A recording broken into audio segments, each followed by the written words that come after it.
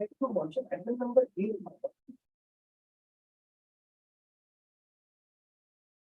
I have only want to withdraw our Bagavat number because the client has already taken the brief from us before COVID and has not given any instruction in this case. Instruction in which the agent is part of the presentation and will become a complete so that we can file an affidavit. Yeah, has taken the brief from you, you file an affidavit. Yes, sir. And file an affidavit. Your name? SNGT. Mr. SNGT, the learned counsel appearing on behalf of the petition. And the learned counsel submits that the petitioner have already withdrawn the brief from the petition. However, there is nothing on record to that effect as to whether any notice has been issued to the petitioners. This court, therefore, directs the learned counsel appearing to file an affidavit, bringing on record the said respective matter. List the matter again on 17th of October. Please, Your Lordship.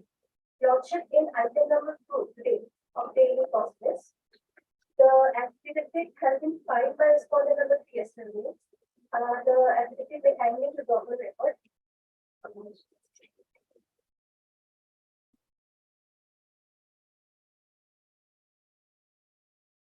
Item number 1 to be spoken to.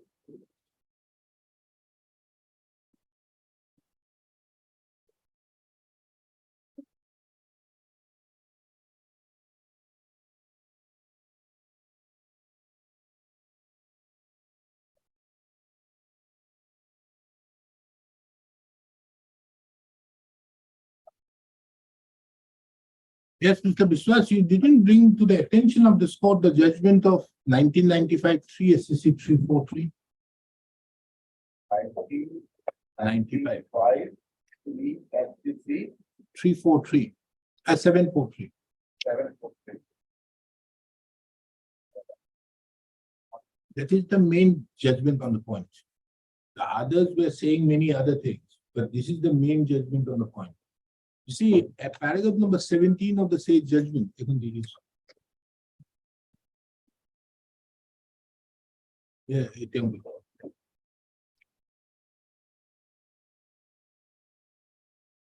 Yes, Mr. Sharma, if you read it.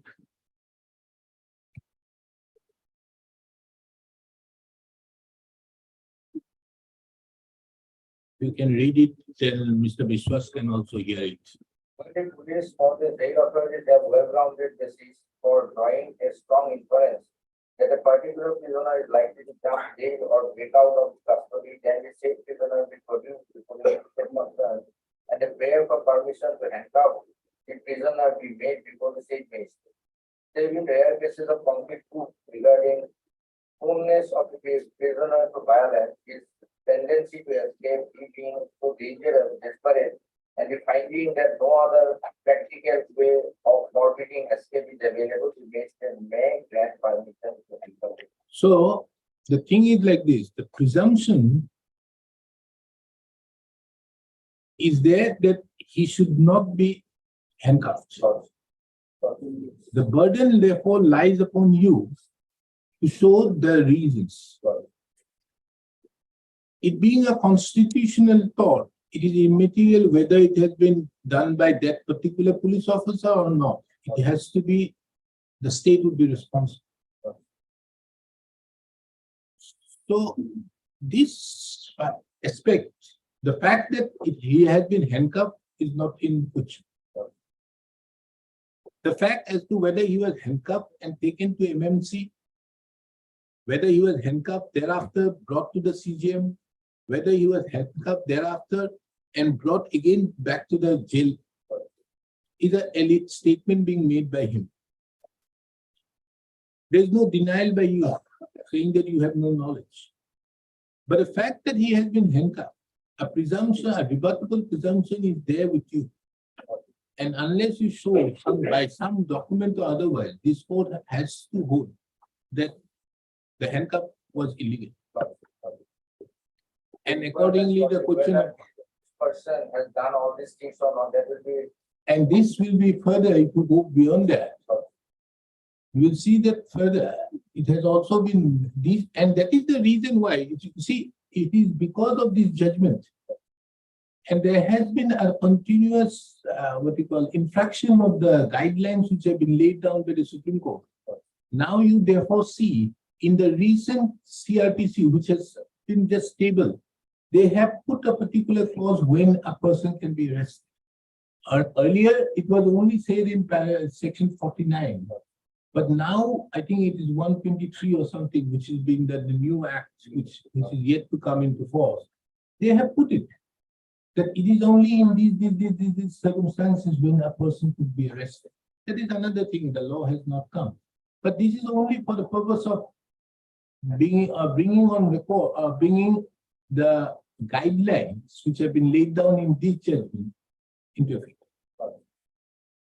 So, and this has to be recorded in the case diary. When can you get the case diary?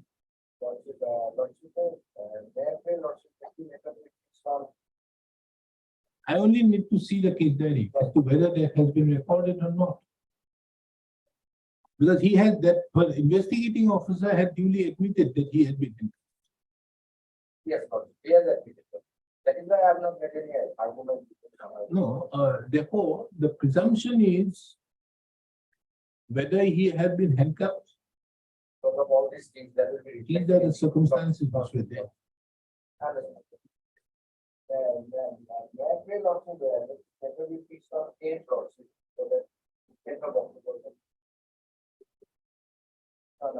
Lordship, otherwise the thing is that when the search is submitted, is there a food concern? But one duplicate copy should be there in the police station. Lordship, no, let me try first. Otherwise, otherwise if the Lordship director registry to send it, that is also another. That is very important. So that it will be there, the case diary will be there. I think that is a better option. And you also try to produce the duplicate, because then I can, otherwise there is nothing else. In fact, there is a very recent judgment of Justice Suraj Govindraj from Karnataka High Court. It has been delivered on 2022 SCC Online Karnataka 1133.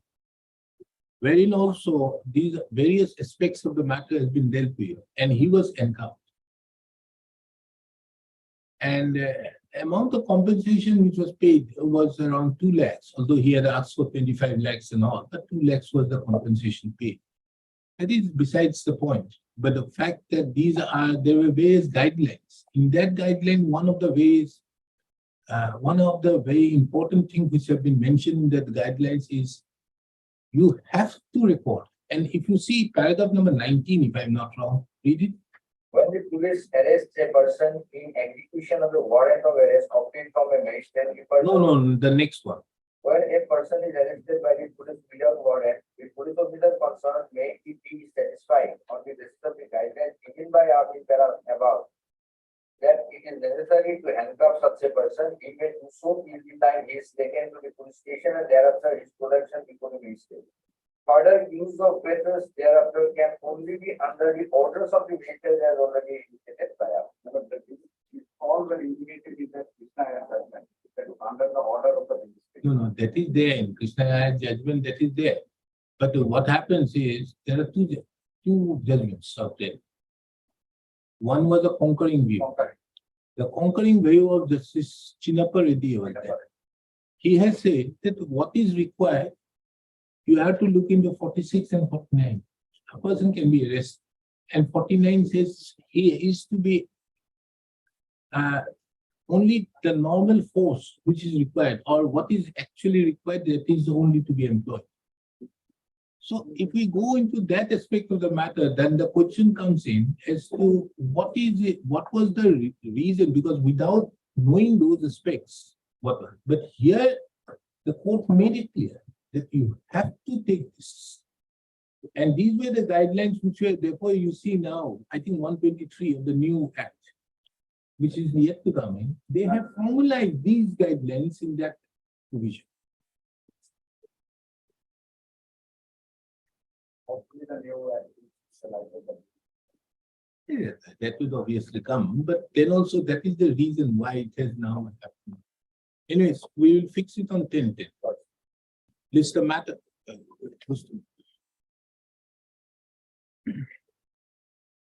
This court, by the order dated 17/8/2023, had reserved the judgment, reserved the instant proceedings for judgment. During the process of drafting the judgment, a question arose as to whether any permission was taken from the concerned magistrate at the time of producing the petitioner.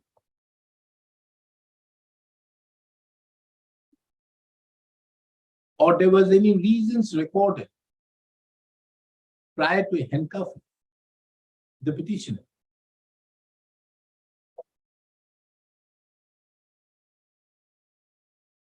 As per the guidelines laid down by the Supreme Court in the case of Citizens for Democracy, who is president, versus State of Assam and others, reported in 1995 3 743. Under such circumstances, it was this court further taking into account the stand which have been taken by the respondents by way of the affidavit, wherein they have stated that they had no knowledge about the fact wherein their specific stand was want of knowledge about the incident of handcuffing on account of the fact that the person who had handcuffed had expired. This court is of the opinion that it would be in the interest of justice that the case diary in respect to PS case number 435/2016, Panbada PS case number 435/2015.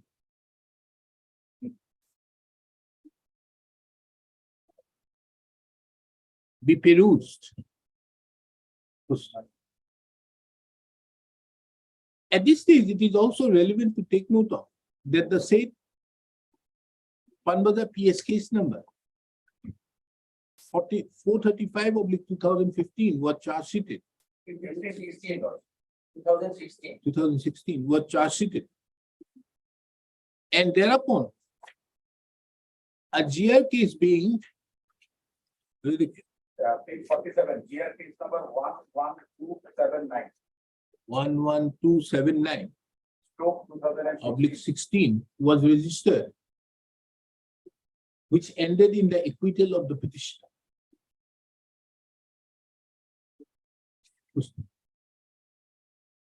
Therefore, this court directs the registry to requisition the case records of GR case number 11279. Is it? Yes, page 47. It's 11,279 Yes, that's what. /2016 from the court of the Chief Judicial Magistrate Kamrup Metro. From the records maintained in the establishment of the Chief Judicial Magistrate Kamrup Metro. This court is also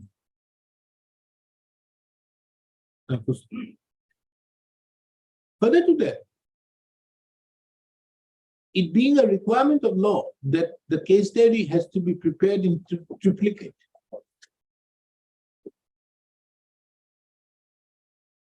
And one copy of the case diary has been submitted along with the case charge sheet. The respondent state would be in possession of the remaining two the duplicate as well as the triplicate copy of the case diary. Under such circumstances, the respondent, Mr. H. Sharma, shall ensure that the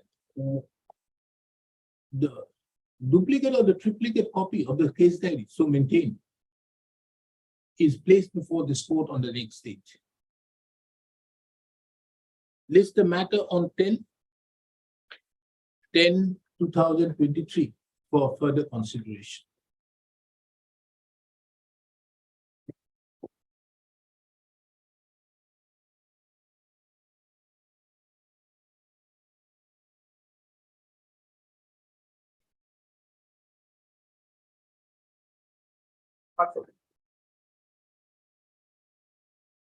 Again, why do you that?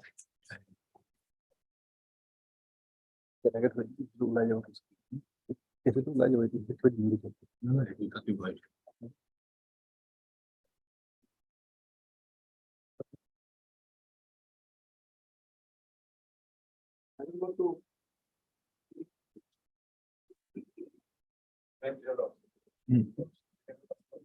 No.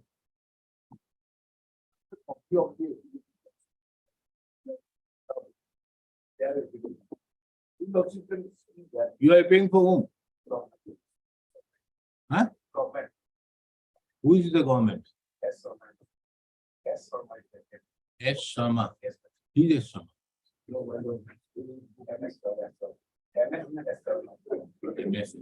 Where is she?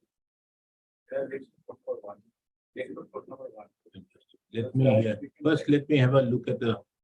Extra copy. I'm sorry, for this scam. The Deputy Commission has filed with the petition.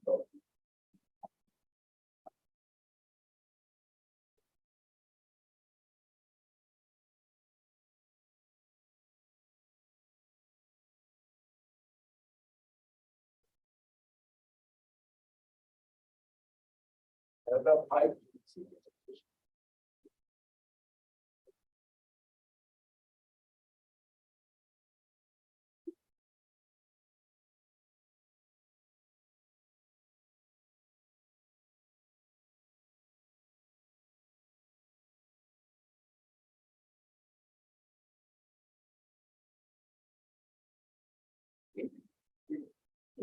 But there was no notice. According to I have seen the records. The records, if you see my last order, in the records, there is one handwritten notice fixing 4/5/2017. maybe lordship, that was partly because of maybe near 18 lordship, we have annexed the appeal.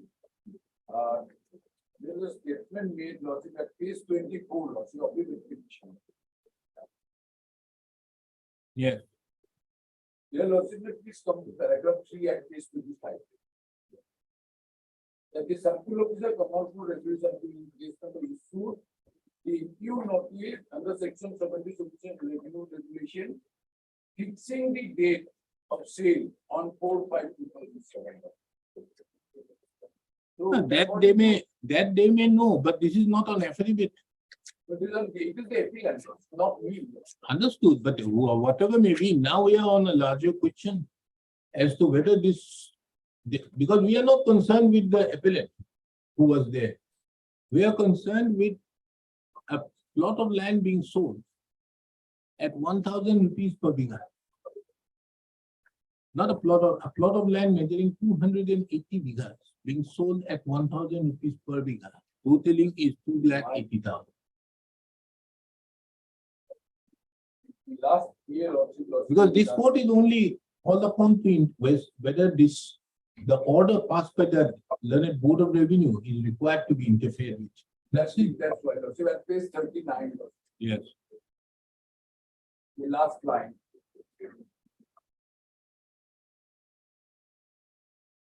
Yes. Because I'm on appeal, so my. You are not on appeal. Not You are a writ under- petition. You are asking for a writ. under- So this court is not sitting on appeal. This court is to see as to whether the interest of justice meets for interfering with the order. Then Anyway, Lordship, that is so Lordship, the last paragraph, Lordship, the sale is therefore set aside. The auction officer will take up the exercise a phrase. Start from the state of his order dated 28. That was the revenue. So against that, Lordship want to avail, or Lordship want to dismiss like. There's nothing else but to uphold this, but the fact is, it is not a question of upholding this, it is a question of not interfering with this. Lordship will not interfere with these arguments, that's true. And so Lordship will not go beyond what the revenue court has given. So this is my Lordship. It's not a appeal, I'm telling you. I'm exercising 226 and 226 is not only arranged. My application in. So you may withdraw. You may withdraw. Matter is there. Then I don't need to say anything. Then I have to take the instruction. No, otherwise I dismiss. Then I have to take the instruction from my client. My client is stuck that we like to. Because Lordship will to. No, if you don't want any observations from this court, the only way out is withdraw. If you want an observation, which this court is going to say they'll not interfere with this order. No. But you see, this court would, under 226, pass more consequential directions. So that is your lookout. You want time, I give you till 11 o'clock.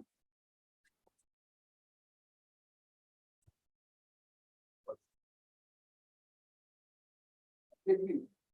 Come back.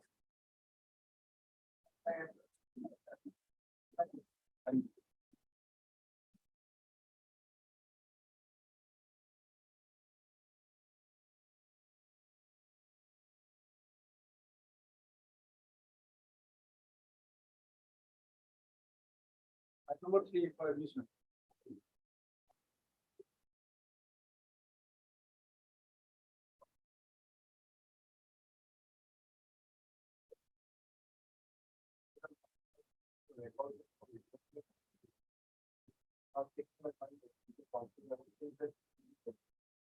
The record is happened. Like probably the government is also also.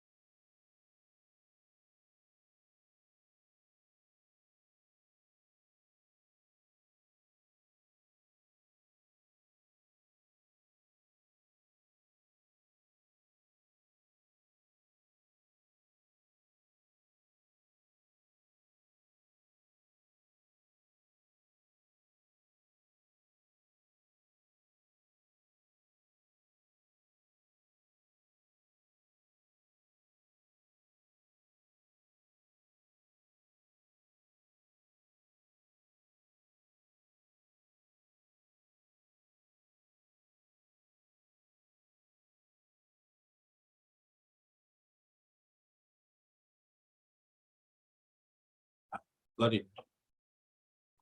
Prayer for passing an order of transfer, the case of OC Nongpu under requisition. This has been done by Jagat Sutia SI Polasbari. The order is.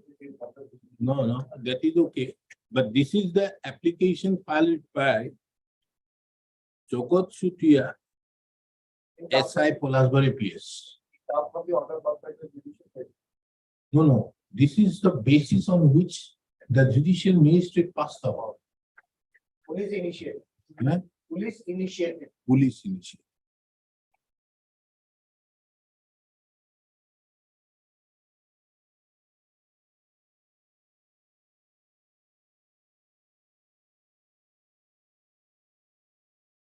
Respondent number.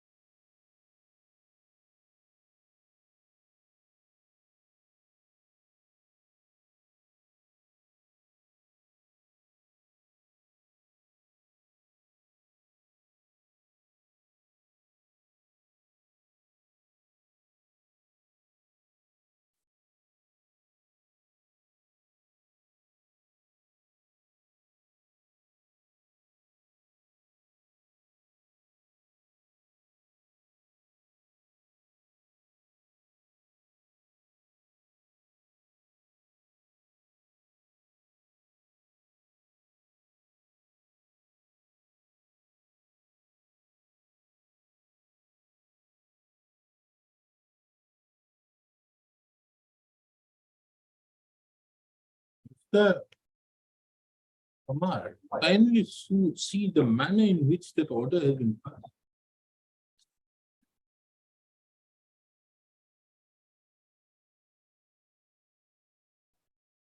Handwritings are different, everything is different. That order of 4/8/2014.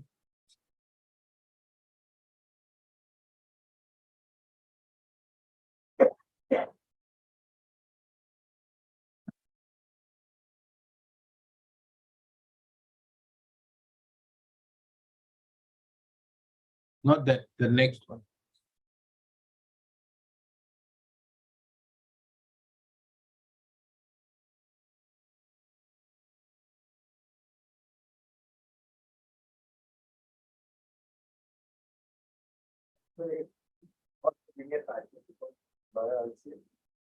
This handwriting difference your lordship is found because this is written by the formula by the French club. Subsequently, the main part, last part is written by the designing officer. But not, it is not there in the previous orders. You see that? No, the earlier order you see, He has written the earlier order before that. Report as called for is submitted to you. The report reveals. No, I'm not going to say. The handwriting remains the same in all other orders. Why this order, this is different? Normally, this is the main part is written by the tribunal. How can he write? If it is, it has to be either written by him in total or not at all. It may be, it has to be either indication. There's a reason why it has been mentioned, it has to be, either it has to be typed out under the dictation of the judge or the judge has to write it. Now the question is, there is an application out there wherein it says that everything has been done and all. But we want this to be, as some things has happened, that for further investigation it is required. That document is there. But can it be transferred by the Chief Judicial Magistrate or whoever the judge was? That is the issue would like to address. Can he do so? Actually, I have done through certain provisions by now that we are. So what those provisions we can have in this, and probably we can come to a conclusion. I record to some. See, which you can. Yes, got it.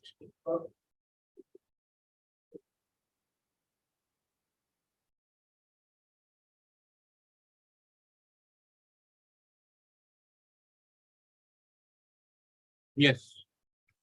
Which provisions you are referring to? I like to first address by the 406 and 407 of 406. Yes.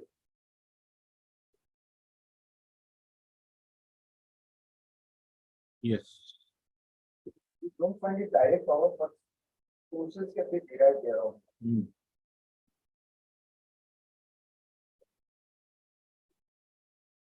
So here, the headbook says by the power of Supreme Court to transfer cases and appeal. So there are two parts, cases and appeal. Then I have summary.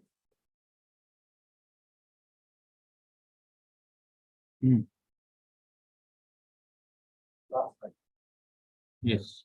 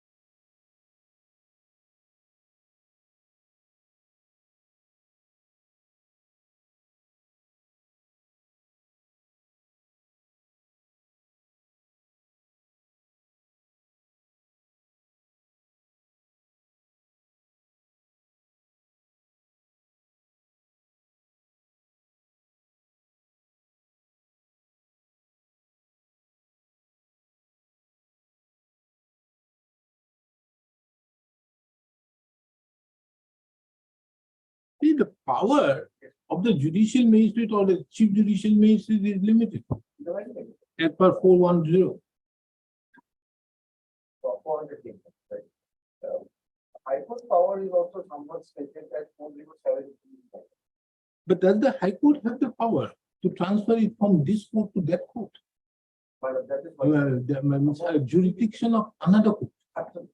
And this happened when? 2004. The order was passed on 14. And on 4/8/2014, was Meghalaya under this court? when it was transferred, probably it was one. When it was Meghalaya High Court? came into existence somewhere around.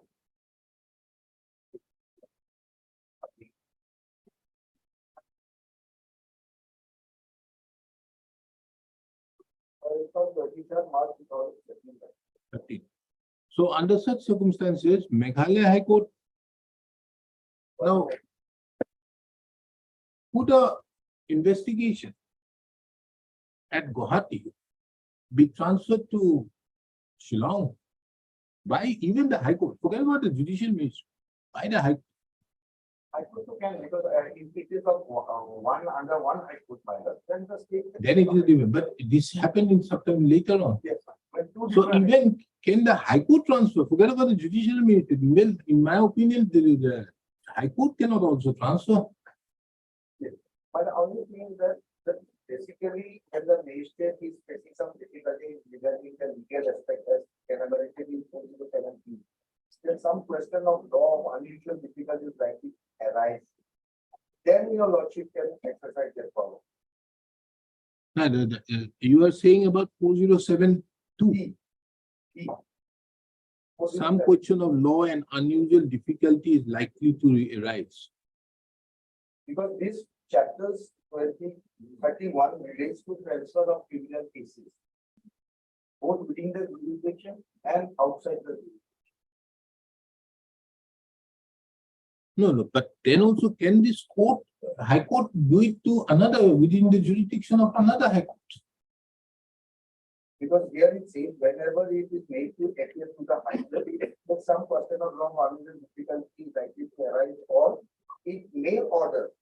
What order? Because 177 is the basic thing matter, the ordinary place of inquiry.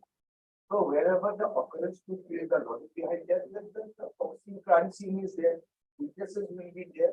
So 177. No, understood. Everything is understood. The High Court can very well say that from Polasbari you would do it at Guwahati. High Court can very well say from Polasbari it is there in Dibrugarh you do it. But can the High Court say, no, from here you do in one thing, we transfer it to Karnataka, Bangalore? No. Thing may like this. Suppose a petition, an FIR of this nature is filed. Every person moves the trial court rejected, saying that no, it should be interfered by followed by. He being every person, we come before the High Court saying that the order passed by them. Then your lordship will step into matter, looking into that. But can the High Court direct that let this investigation be there? Then under such circumstances, in all cases where wherever there is a challenge as regards a particular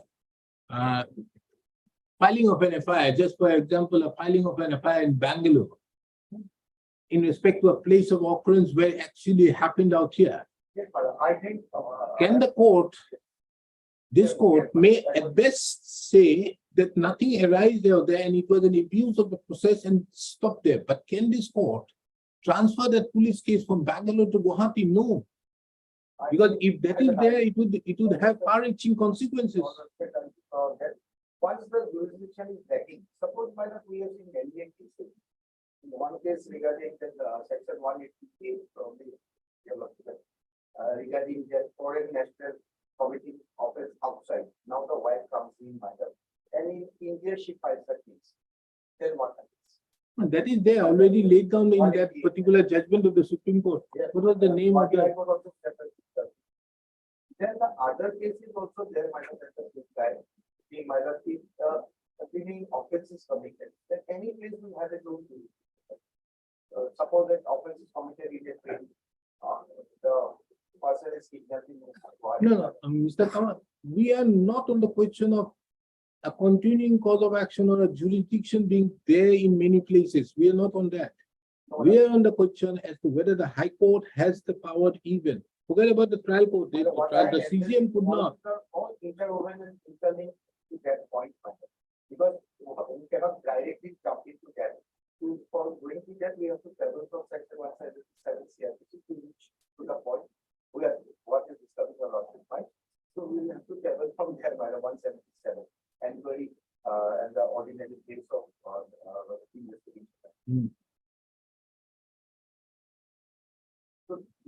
thing, madam. We have seen sometimes many cases by us. When a wife is married in from Guwahati, taken to Bangalore, staying there, my lord.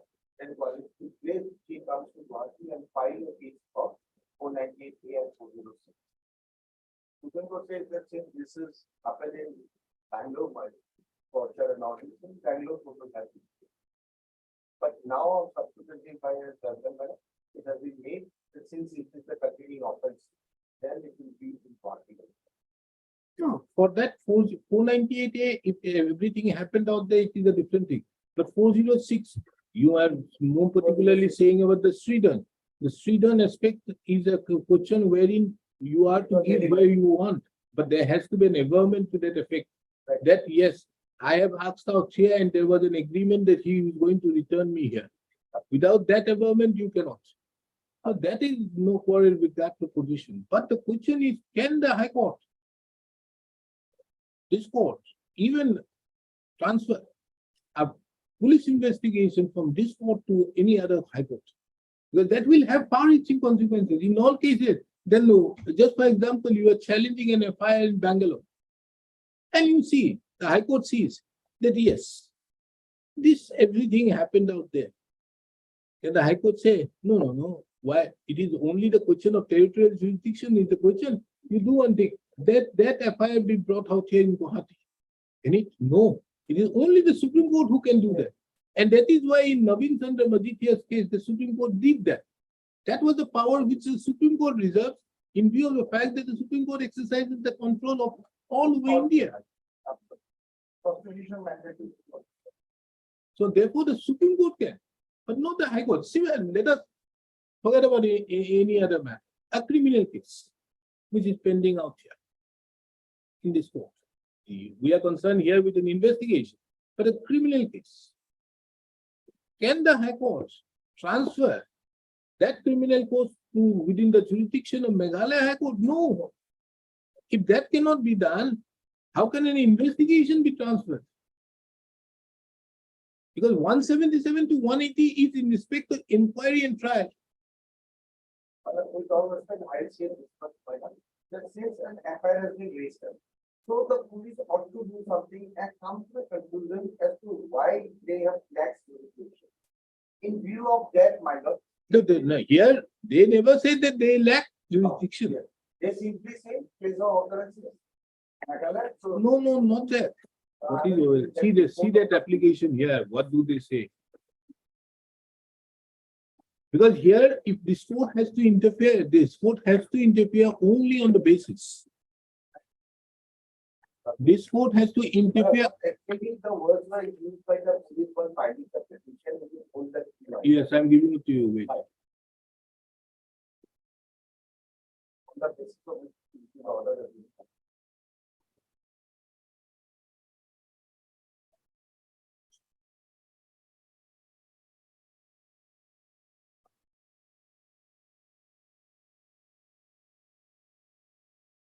You continue, right?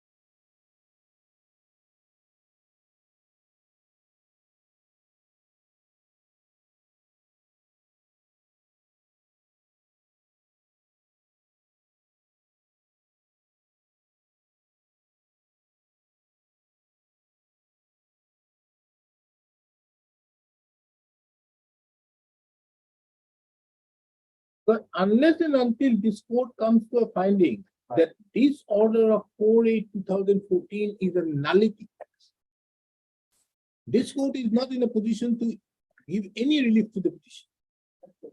This court has to find out that yes, it is a case of nullity. See the last paragraph.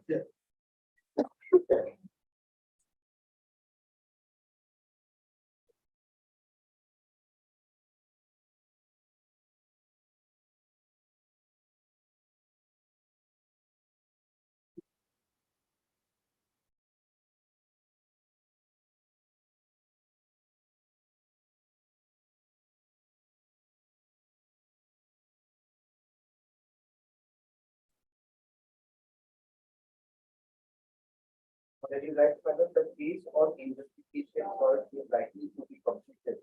But since the place of offense falls under the non-food here, under the district, so the case highly requires to be transferred from this year to see non-food here in Netherlands for better investment and interest of further financing of assets may kindly be passed and order to weigh and apply your final. Now kindly see page 78, that is page 50. Yeah. Page 78 is the sketch.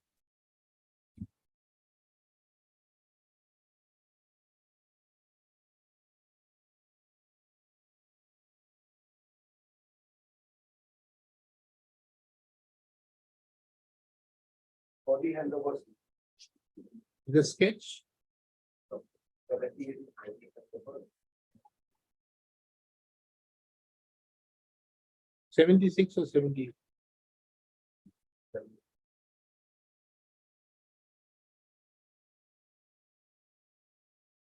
Yeah, 78.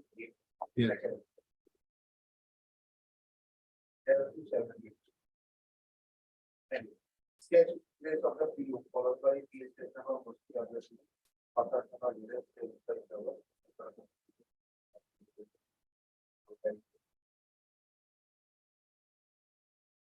So, taking into contents at page 50, which was their petition, Right.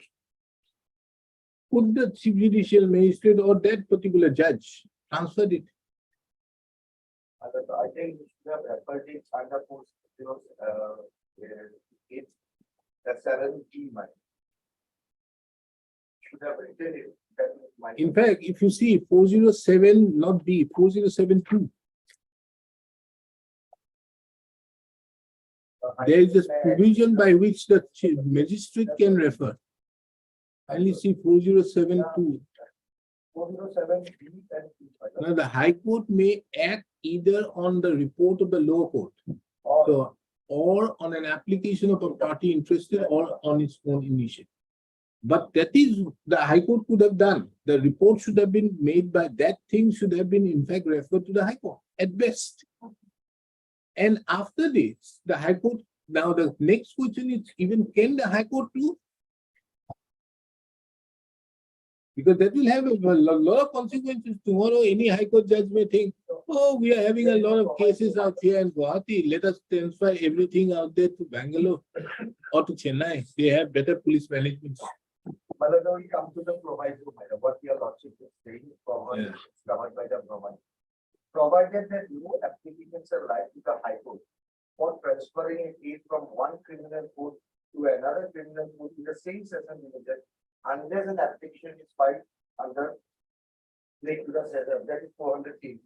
This is similar to section 24, where concurrent jurisdiction has been given to the Sessions Court as well as the High Court. If you want to transfer from one court within the same district for a district judge under 24 of the CPC, or this provision where the that he wants to transfer from judicial magistrate 1 to judicial magistrate 2 within his division, he can do so. But you have to file an application then if it is rejected, you can come before this court. That is the aspect. So therefore, this also draws light to the effect that it can be, the Sessions Court can do only as regards to he is within his session, not beyond that. Otherwise, he will invade into other states. So he cannot, a session judge cannot transfer from Guwahati to Lakhimpur. No, he can't do it. Yes. That the High Court can do it under 407. But can the High Court transfer it from here to Meghalaya? Very difficult.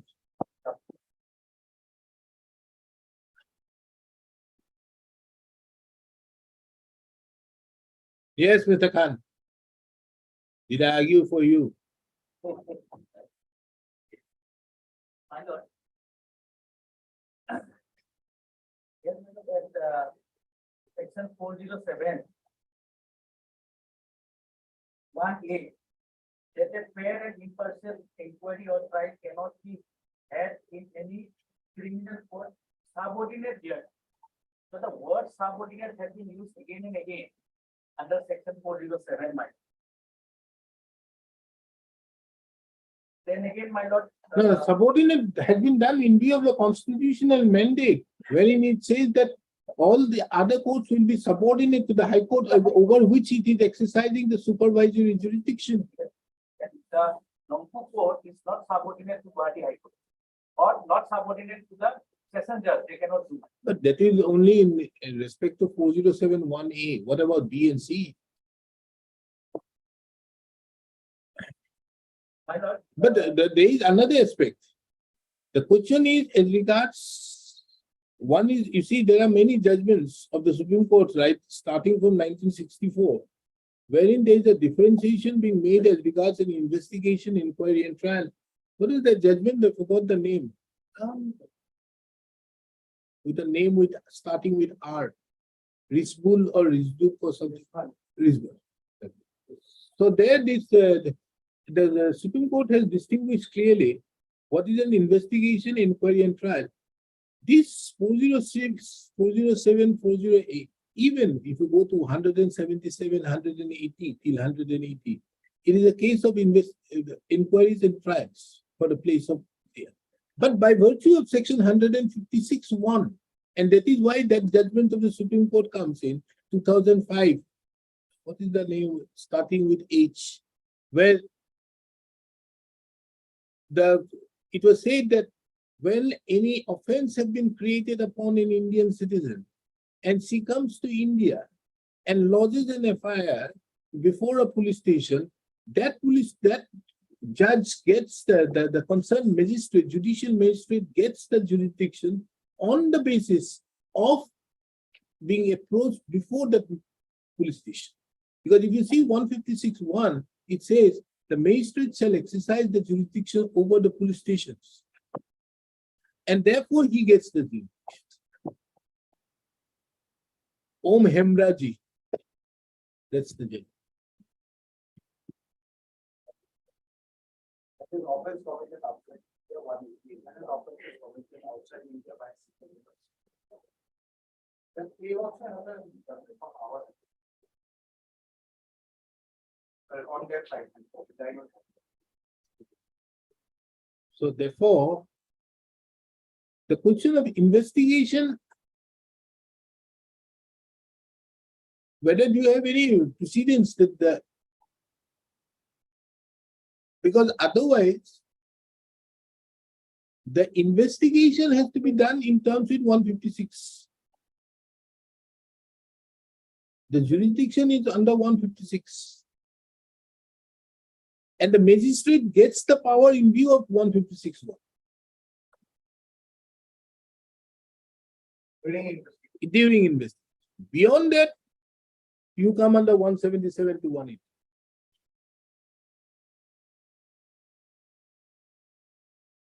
Because the inquiries are being made in respect of other things.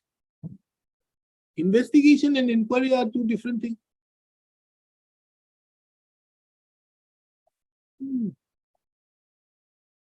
157.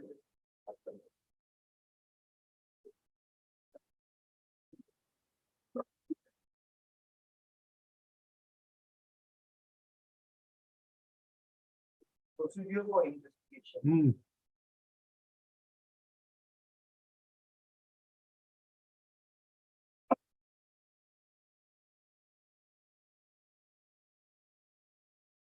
Therefore, you see 156(1). Any officer in charge of a police station may, without the order of the magistrate, investigate any cognizable offense of a case which a court having the jurisdiction over the local area within the limits of such state would have the power to inquire into or try under the provisions of so and so. So therefore, his power to investigate springs under 156(1) read with chapter 13. Because of what are different jurisdiction? Because of this, one is minor case. Sometimes we can also use the example in minor. Suppose 430A, can a person appearing arrest, suppose the FIR is not at Delhi, and a person appearing arrest at Mizoram, saying that I'm a resident of Mumbai. Will the Mizoram autonomy have, okay, High Court have the jurisdiction by the to enter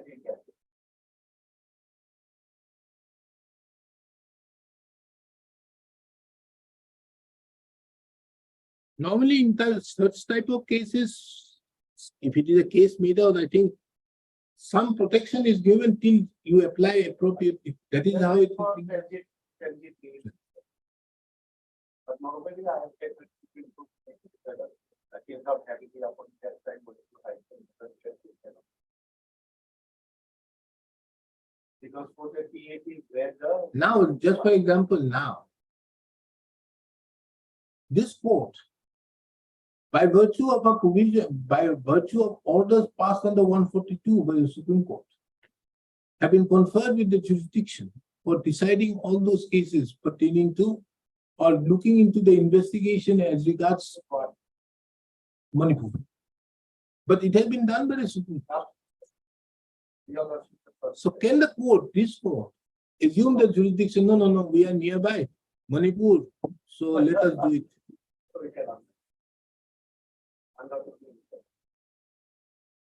Even if the Manipur High Court wanted, they also do not transfer it to Guwahati. No. They will also have to go to the route to the Supreme So Court. only way is the Supreme Court. But that Supreme Court was exercising the power of the constitutional. It's not on the Supreme Court. No, the Supreme Court has the power under 142. So that is why they have done it. And even they can exercise under 406 also. 406 read with 156. That they can, the Supreme Court can do it. But the question therefore is, if the transfer was illegal, there was no conferring of a jurisdiction. Can there be a conferment of a jurisdiction? No, there is another aspect arises. The investigation was transferred. Once the investigation, maybe on the basis of a wrong order, if it is being transferred,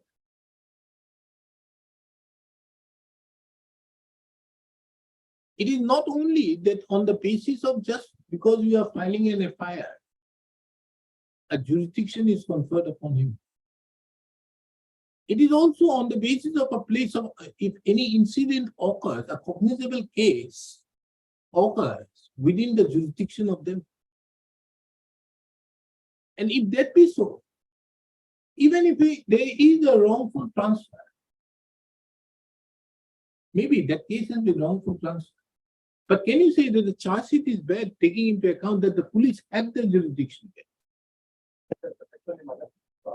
For that, it will look into probably post that certain things might have done with without jurisdiction will not exceed the trial of 467. Yes. 467 is some definition. No, 67. Huh? Irregular chapter 20 or 35, madam. It comes with irregular procedure. If any 467. nation not empowered by law, 467? I'm starting from 460. Main point. Oh, 460. Yes, irregular. Yes. If any nation that your lordship is saying you are not empowered by law to do any of the following things, namely, we'll see now, madam. To issue search warrant in order under section 155, the police to investigate an offense. To hold an inquest, to issue process for the apprehension of a person within the local jurisdiction who has committed an offense outside the limit of the jurisdiction. To take cognizance of offense under constitution of 190, to make over a case under section 2 of section 192, or to tender pardon, to refer the case to trial to sell property, erroneously in good faith does the thing, this proceeding shall not be set aside merely on the ground of his not being so empowered. And 461 says irregularity will vitiate proceeding, madam. So probably in this case, my 461L, madam. Price and offender, madam.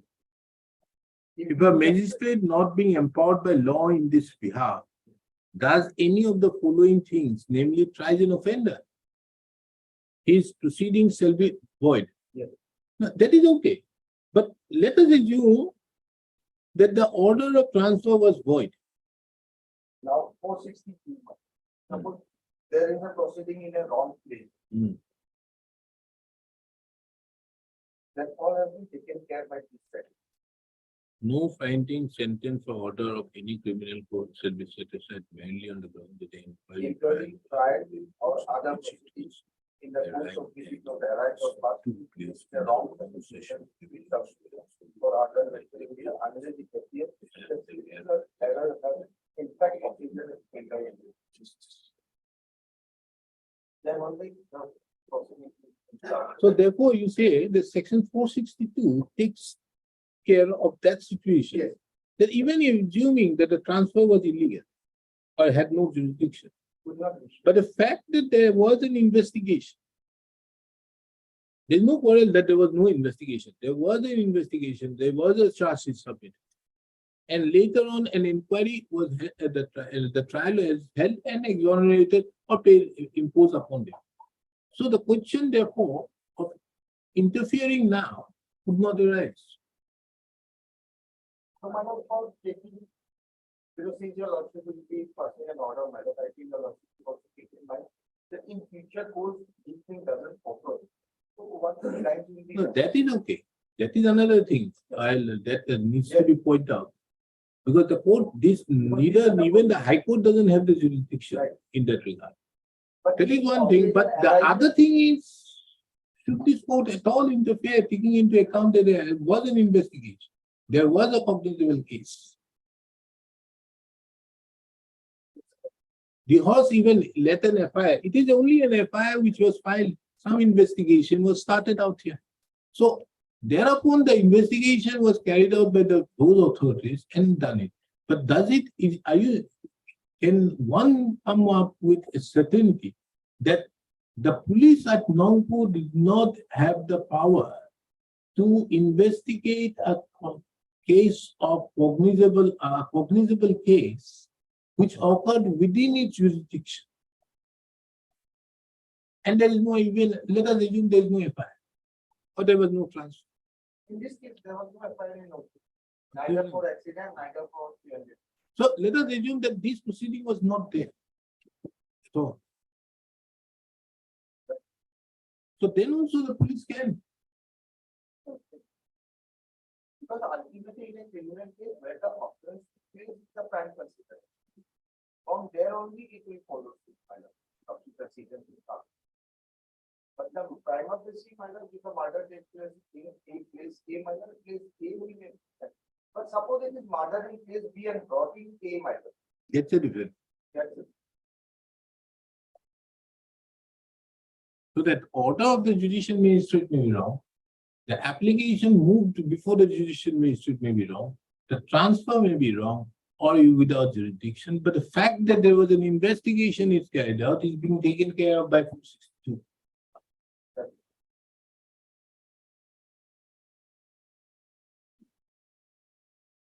You need some time? Or you are okay? But the conclusion from the above is dismissal. Now, my lord, in this case, the dead body was found at Palazzo. FIR laws at Palazzo. The case of the informant is that murder has taken place not at Meghalaya. No. I can't go into that. My lord, dead body was. No, found at let us assume that order is wrong. That is why I am saying, let us assume the judicial magistrate's transfer order is wrong. But there is an investigation being carried out by the Meghalaya police. They came up and found that yes, the place of occurrence is there. And thereupon submitted a charge sheet. And thereupon the court exonerated to be given them, imposed the fine of 50,000 and let them off. So the only option now there is either to challenge the order, nothing more than that. There can be no other way which is available.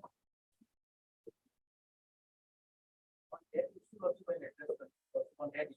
Earlier also I addressed it from judgments, but since today the topic was whether the magistrate has the power to transfer. Magistrate doesn't have transfer. Now you show me anything that a transfer being made in a place where the place of occurrence as per the investigation happened. It is a place of occurrence. And an investigation being carried out thereafter. would be without jurisdiction. Show me that. This letter may kindly be kept as part of my. Why?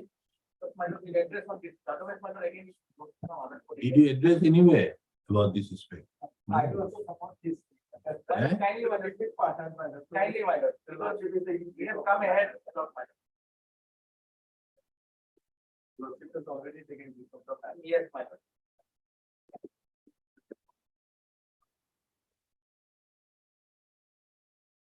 Anybody appearing for Meghalaya government? Last time it was there. One Mr. A. Borpudare was there. He's not appearing, his name is not being shown.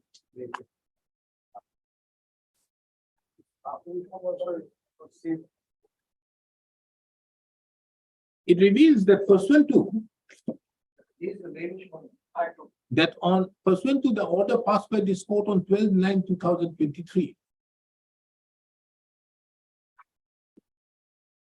The case records have been placed before this court. The scanned copy of the case records have been placed before this court. From a perusal of the case records, it reveals that on 4/8/2014, a sub-inspector of Polasbari police station had filed an application before the Chief Judicial Magistrate, Kamrup, seeking transfer of the case, transfer of the investigation from the Polasbari police station to Nongpu police station on the ground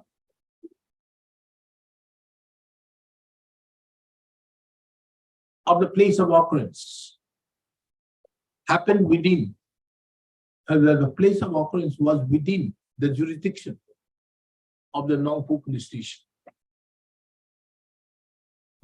It is also seen that on 4/8/2014, the magistrate concerned had passed an order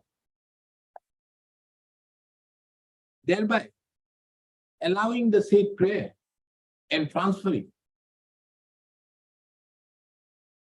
the said proceeding, the investigation from Polasbari police station to Nongpu police station. This court had duly perused the provisions of the Code of Criminal Procedure 1973.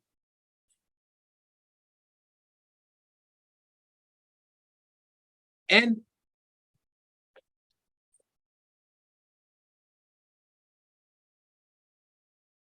prima facie, this court is of the opinion that the magistrate concerned could not have transferred the case from the Polasbari police station to the Nongpu police station, as it was not competent to do so. Be it as it may, there has been an investigation carried out thereupon, and a charge sheet was submitted by the Nongpu police station, which ended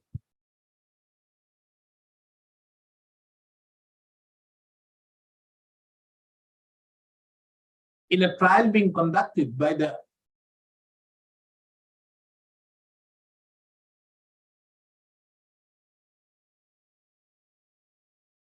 which ended in imposition of fine upon the private respondents. Therefore, the question which arises for consideration that even if assuming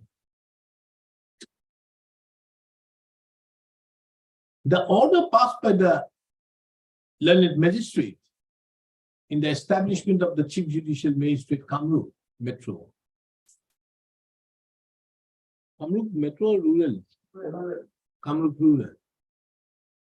Whereas without jurisdiction and competence to transfer the Polasbari PS case number, to transfer the investigation in Polasbari PS case number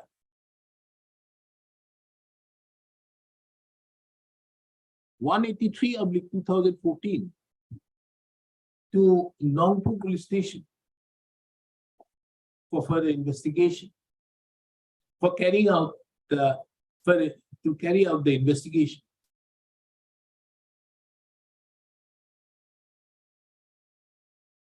Would it vitiate the investigation carried out by the Nongpu Police Station? Or even vitiate the trial? More particularly, taking into account section 462 of the Code of Criminal Procedure 1973. Mr. F. Khan, the learned counsel appearing on behalf of the petitioner, seeks for an accommodation taking into account that he was not prepared with the same aspect. Accordingly, let this matter, Mr. Jed Kamar, the learned senior counsel, who is also have been appointed as the amicus, would also address this court on this aspect. The respondents shall also be, the counsels representing the respondents shall also address this court on the next stage. List the matter again on when? Vacation. Why should I? You want on one hand to be parted and then why should I? 5th of October. Next week.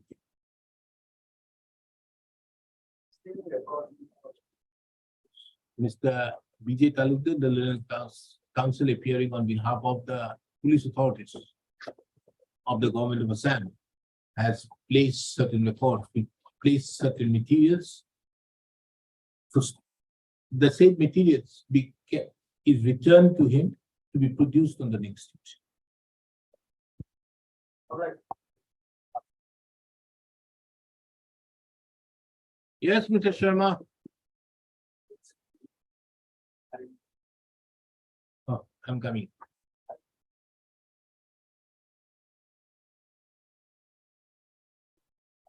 The rules or regulations? It's a regulation. Yes. Application of proceed of sale. When the sale has become final under section 8, proceed of the sale will apply for incurring the expense of this to payment the area due and to payment of any other area due by the same. So this is the way of the government. Government, this amount has to be made. And options. So this, the government has in the regulation, there is no profit motive that the government will buy options in government will earn some money and all that. The provision is this. And the surplus, if any, shall be paid to the person whose property has been sold. Yes. That's true. That is, if any, that is there. So in my case, Lordship, there is no circle that has been provided. No circle rate has been provided. So that is why. So I am a bona fide person. I do not know anything. There is a No, first of all, the Gazette notification said from 1 month from the date of publication. There is not 1 month also. There is nothing, no date mentioned. But thereafter, you fix a date when nobody knows. Lordship, it is their lordship because in the that is why lordship I have started with the appeal. They even know. They may know later on the basis of the sale. Lordship, On the basis of the sale, if they make an inquiry, they may know that yes, there was a notice issued. that is not there. The lordship, pleading lordship, whatever is pleading I have read that. No, their pleading says That they come to know later on. they They later don't on. say that. But from their pleading, it is not. No, can we say on the basis of a certificate which has been sent as to whether it is true to their knowledge or true to their records? When it is based on a certificate? So it's an affidavit versus affidavit. If it is an affidavit, if it was mentioned as true to his knowledge, then obviously. But also on that certificate itself, also the judgment is passed. In the judgment. Because that, also, no, because that is the mandate as per the Assam Land and Revenue Regulation that you need to only give a certificate. That's right. That's right. But in the gazette lordship, the 1 month thing is there. Understood? But was it did After done? 1 month of publication of this state gazette, detail of the. So after 1 month, when the date of the notification is when? It is That- 29th March 2007. So after 1 month is when? How do you know when? Why was it done? Then why was it not done exactly on the date of the completion of a month? Sometimes in the card file, they not keep it. In the card file, it may not be there, but it is in the notice board also. You have seen in the notice board. My client has seen in the notice board. The date my client has seen in the notice board. Those other also. They have given. So my client has given that, looking at the notice board, that there is an option. There is some other options also. So there were two persons who had submitted. Yes. One was 2,20,000 and the other is 2,80,000. You have given 2,80,000. And as such, it was given. Yeah.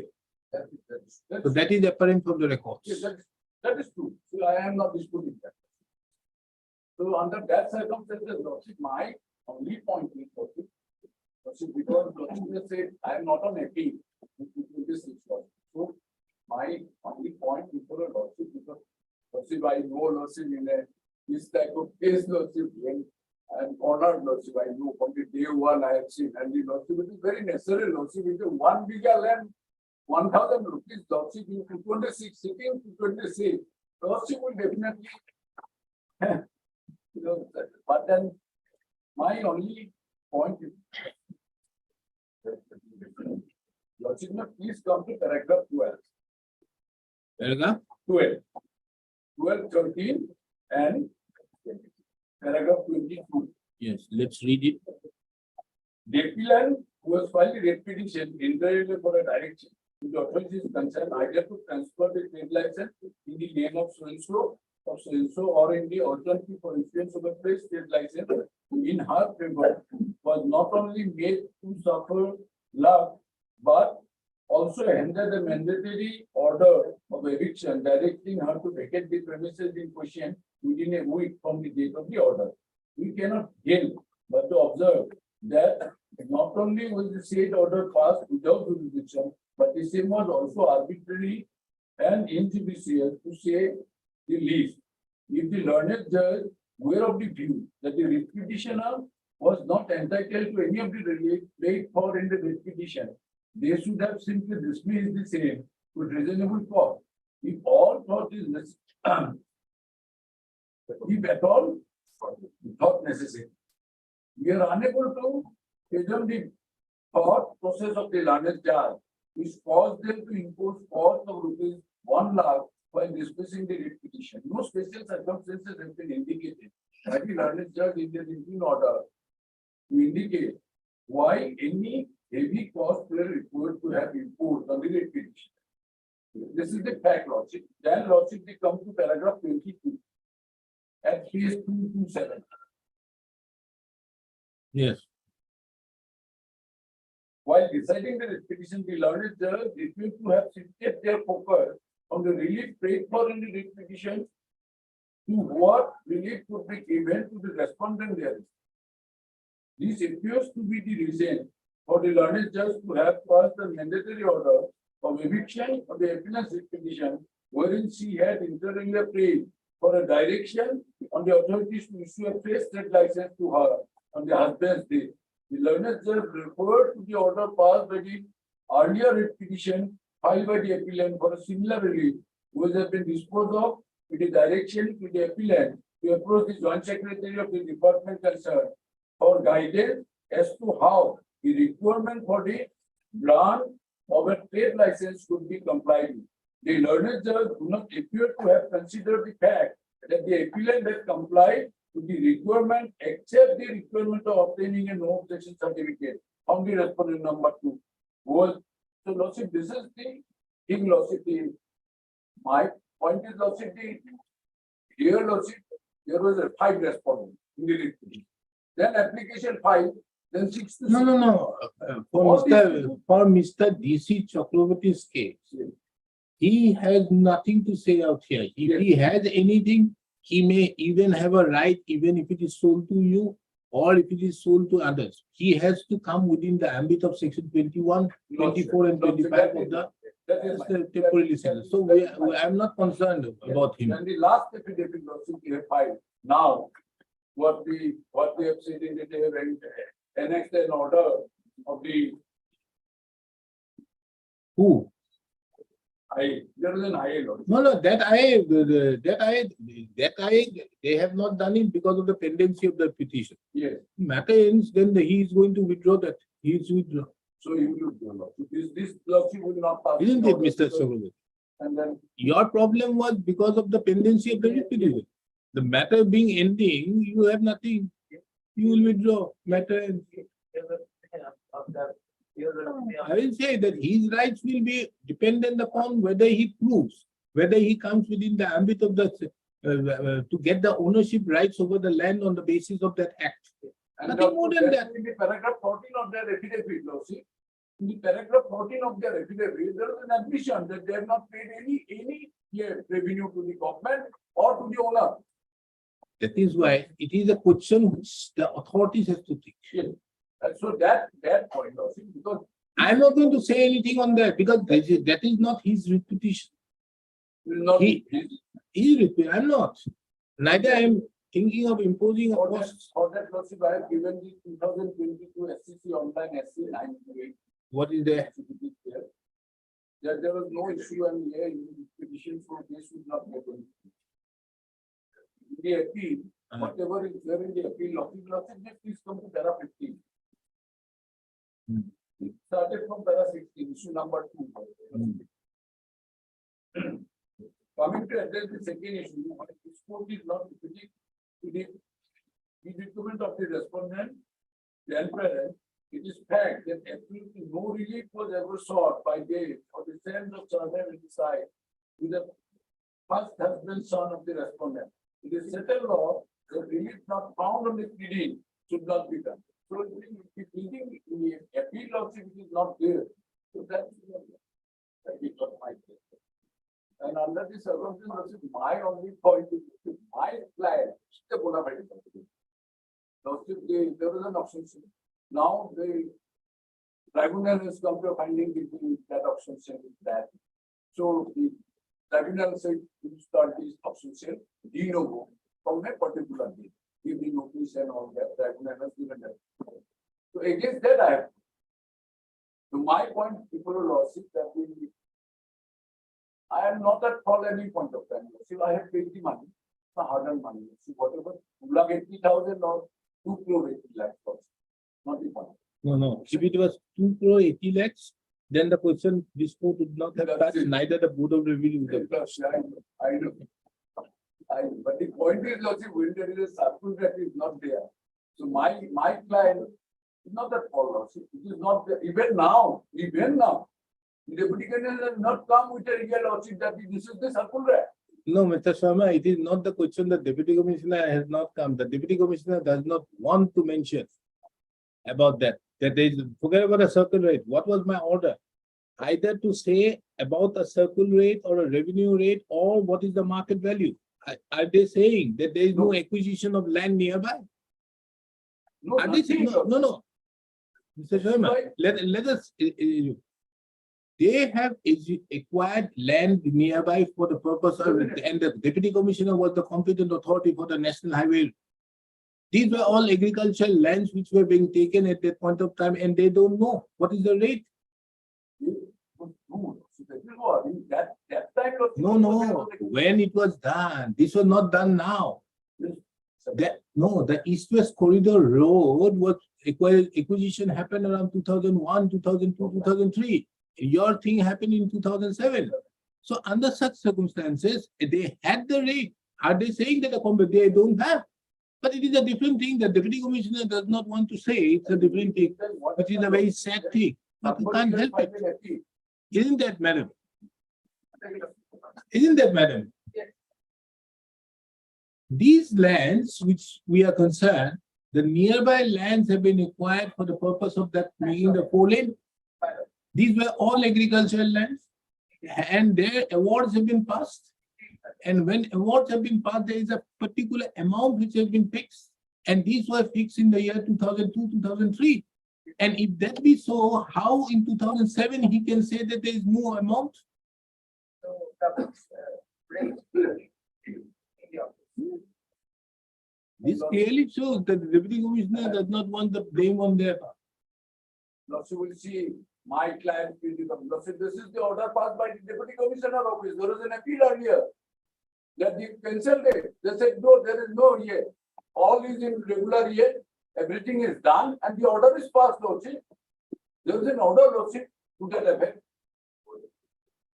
Before the Board of Revenue, Lordship, this has not been considered.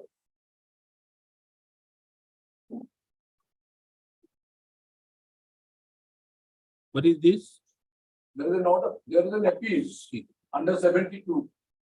By, That has been disposed of by, by the, it should have been the Deputy Commissioner, by the additional Deputy.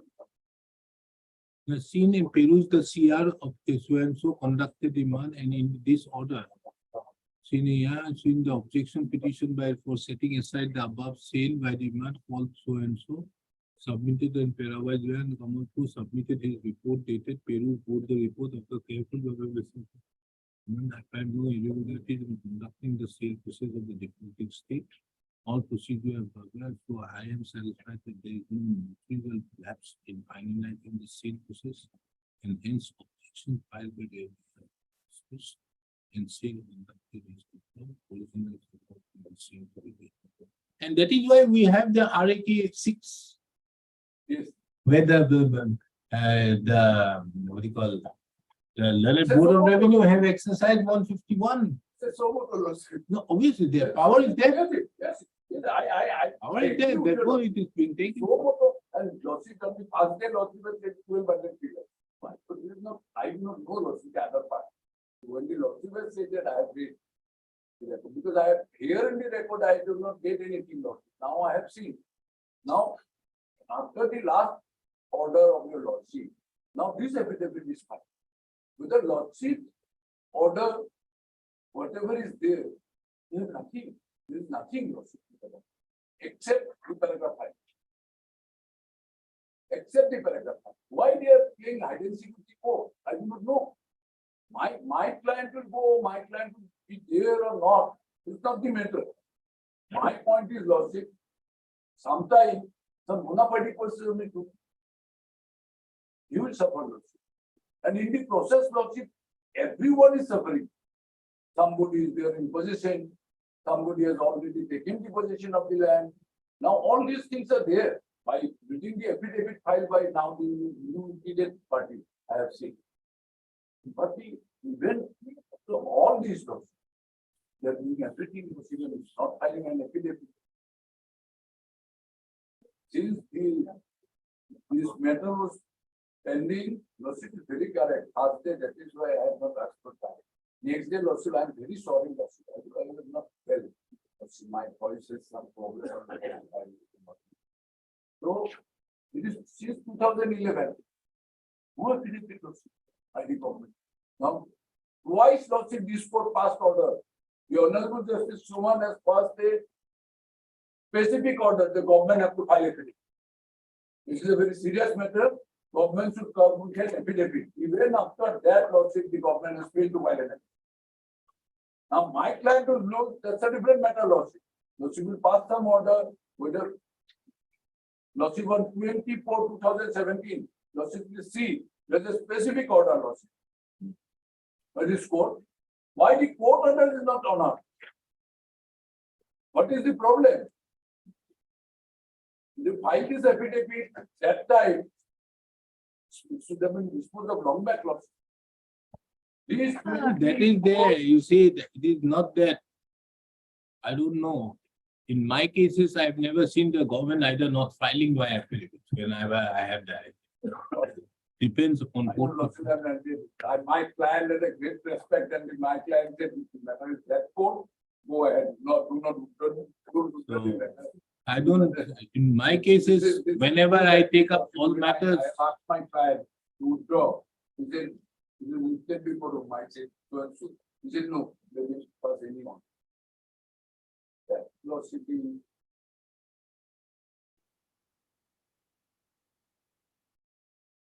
we have not given possession lordship, we have given an additional affidavit for that after filing the affidavit. After filing the petition, there is an additional affidavit. We have filed the additional affidavit on 8/2/2017, saying all that loss. We are just in 57 of the 60 acres of land we are in possession of. You're in possession. I'm in possession. Yes, sir.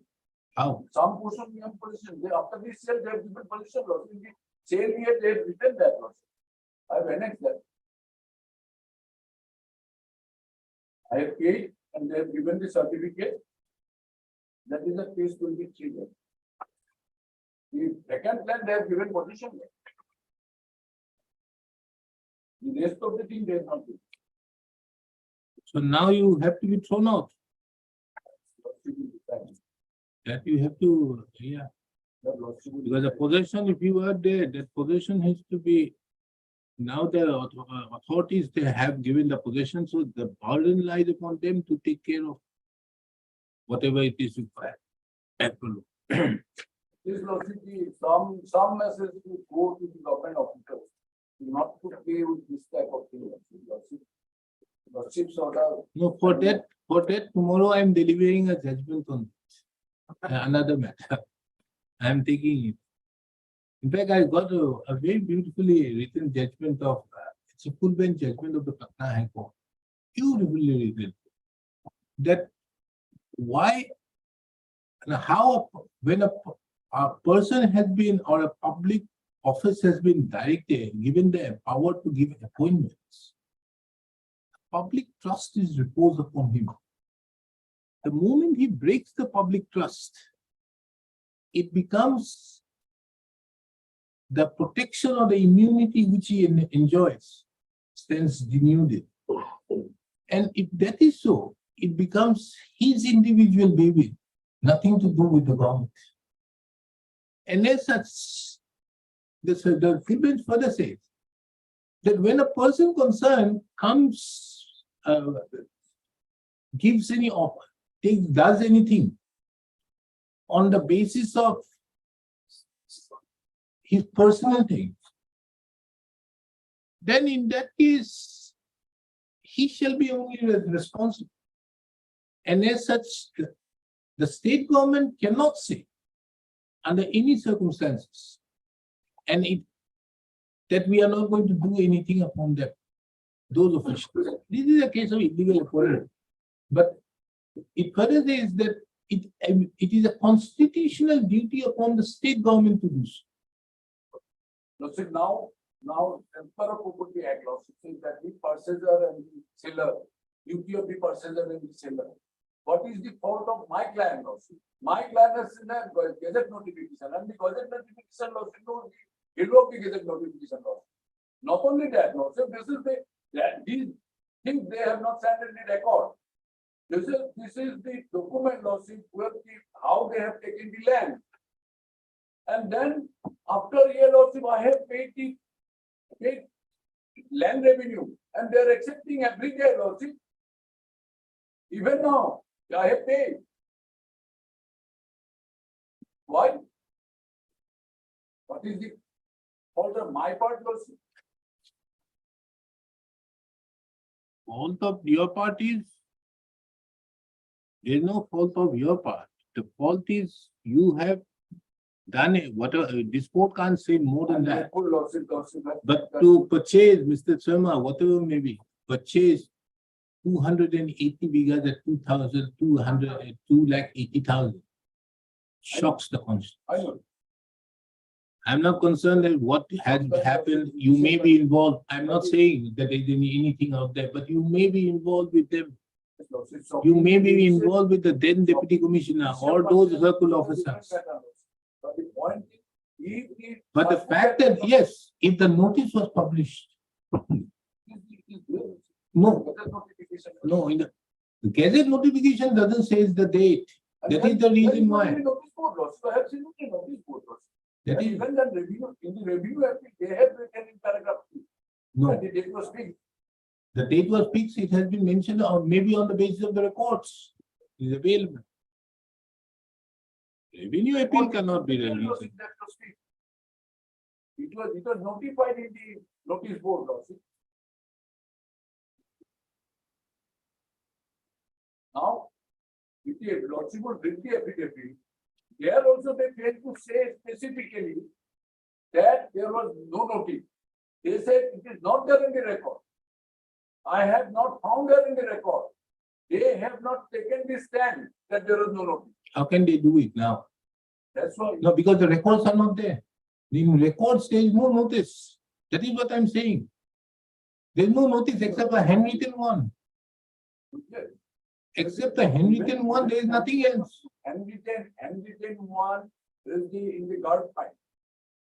In the type one is gone to the all the notice board, Gaupura, everyone. How do you know? My client has seen in the notice. Which one? In where have you seen? In the appeal. In which Office office? Let's see your pleadings on that. You have seen it in the office. All those are not there. Then, Now I have asked him and then, it is if not. you are not making the statement, then why you are making that? Chalo. In the meeting, it is not. But I have asked him that you welcome, you come to know. He said that it was in the notice. Because on the last day, lawsuit asked me that question, so I have asked him that.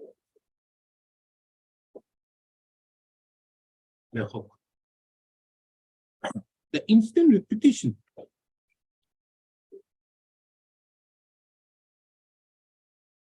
has been filed challenging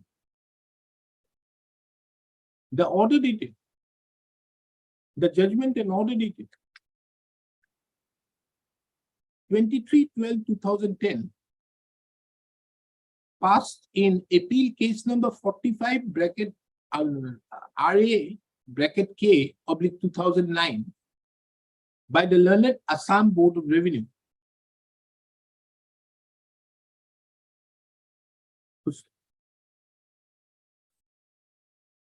The brief facts which led to the filing of the instant repetition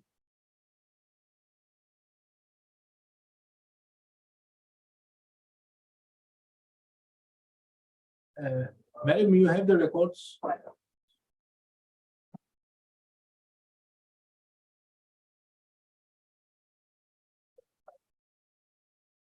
When the sovereign court arrives at the time, that there is a monetary implication cast upon the government. Government may be set at liberty to recover it from their From whom? their in the event I didn't get you. this honorable court arrives at the finding that there is a monetary implication cast on the government for the whole thing falling through.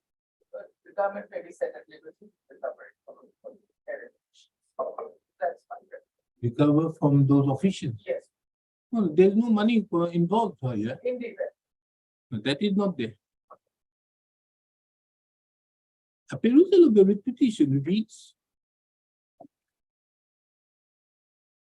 a perusal of the pleadings as well as the records produced before the court reveals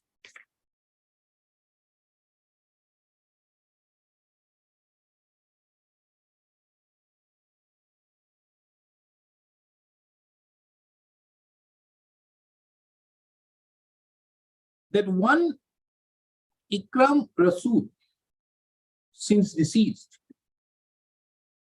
was the original pattadar of NK Patta number 1 containing 279 bighas of land in village Radhakusi, under Kohora Muza,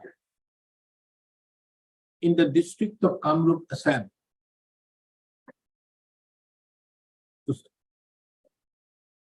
After the death of late Ikram Rasool, the property was inherited by his legal heirs. However, his legal heirs failed to pay the revenue to the tune of rupees 36,000.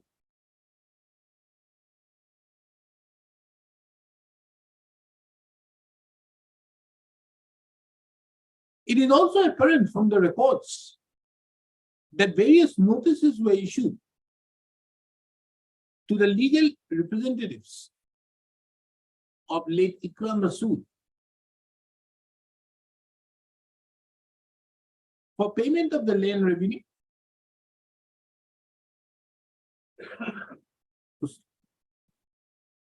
Be that as it may, as the legal representatives of the late Ikram Rasool failed to make payment,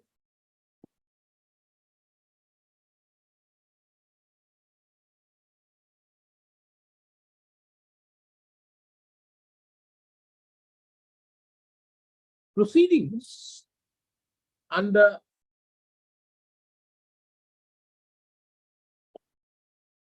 Section 72, proceedings under the Assam Land and Revenue Regulation 1886, for short, the regulation was initiated for sale of the defaulting estate. The record reveals that a notification was issued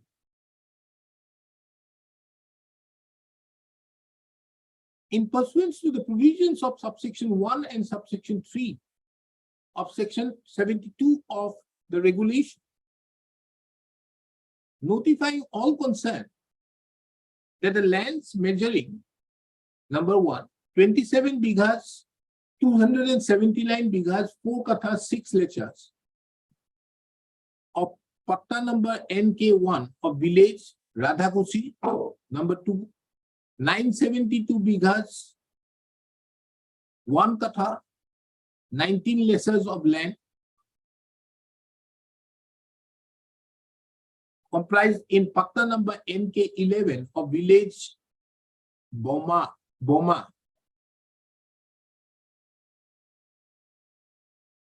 and land measuring number 3 N3, land measuring 45 bighas, 2 kathas, 01 or 0 lesser of patta number NK1 of village Noga, totaling to 1297 bighas, 3 kathas, 5 lechas of land of Moza Kotara, Revenue Circle, Kamalpur in the district of Kamrup would be put to sale for the purpose of realizing the land revenue of the defaulting estate. It is, however, relevant to mention that there was no date mentioned in the said notification, except it was mentioned that the said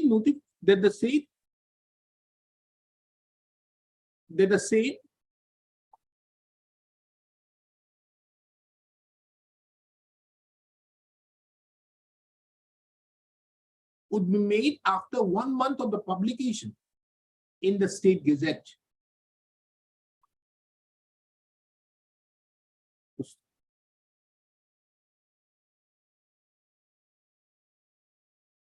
This court further finds it noteworthy to mention that the said notification was published on 29/3/2007 in the Assam Gazette Extraordinary.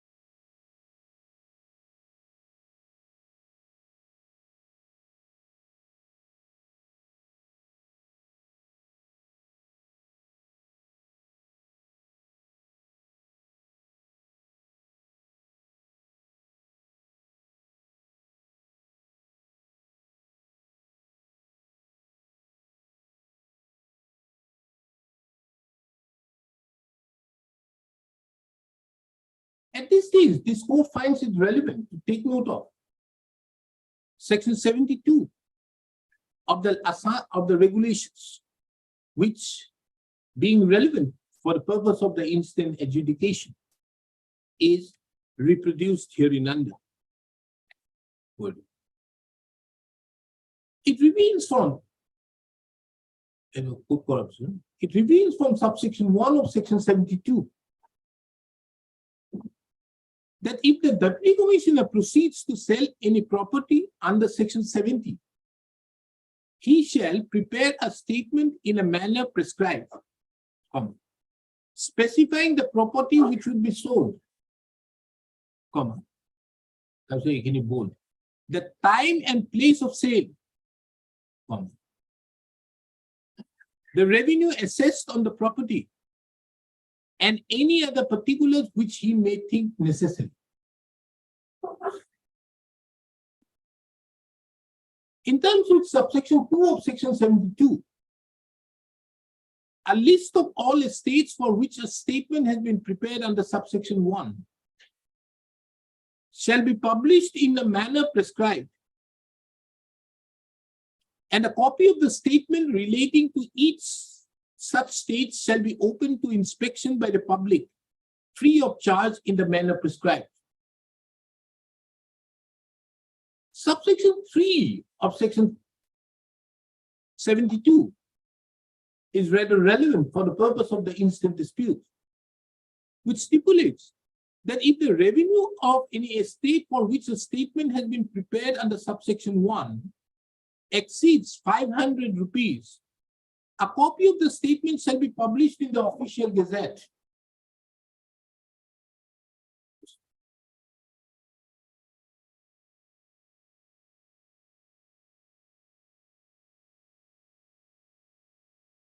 Before further proceeding, this court finds it therefore relevant, therefore noteworthy to mention that though subsection 1 of Section 72 of the regulations mandates the mentioning of the time and the place of sale,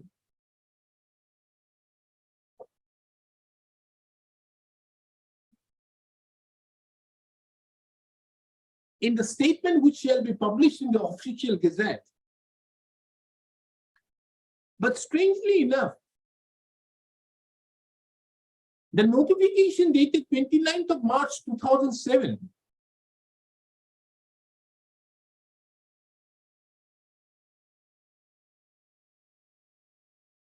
did not mention the time or the place. Rather, a vague statement, vague assertion was made in the said notification that the defaulting estates shall be put to sale after 1 month of the publication in the State Gazette.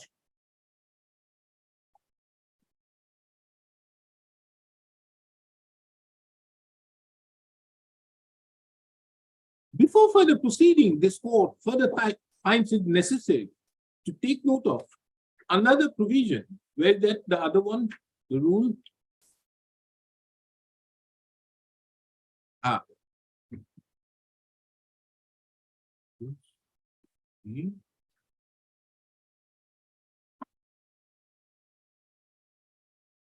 See.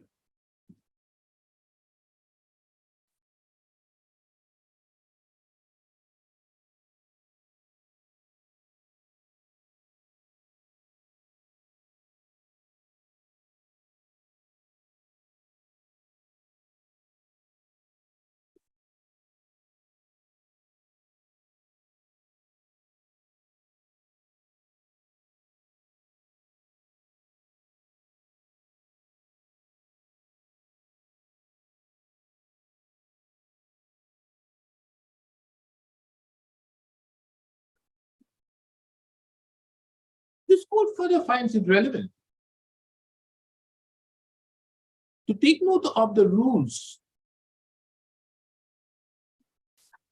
framed under the regulations, and more particularly Rule 135 and 136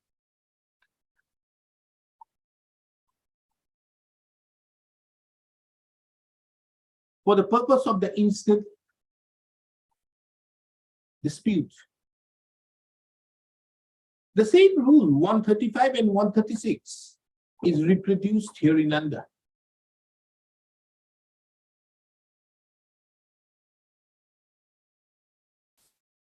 From a conjoint reading of rule 135 and 136, it transpires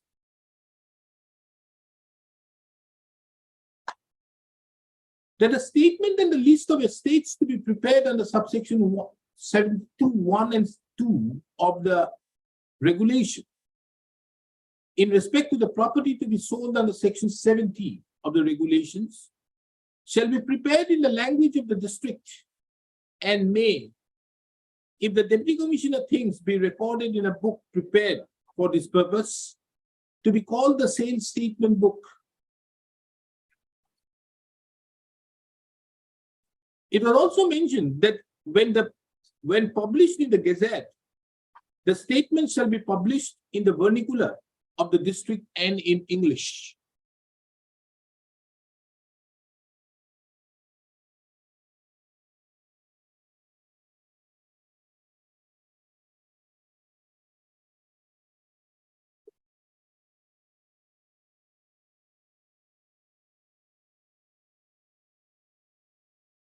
এই কোন দিকছুন আরো এখন আছে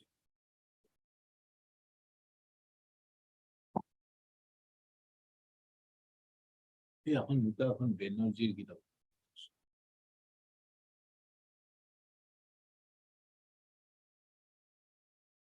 Rule 136 relates to publication of the list of the estates. It stipulates where the list of the estates referred to in Rule 135 shall be published.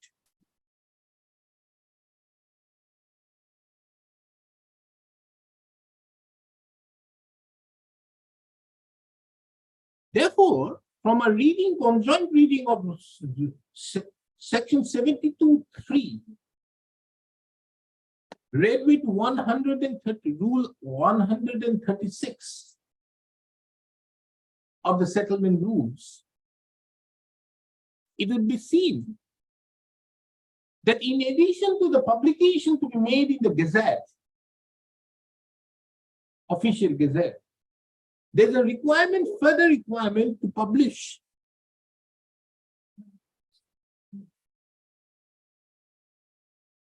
in the offices, public courts, as mentioned in subrule A, as mentioned in clause A to E of Rule 136 of the rules.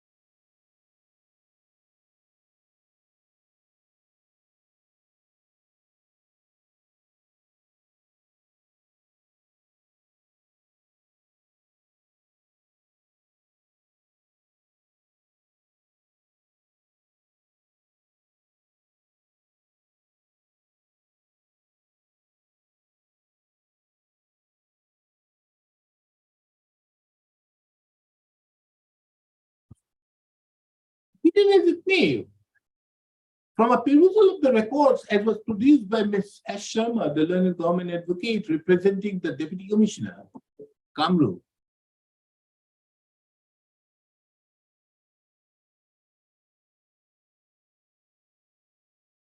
it reveals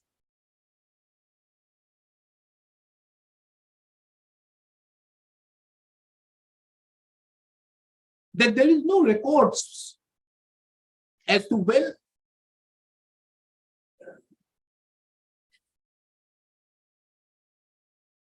there's no records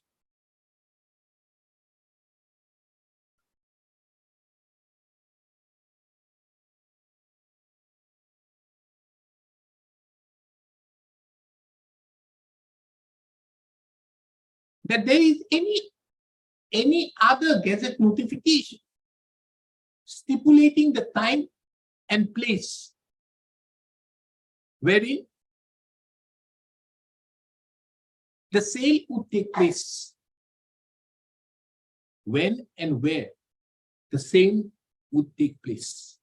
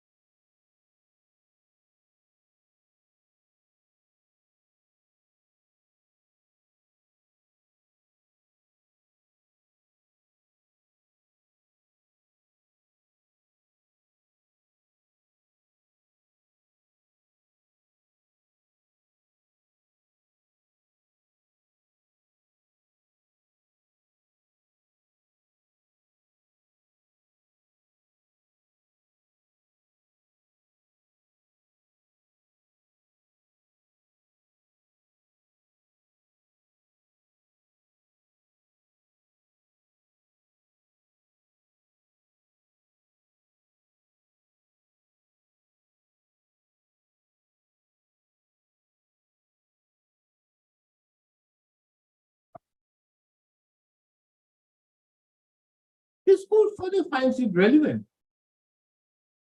to note another very relevant, another pertinent aspect from the records.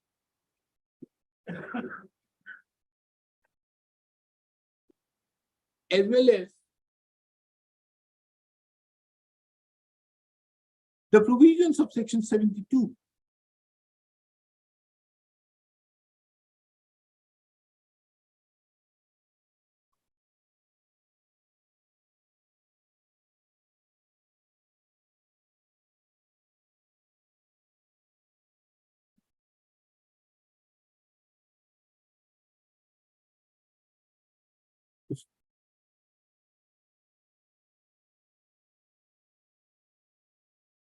The record, as already noted, section 72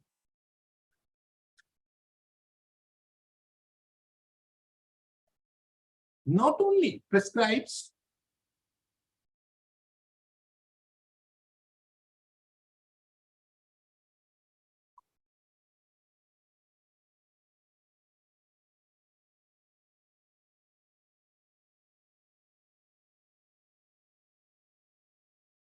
that the statement that the deputy commissioner shall prepare a statement in the manner prescribed, specifying the property which would be sold, the time and place of sale, the revenue assessed on the property, and any other particulars which it may be necessary. But also directs that the said statement is required to be published in the official gazette.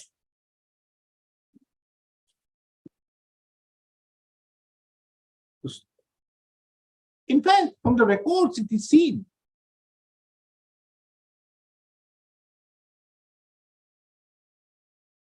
that on 12/1/2007, the subdivisional officer civil, Romia, had written to the director, Printing and Stationery, Government Press, Assam,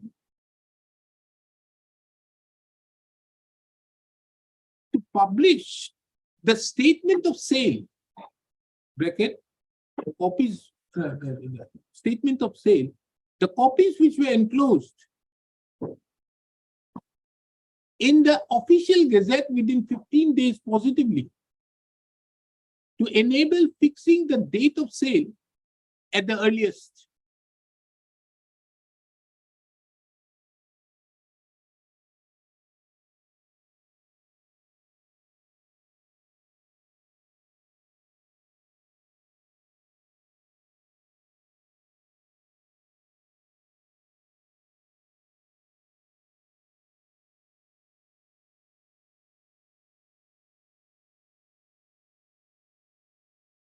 But subsequently, it is seen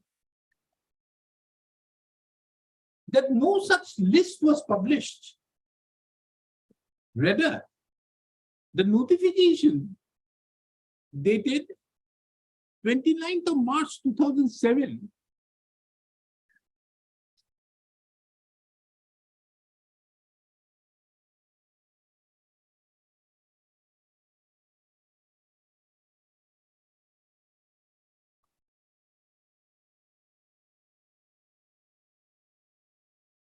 only notified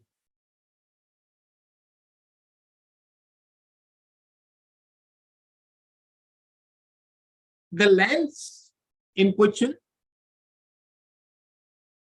and further stating that it shall be put to sale to realize the land revenue of the defaulting estate after 1 month of the publication in the State Gazette.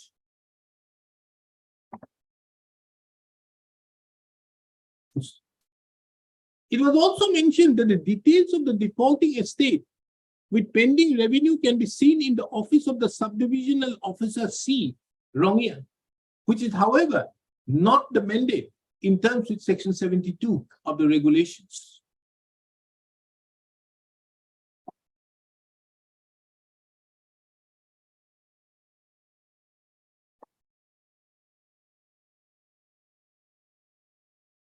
This court further finds it relevant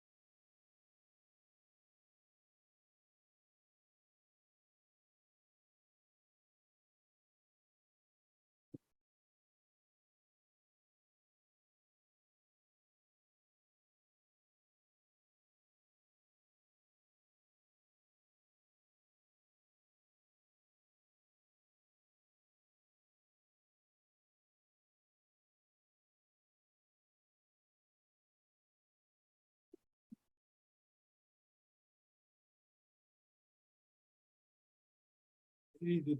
Yes.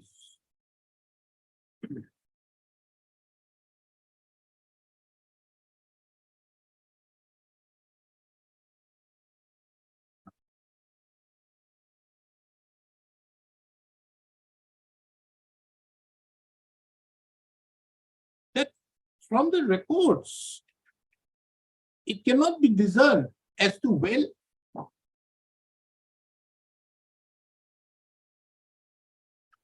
the date of publication of the notice, the date fixed for auction sale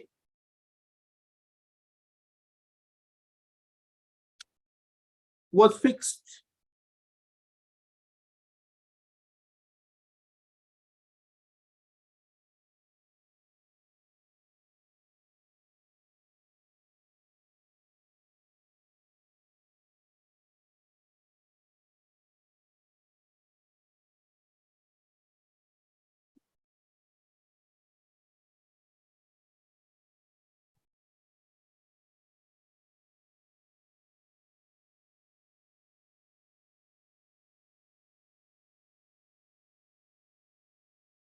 Except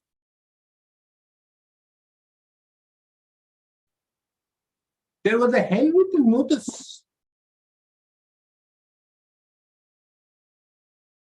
issued by the SDO notice wrong year,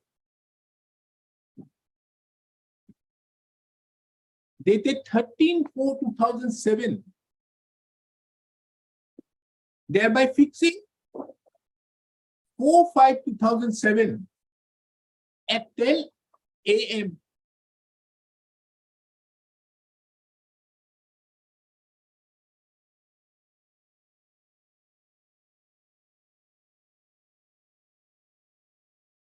at the SDO's office.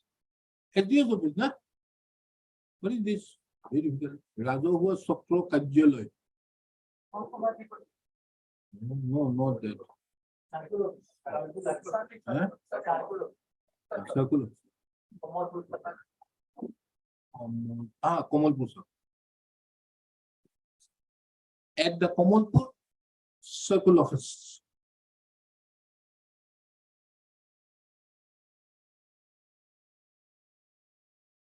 It is, however, not known as to whether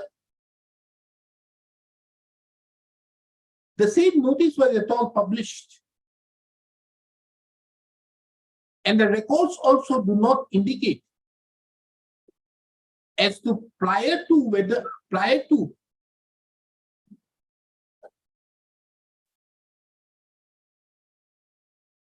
the auction sale, which was carried out on 4/5/2007, the Deputy Commissioner Kamrup or the SDO Civil Rongia have taken into account that the notice was published.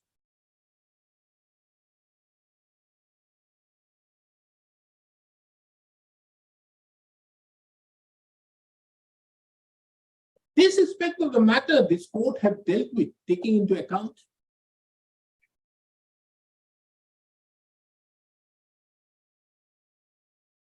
Yeah, taking dealt with without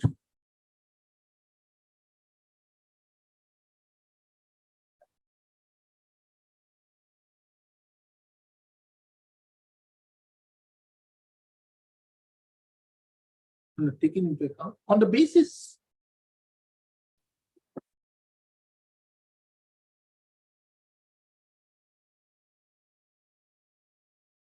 that even if it is assumed that there is no requirement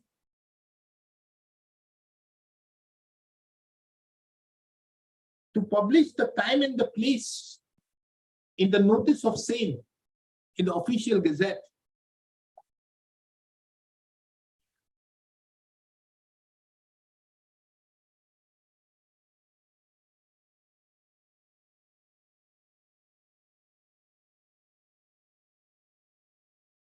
could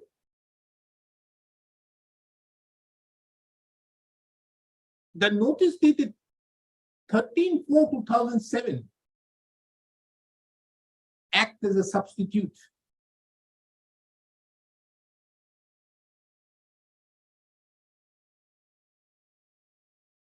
Therefore, it will be seen that not only the notice which was issued in the official gazette on 29/3/2007 was not in accordance with section 72 of the regulation.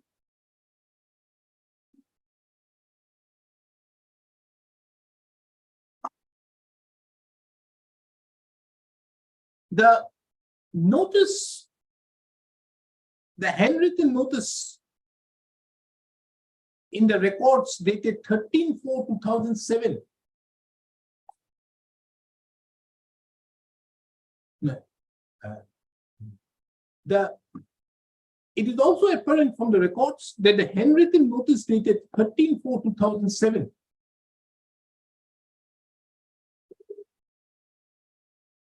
was not in compliance with Rule 136 of the settlement rules.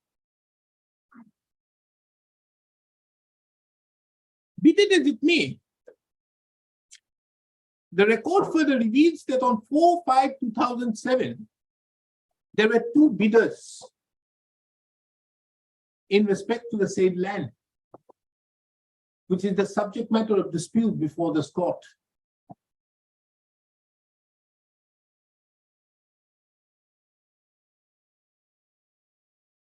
The first bidder quoted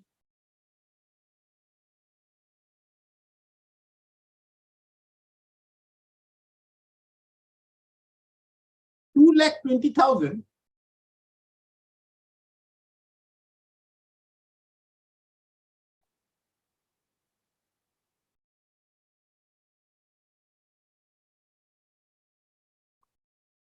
Mr. Sharma, how did you quote? It is quoted like this: 2,20,000. Your quoting is 2,40,000, and that's 2,80,000. I think you are giving a variable.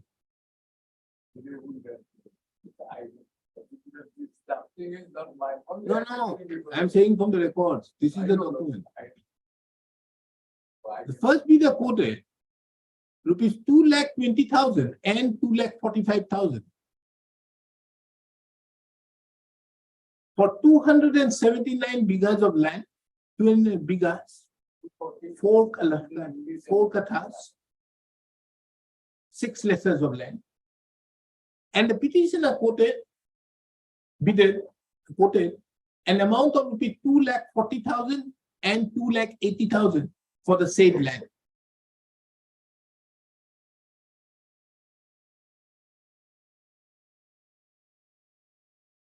It further reveals from the records that on the basis of the same,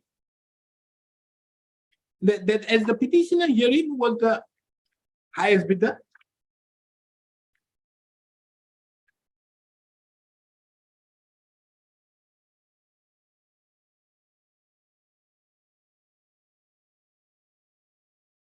the land was,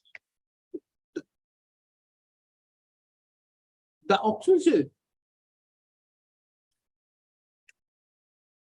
was made in favor of the petitioner. And in that regard, the subdivisional officer C. Rongia had executed a deed number 76/2008, thereby certifying that the petitioner had purchased the estate at an amount of rupees 2,80,000 with effect from 4/5/2007.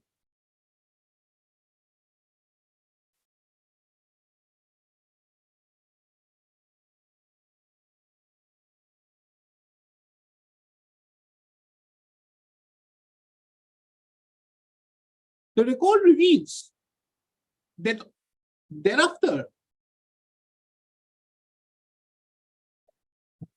the respondent number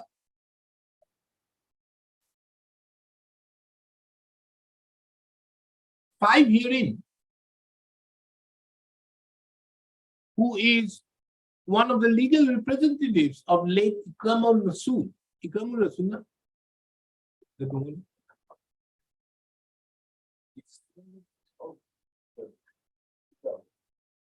No, if she is the sister.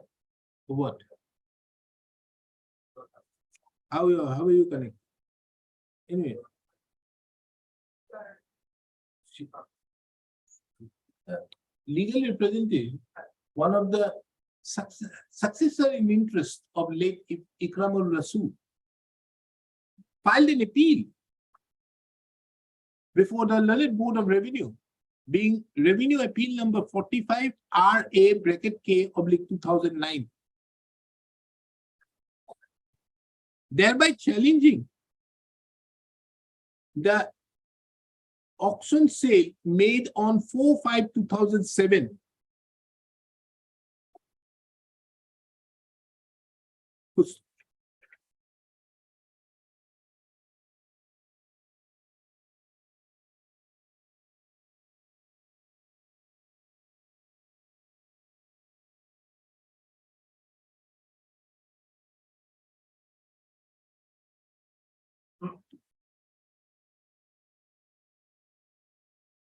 This court further finds it relevant, taking into account the submission of Mr. S. Sharma, the learned senior counsel appearing on behalf of the petitioner, to take note of the contents of the appeal. Appeal memo. It has been submitted by the learned senior counsel appearing on behalf of the petitioner,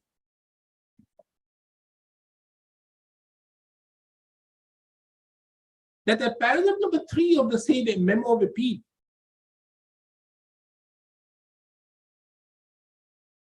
it was mentioned that the circle officer, Komodpur Revenue Circle, had issued the notice of sale under section 72 of the regulation, fixing the date of sale on 4/5/2007. But no notice was issued to the Fattada informing them about the area falling due, as well as the auction sale, which was against the provisions as contained in section 68 of the regulations. It was the submission of the learned senior counsel that the Fattada, that is the respondent number 5, had due knowledge about the date of the sale.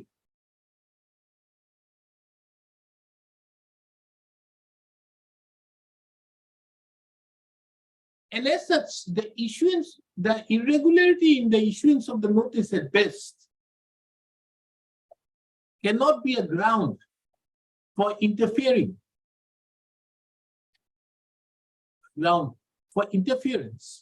by the Learned Board of Revenue.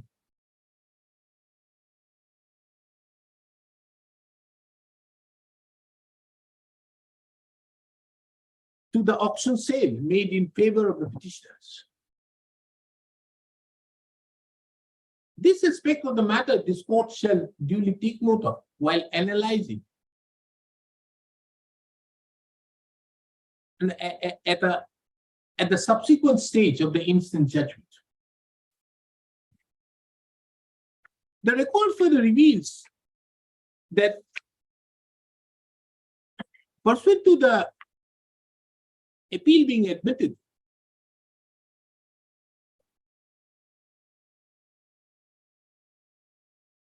there were pleadings exchanged before the Learned Board of Revenue,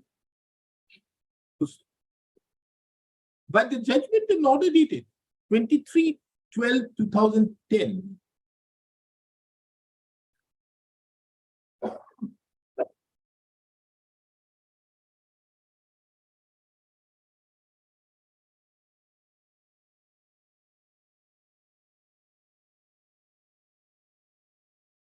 the Learned Board of Revenue had set aside the auction sale made in favor of the petitioner hearing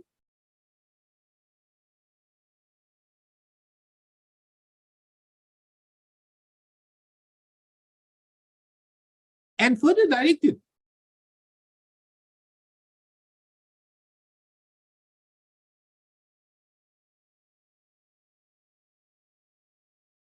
that the auction officer would take up the exercise afresh and start from the stage of his order dated 30/8/2006.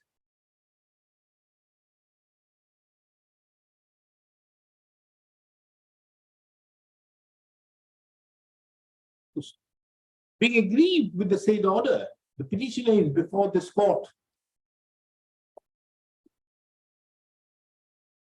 by way of the instant writ petition. The record reveals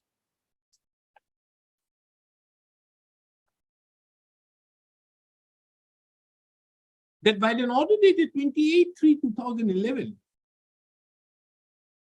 notice was issued by this court, and the impugned judgment and order dated 23/12/2010 passed by the Learned Board of Revenue in appeal case number 45 RA/K/2009 was directed not to be given effect to.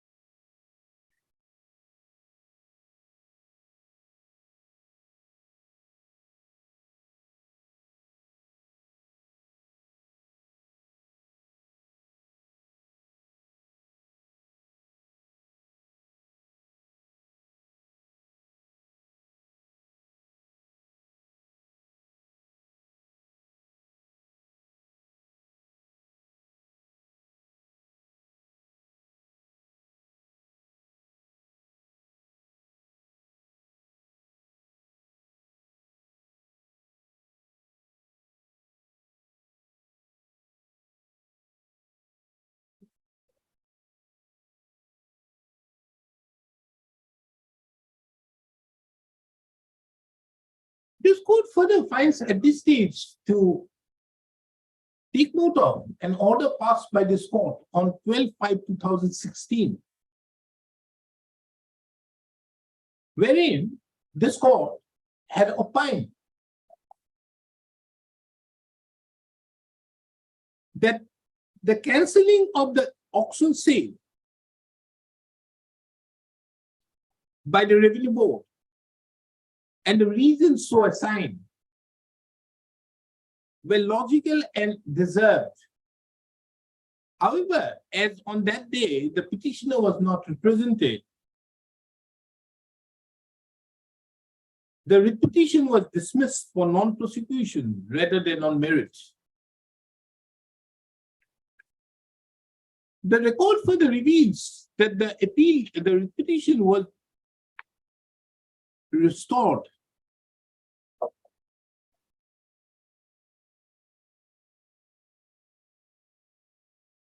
by an order dated. Any idea? Was subsequently restored.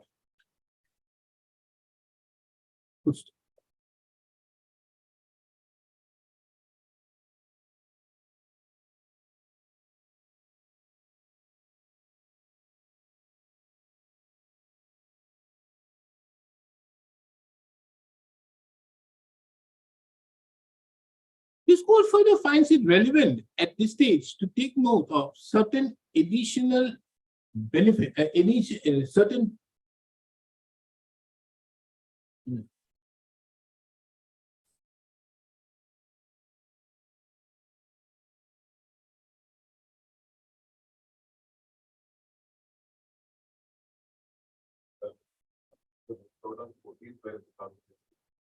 was thereupon the writ petition was restored on 14/12/2016.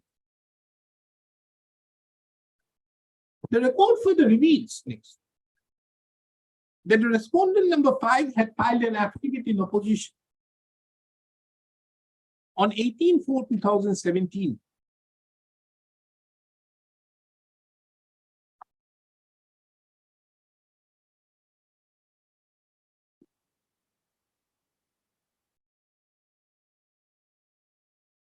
Thereby supporting the judgment passed by the learned Assam Board of Revenue. This court further finds it very pertinent at this stage to mention that the order passed by the learned Assam Board of Revenue, however, have not been to challenge by the respondent number 5, whereby there was a direction given to the respondent authorities to carry out afresh the auction proceeding, the sale proceedings of the defaulting estate.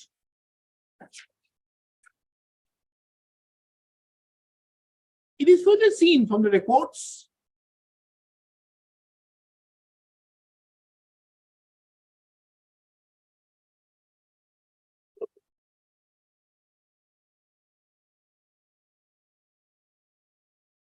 that respondent number 6 to 16 have been impleaded to the instant with petition on the basis of an order dated. What is the order? You. Huh? Order dated?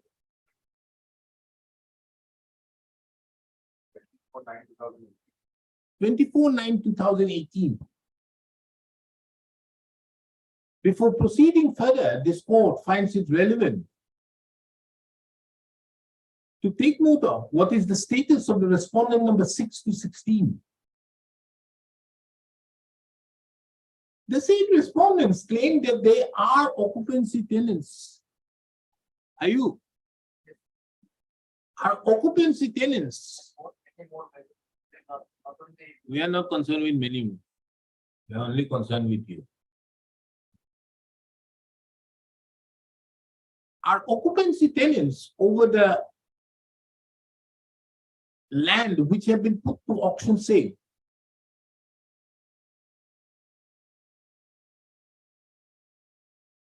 And they say, and it is the case of the petitioner, of the respondents, that they are entitled to ownership rights by virtue of the provisions of the Assam Temporarily Settled Area Tenancy Act 1971.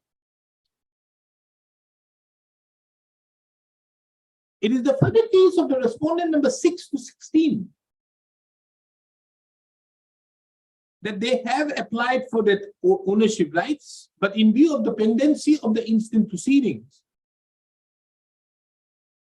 such applications have not been entertained,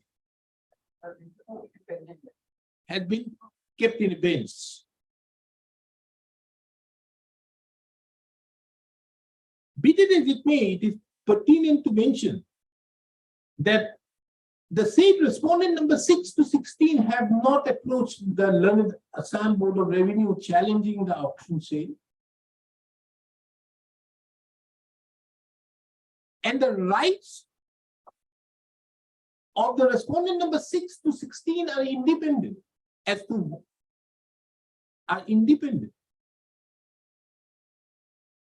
and distinct, irrespective of who is the owner of the land in question.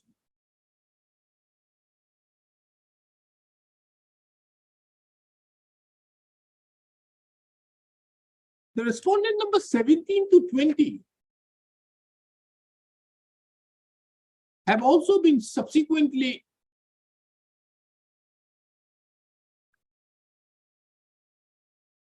impleaded on 5th of February 2020. And the basis of their claim is that they are also the successor in interest of late Ikramul Masood.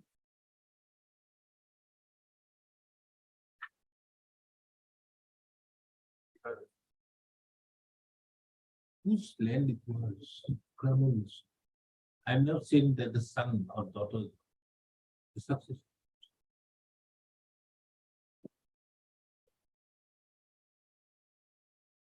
They had also filed an affidavit in opposition on 7/1/2022. Be it as it may, the said respondents also never challenged the said auction proceedings. The auction said respondent number 17 to 20 did not challenge the auction sale, nor have challenged the order, the judgment and order impugned in the instant proceedings.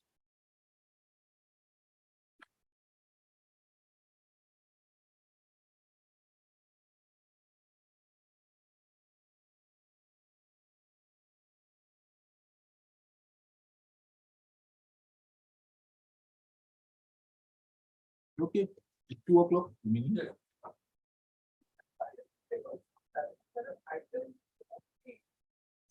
just received instruction that meeting of president item number, 14. you are there at 2 o'clock. I'm there, brother. I'm there.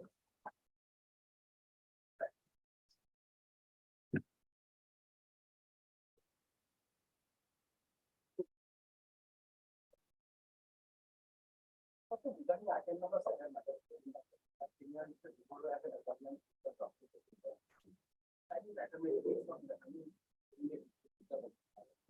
What is this item number 7?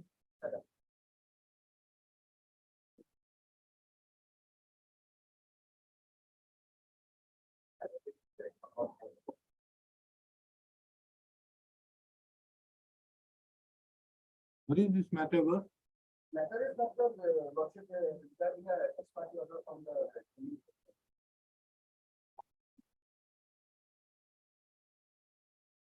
Who are you? Yeah, for the- Your name?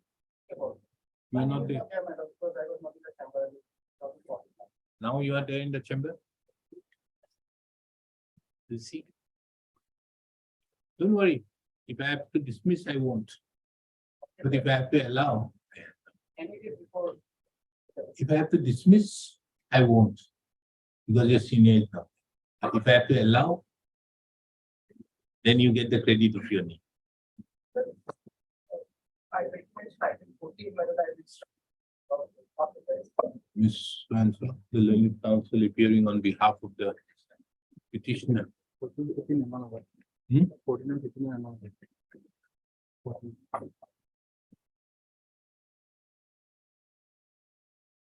14 you want to withdraw? Yes, but, what has happened is there are table forms, somebody else has already taken the table forms in that area. So petitioner is not on this. Okay, we'll pass an order because 15 I'll take it up. I fix it at 2, no? Because that is there is a stay operating. Yes, but maybe other matter, yes. I'll pass the order.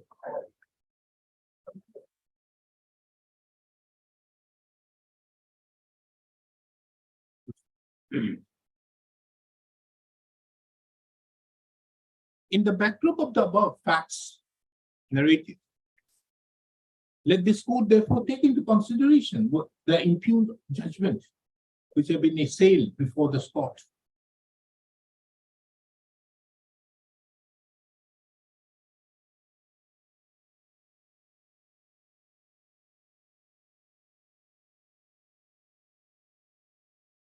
From a perusal of the said judgment, it reveals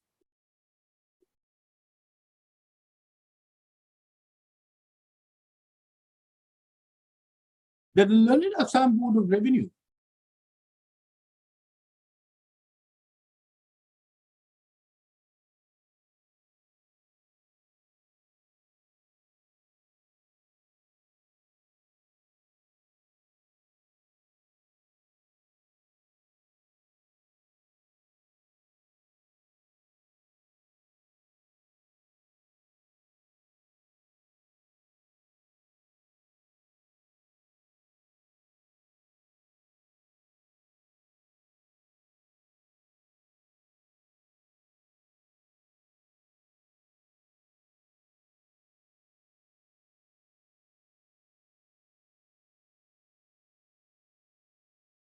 took note of.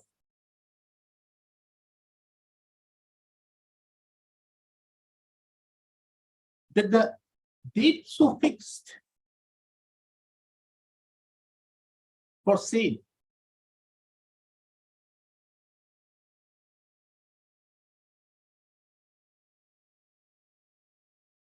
that in respect to the date so fixed for sale, for auction sale, the circle officer took no steps whatsoever to publish it widely.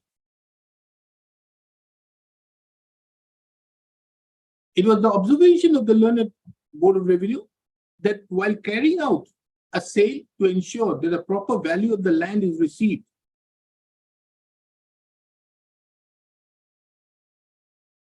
because the purpose is not only to recover the dues, but also to give the remaining amount to the owner of property.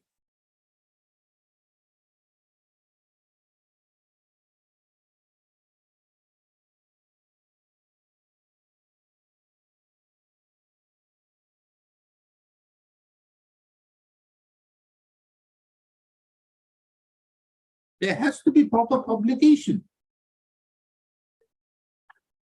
as regards the date of sale. It was further observed that if the property is big, it is obvious that there will be no local buyers. And for buyers to come from far away places, wide publicity is required to be given.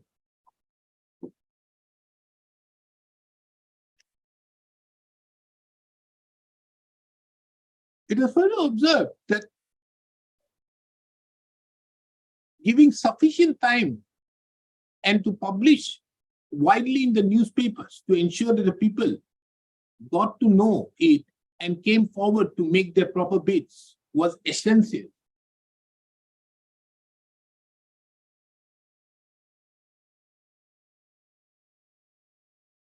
It is a categorical filing that the auction officer fixed the sale 23 days away and gave no notice.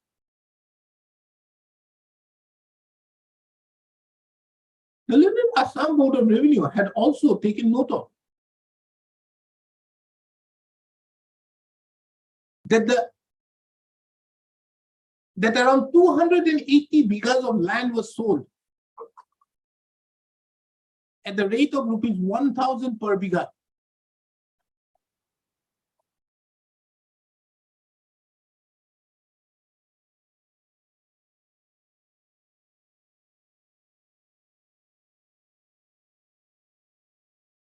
And I have also taken note of that the area of land to be auctioned was 280 bighas.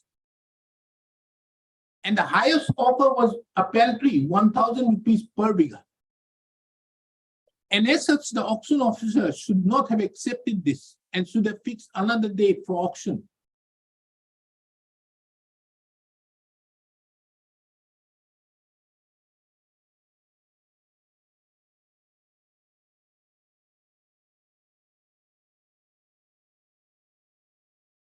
It was observed that there is no way that even the buyer could have known of the sale unless someone from the circle officer had informed him.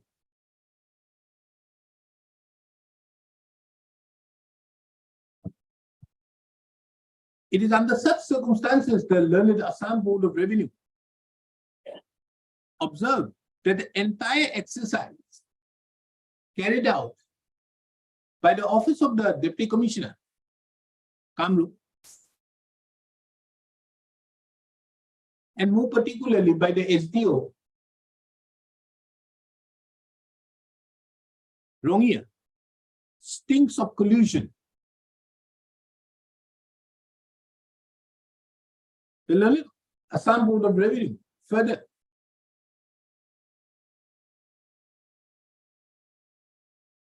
observed that the sale was carried out in a partial manner, and the land was sold at a price which cannot be termed to be reasonable. It is under such circumstances that the sale made in favor of the petitioner herein was set aside, and the auction officer was directed to take up the exercise afresh, starting from the stage of his order dated 30/8/2006.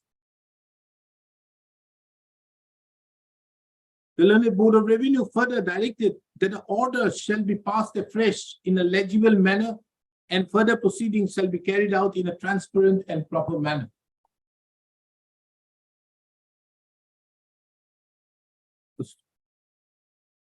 Now, the question arises as to whether this court, under Article 2 to 6 of the Constitution, is required to interfere with the said order.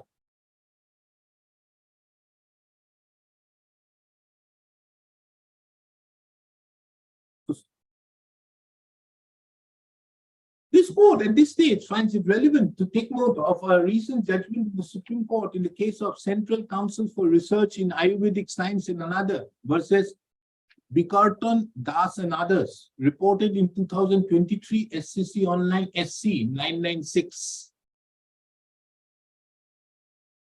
In the same judgment, the Supreme Court, at paragraph number 50, 51, and 52, observed that for issuance of a writ of certiorari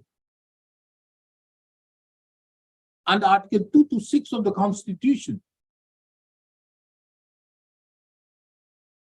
two cardinal principles is required to be followed.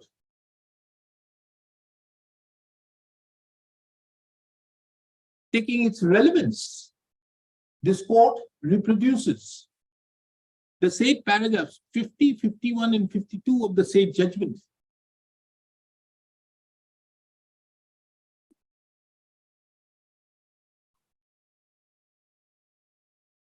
From the above quoted paragraphs, it is seen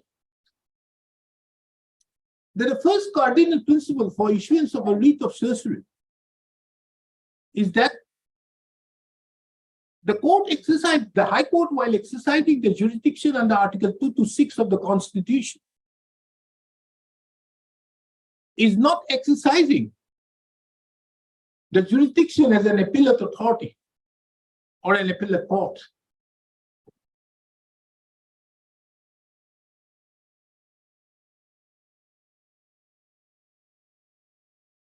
The High Court does not review or reweigh the evidence upon which the determination of the inferior tribunal purports to have been based.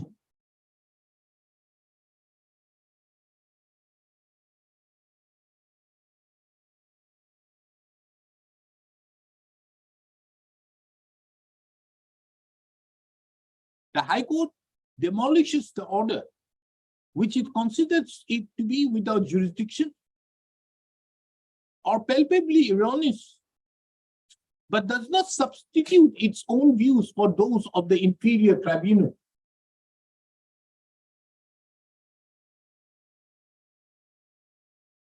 The Supreme Court also observes that a writ of certiorari can be issued if an error of law is apparent on the face of the record. And a writ of certiorari, being a high prerogative writ, should not be issued on a mere asking. The second principle, cardinal principle, for exercise of jurisdiction under Article 2 to 6 of the Constitution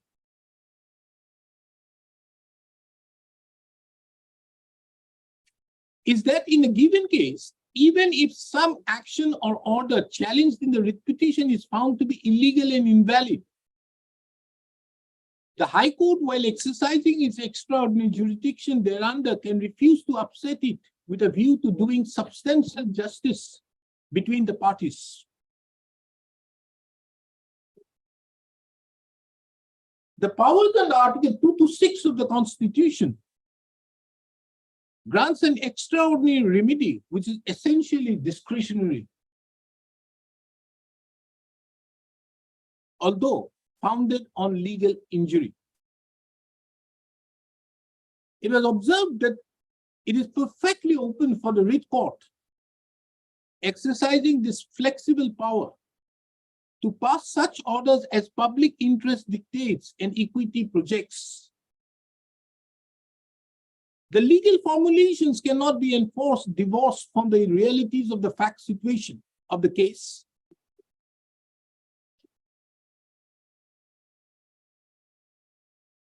Further to that, while administering law, it is to be tempered with equity. And if equitable situation demands, after setting right the legal formulations, not to take it to a logical end. The High Court would be failing in its duty if it does not notice equitable considerations and mold the final order in exercise of its extraordinary jurisdiction. The Supreme Court further observed that any other approach by the High Court would render the High Court, while exercising a jurisdiction under Article 2 to 6, a normal court of appeal, which it is not. In the backdrop of the above, let this court therefore take into consideration as to whether the audit or impeding judgment is required to be interfered with.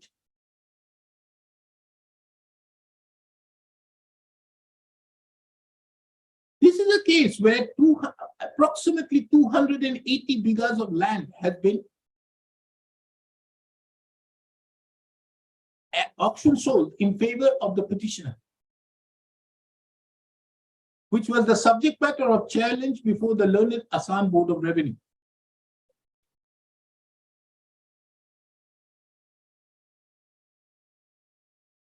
It is noteworthy to mention that 1 bigha of land at measures 14,400,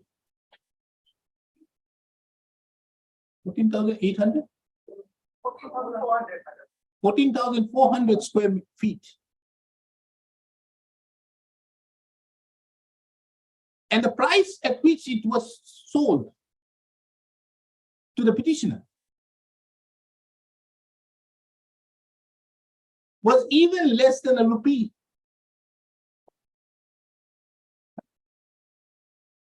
For each square feet.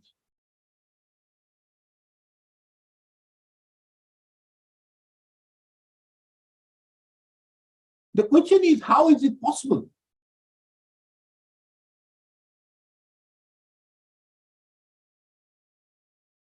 The reason that the answer to the same is manifest from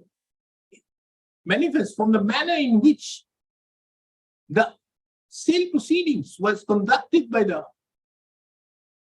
subdivisional officer Rongya, in as much as,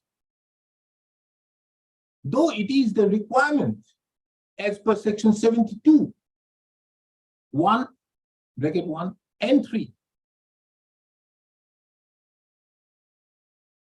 to publish the time and the place where the of the auction sale, including the statement in the official gazette,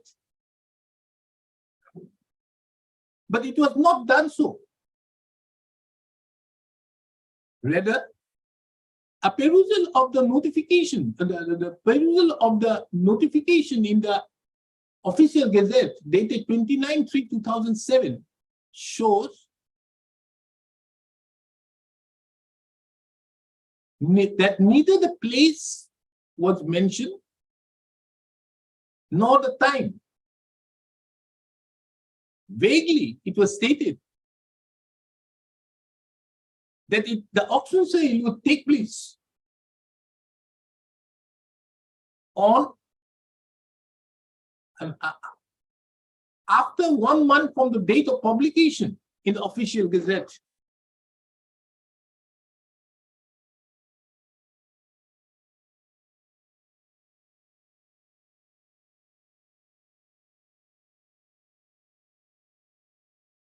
The nepotism of the officials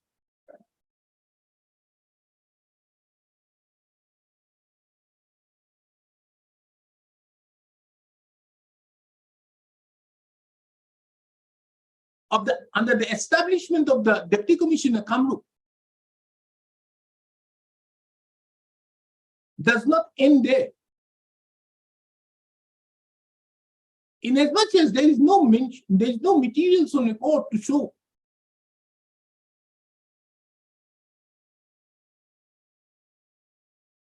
that there was that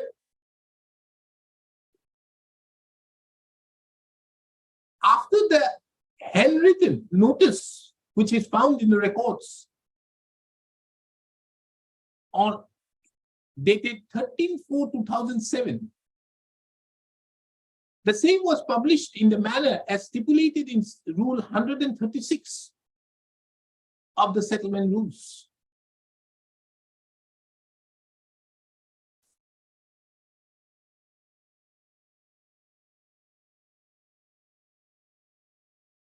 Resultantly,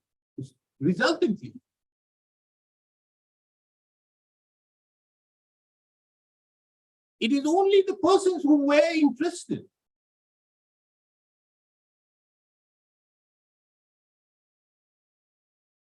and in close touch with the officials of the establishment of the Deputy Commissioner Kamru knew about the date of the auction sale.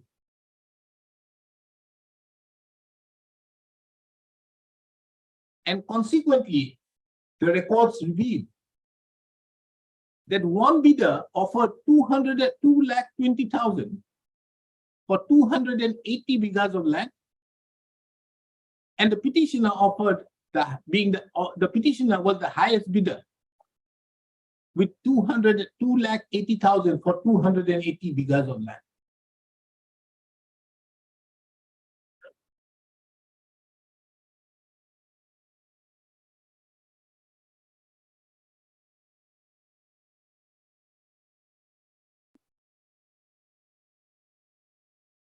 This court have also taken due notice of the observations made by the learned Assam Board of Revenue.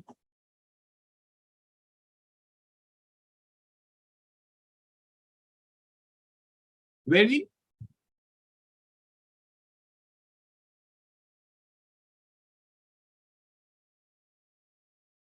there were directions that whenever a bigger estate is put to sale, there has to be wide publicity.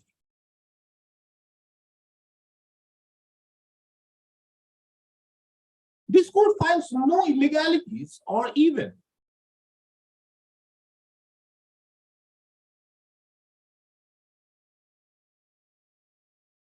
any error in the observations and directions passed by the learned Assam Board of Revenue.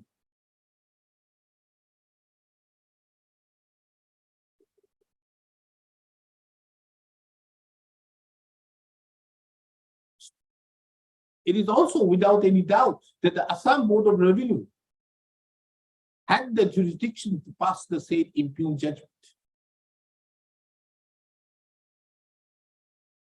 Consequently, this court therefore finds no merit in the instant writ petition. Be that as it may, this court would like to deal with the submission made by Mr. S. Sharma to the effect that in the memo of appeal, the petitioners have mentioned about the notice for sale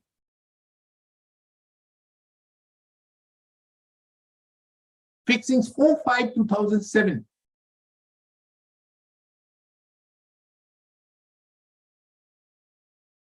And as such,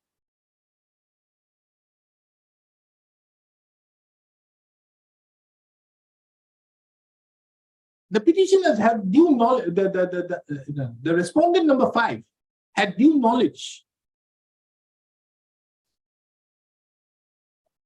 about the date fixed for sale.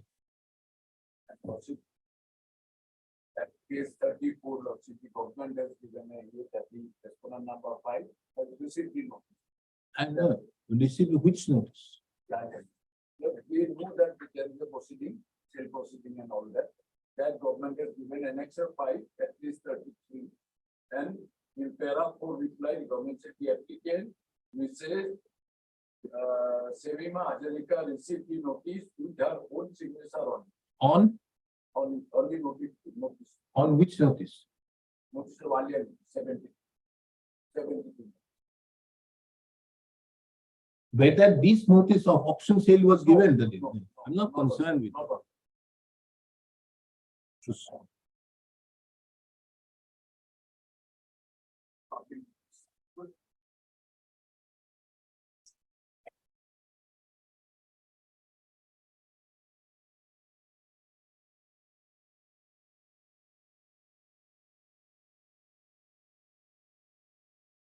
The said submission, in the opinion of the court, is misconceived. Inasmuch as a reading of paragraph number 3 of the memo of appeal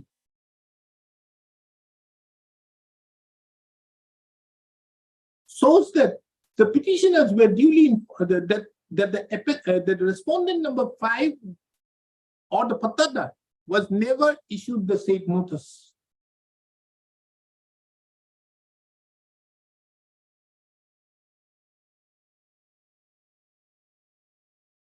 Be that as it may, it is also relevant to take note of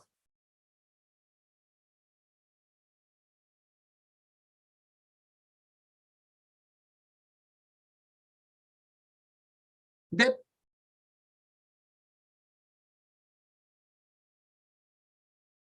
a perusal of section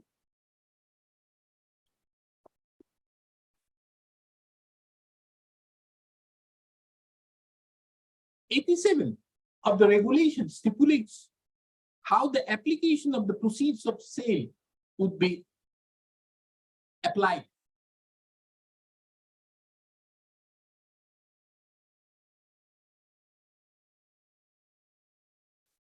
From a perusal of the same application provision, it is seen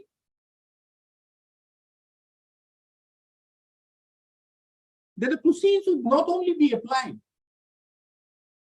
towards the expenses of the sale, the payment of area due, as well as the payment of any other area due by the same defaulter, but also the surplus money so received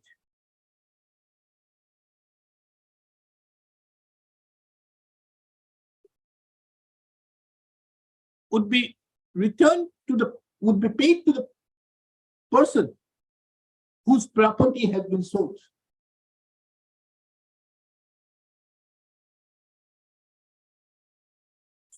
Under such circumstances, the state, and under such circumstances, as it is the state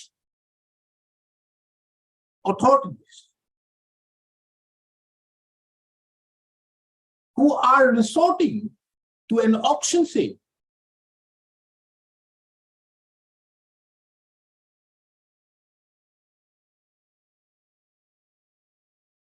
the state cannot only be mindful to recover its area dues, but also has to take into account the interests of the person from whose estate has been put to sale. If the state does not do so, the said actions would be arbitrary, unreasonable, as well as irrational, and accordingly would violate the mandate of Article 14 of the Constitution.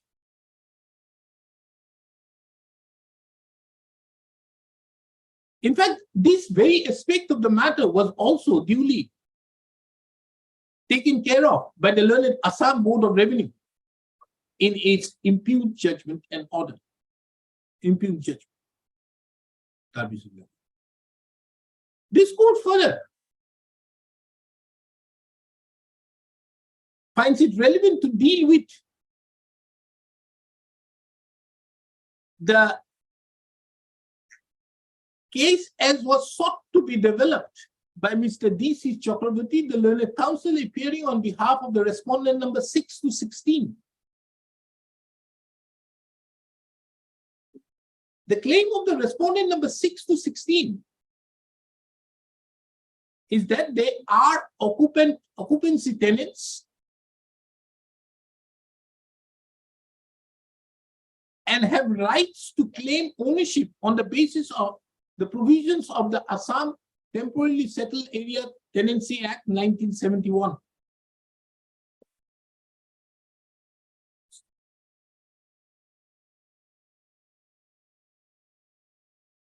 This court has already observed supra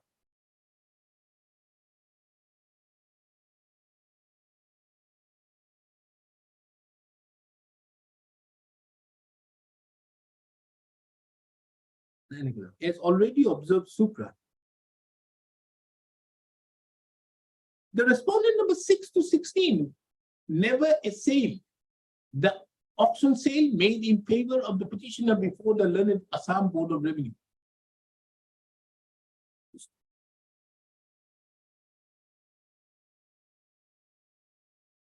The rights of the respondent number 6 to 16 to claim ownership over the land depends upon varied circumstances and the eligibility to be met out in terms with the provisions of the Assam Temporarily Settled Area Tenancy Act 1971.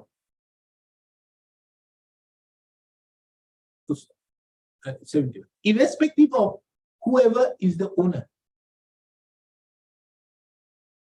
provided they meet the criteria.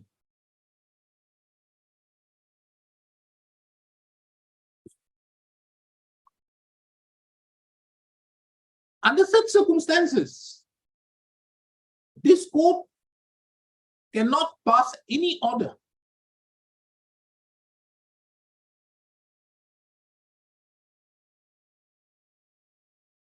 in the present proceedings,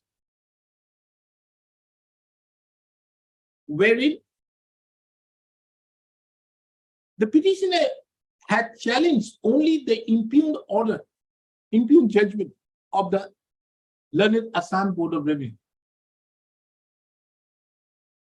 The said respondent number 6 to 16 shall be at liberty to approach the appropriate authorities in that regard. Taking into account the above analysis and the observations made in herein above, this court does not find this to be a fit case for interference with the judgment dated so and so,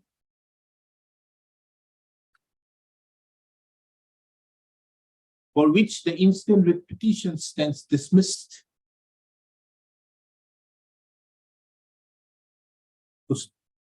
The respondent authorities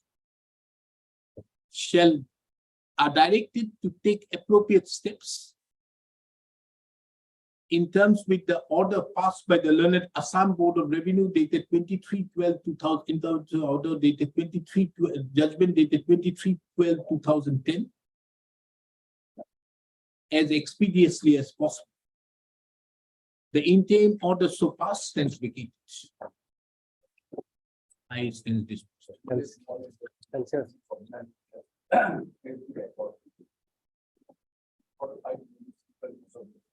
What is there?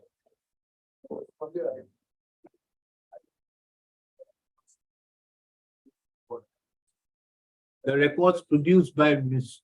S. Sharma during the registry is directed to forthwith return the records of to the Assam Board of Revenue.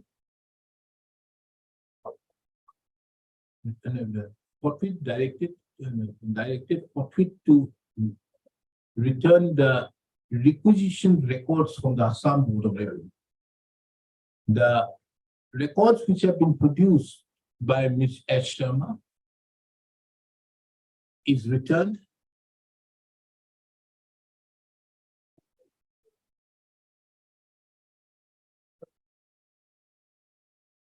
You withdraw? I've already passed there. Mr. D, connected iconally. Mr. D.C. Chakravarti, the learned counsel appearing on behalf of the applicants, submits that in view of the order passed, in view of the judgment passed in the accompanying writ petition, nothing survives in the instant application for which he would not like to press. He further submits that the withdrawal of the instant application should not prejudice the applicants while approaching the respondent authorities.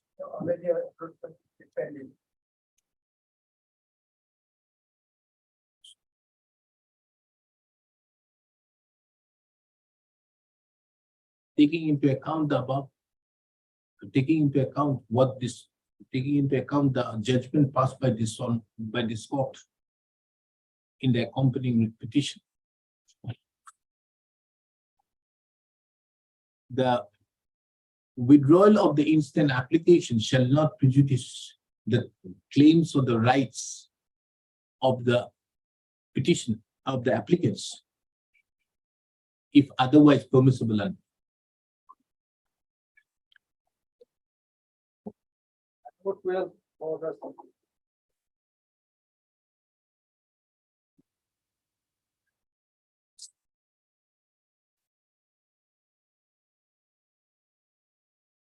yes, who is being? No?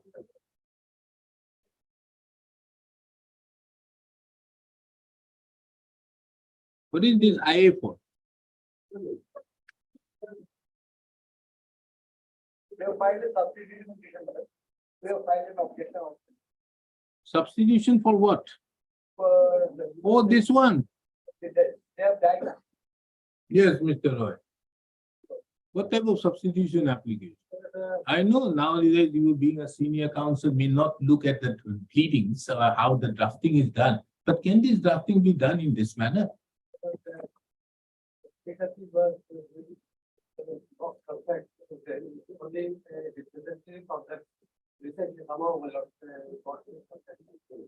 So he was the iron man who was taking steps into the way. They find that it's very hard.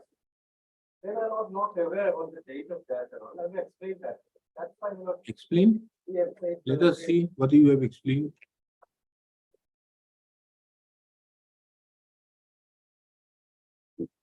Where? What you have explained? It starts and finishes. That on the death of so-and-so, the name of the legal heir is mentioned in column number was so-and-so, the remand one has stated that the right to sue does not survive on the surviving server since the petitioner who were authorized in remand is a old man of more than 70 years and so, and not having contact of each and every petitioner being so, because of COVID and other persons who were also reluctant to visit him when he was tried to contact them personally.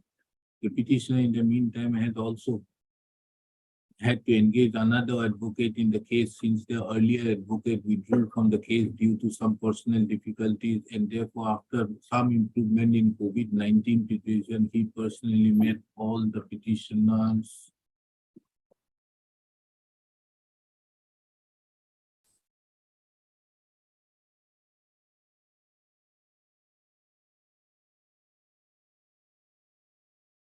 The petition will not. There are some admittedly where there's some lectures from the past. True.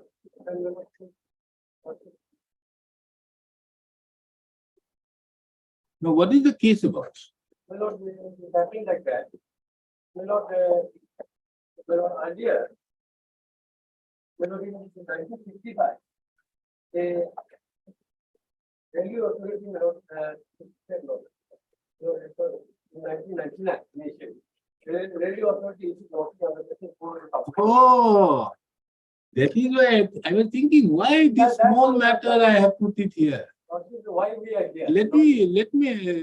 Let them be substituted. I dismiss this petition and giving them the liberty, move under section 9. Yeah, 12 days. That's all. No, but it's the order is only notice issue. Section, it is a notice issue under section 4. There is no appeal or doesn't lie under section 4. Why we challenge the section 4? There is the reason. In fact, what happened, they initially issued notice under section 4 and 9. Kindly have a look at page 20.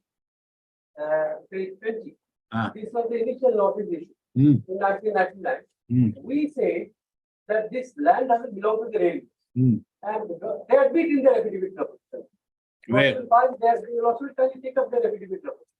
They say the land is reserved for the railways, not belong to, because under the public. Affidavit in opposition. Yes, they filed by them.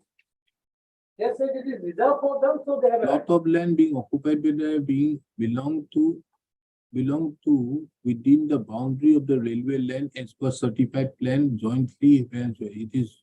There are 9 million.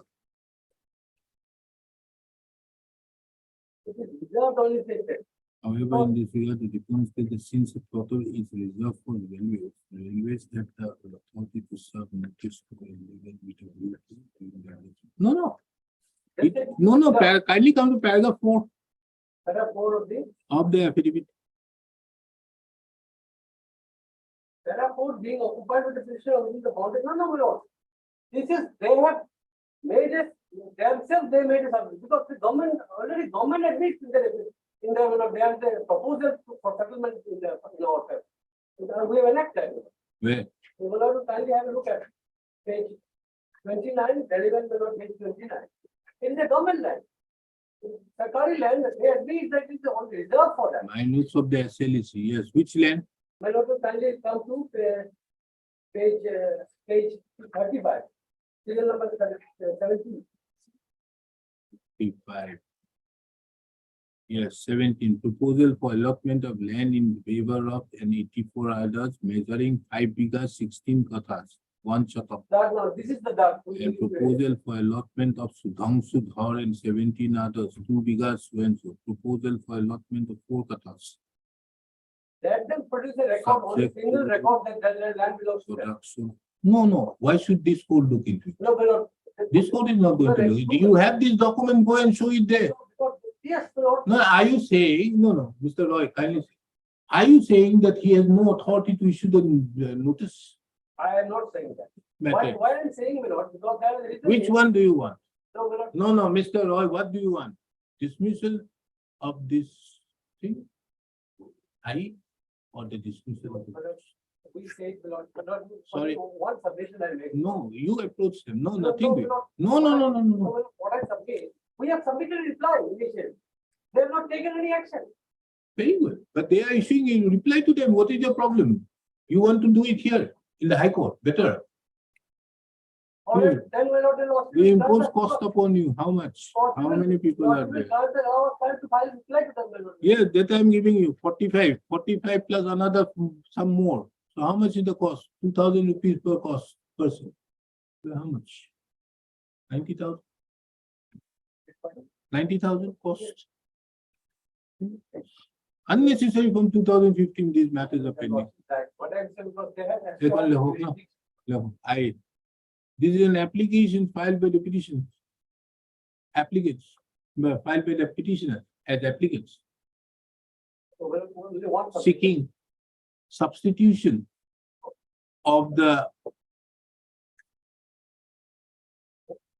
legal representatives of the petitioner, of the petitioners who expired on 4/30 substitution On different dates. of the legal representatives of the petitioners 4, 13, 24, 34, 38, 42, 43 and 44.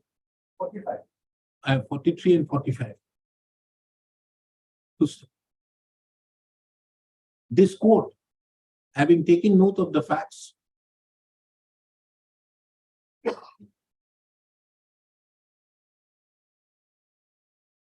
permits and is of the opinion that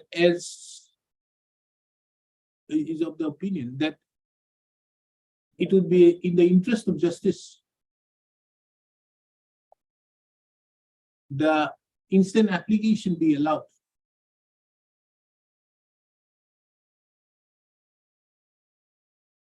Taking into account that the cause of action even survives upon the legal representatives of the petitioners who have expired. Accordingly, the substitution application is allowed. The registry should therefore make the necessary corrections in the cause title, thereby substituting the persons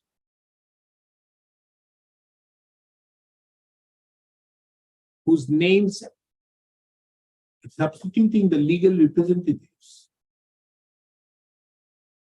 whose names have been mentioned in paragraph number in the table, append in the table to paragraph number 2 of the application. The registry shall also correct the, and after correcting the cause title law in the accompanying writ petition,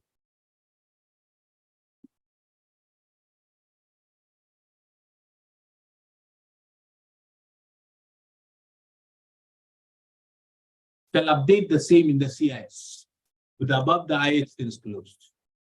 Now come to the main petition. The instant writ petition has been filed by the petitioners, challenging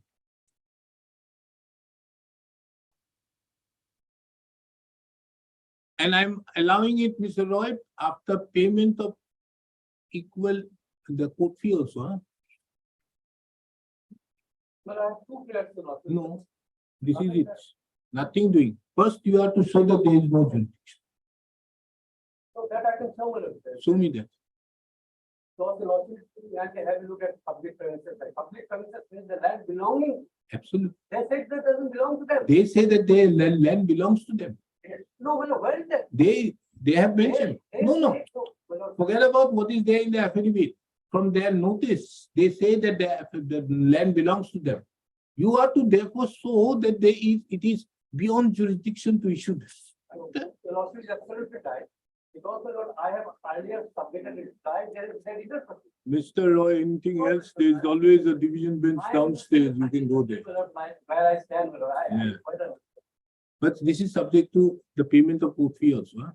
Only 60 rupees have been paid. Here plus additionally, those people are there. The instant application has been filed by the writ petitioners, challenging the various notices issued under section 4. Only one notice.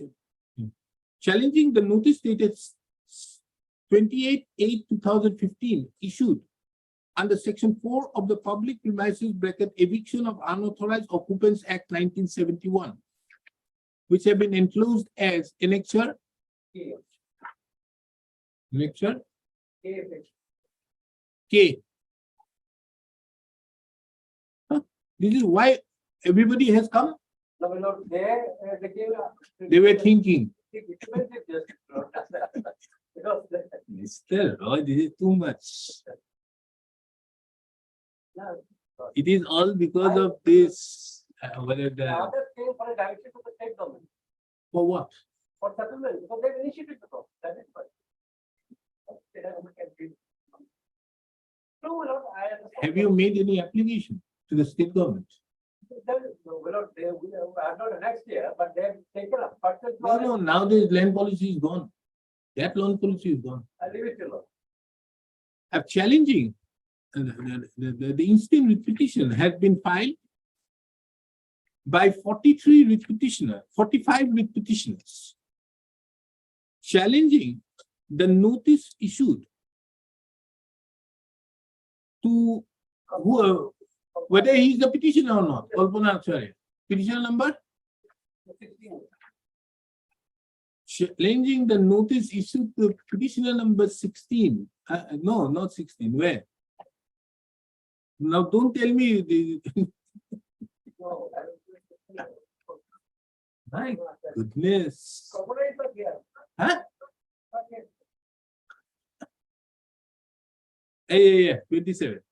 Challenging the notice issued to the petitioner number 27 under section 4 of the Public Premises bracket Eviction of Unauthorized Occupants Act 1971. It is the case of the petitioners that it is the case of the other petitioners that they apprehend that they would be also issued similar notices as was done in the case of the petitioner number 27. And as such has filed the instant writ petition challenging the issuance of notice upon challenging the notice dated 28/8/2015 to the petitioner number 27.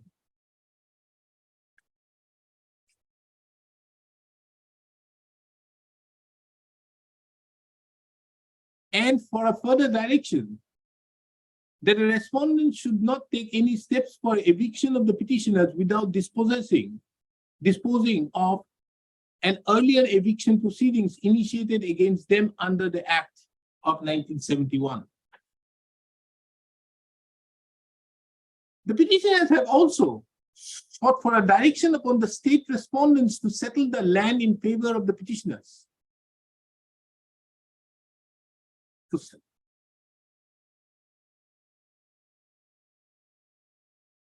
Upon filing of the instant writ petition, this court, by an order dated 21/9/2015, issued notice and further directed the respondent shall not disturb the case, the petitioner, possession of the petitioner under docket number 498 at Tarapur, Silchar. The said interim order has been operating since then till date.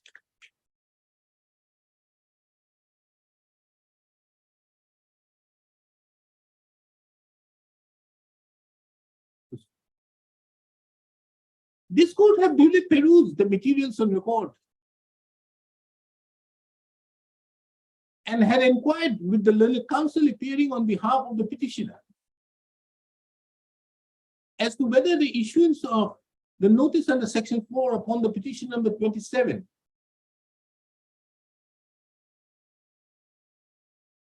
is without jurisdiction.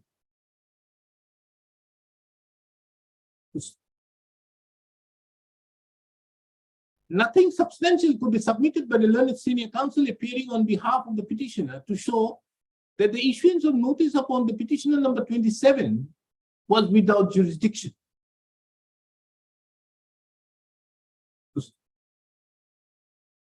This court have also taken note of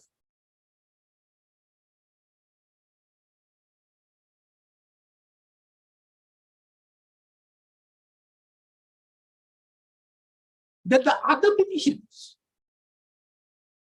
have approached this court merely on an apprehension that they would be also issued notice under section 4 of the Act of 1971.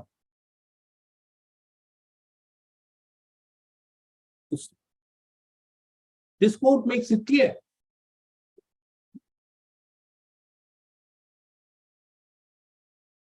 that as per section 4 of the Act of 1971, the estate officer has the authority and jurisdiction to issue notice if the said land is amounts is a public premises.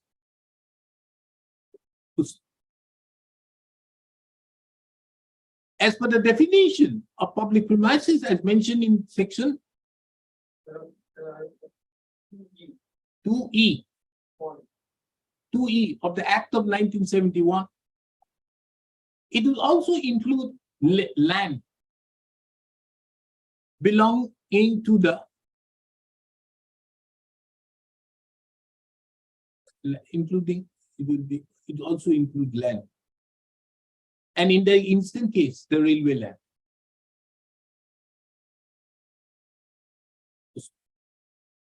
Under such circumstances, it is the opinion of this court that the estate officer would be within its jurisdiction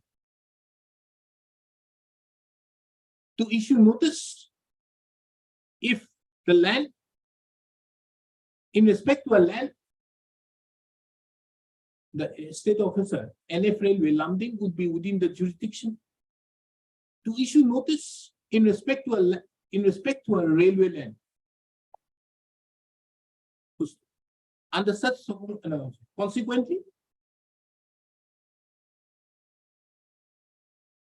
the filing of the instant writ petition by the petitioner challenging the notice issued to the petition number 27, dated 28/8/2015, and apprehending that the petitioners may also be evicted by issuance of similar notices,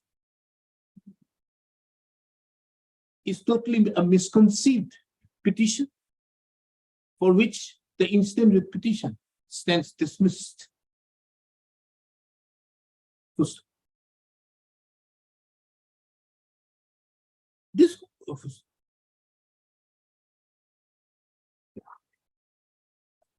This court further finds it relevant to take note of that there is an application, that there is a further prayer in the writ petition that the state authorities should be directed to grant allotments to the petitioners.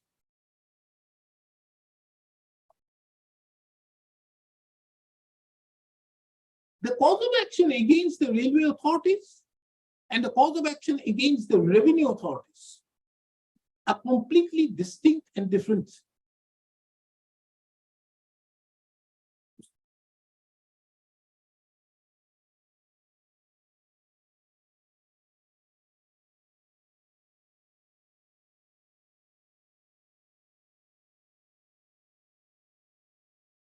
Under such circumstances, the instant petition ought not to have been filed, joining both the cause of action. Be that as it may,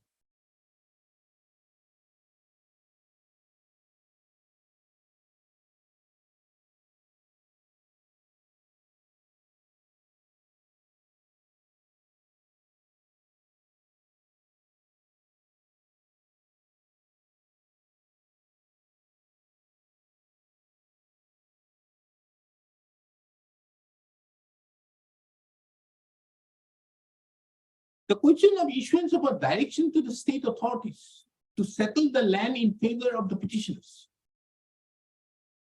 cannot be made, cannot be directed by this court, inasmuch as settling of a land depends upon the jurisdiction, would depend upon the considerations, depend upon varied considerations and the discretion of the government. Under such circumstances, this court is not inclined to issue any direction to the state authorities to settle the land in favor of the petitioners.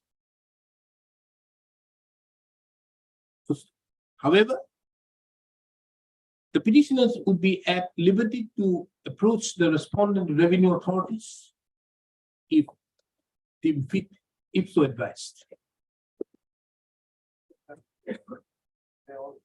Cost.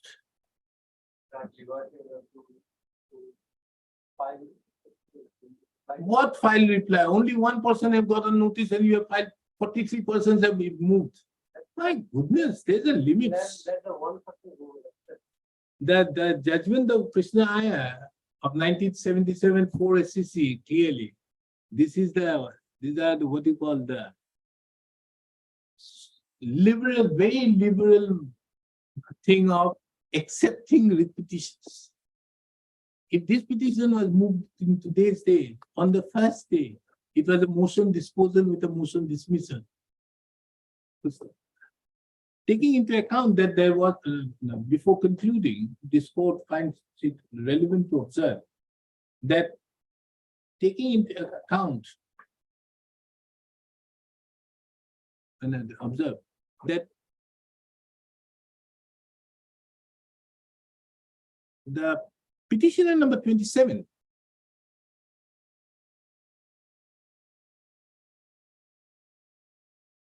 is given 15 days from today. Is given 15 days from today to submit her objection, her show cause to the notice, impugned notice dated 28/8/2015 before the estate officer NF Railway number. Number 13. Interim order by candidate. Interim order stands vacated.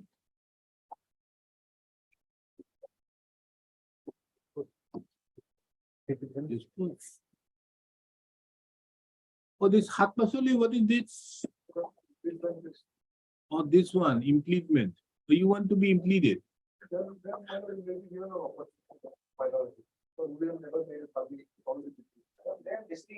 What is his case?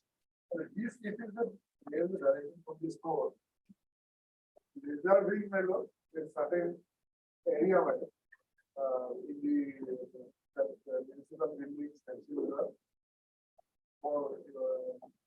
for allotment to. Declaring the petition number 2 to 6 and others similar to be allotted to be the allottee of the open space in pursuance to the judgment dated so and so, directing and commanding the respondent to initiate process of eviction of the outsiders who have been occupying the space allotted for the petitioner number 3 to 6 and other similarly situated persons who are the members of the petitioner association. Are you indicating in any manner or pointing fingers at Mr. Goswami?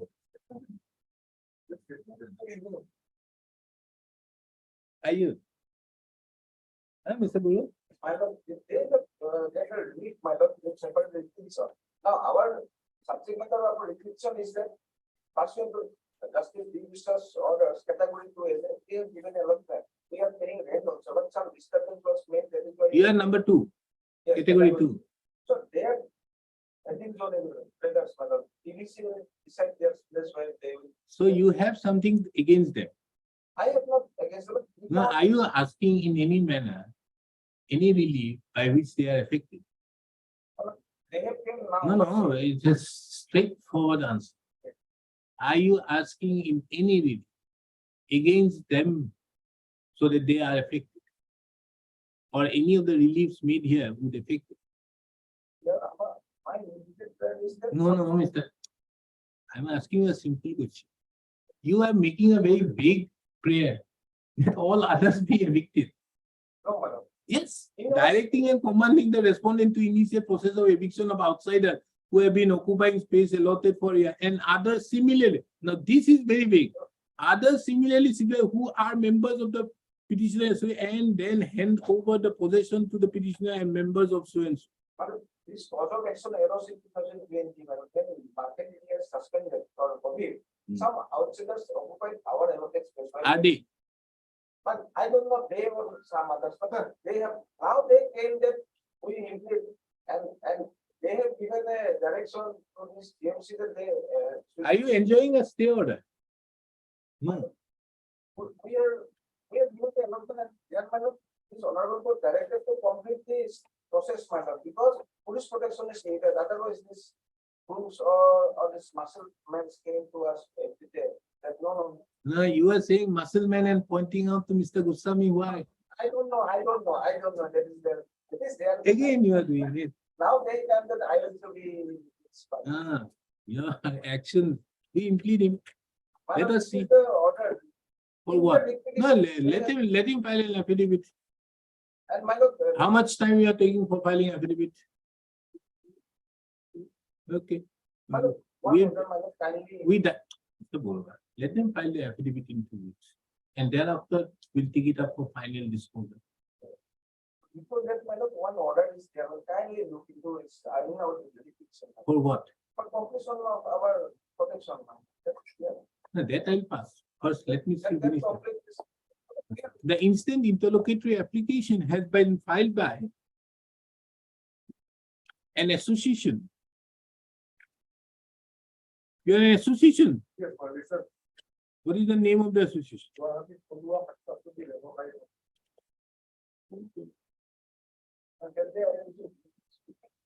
By an association, click on it. Right.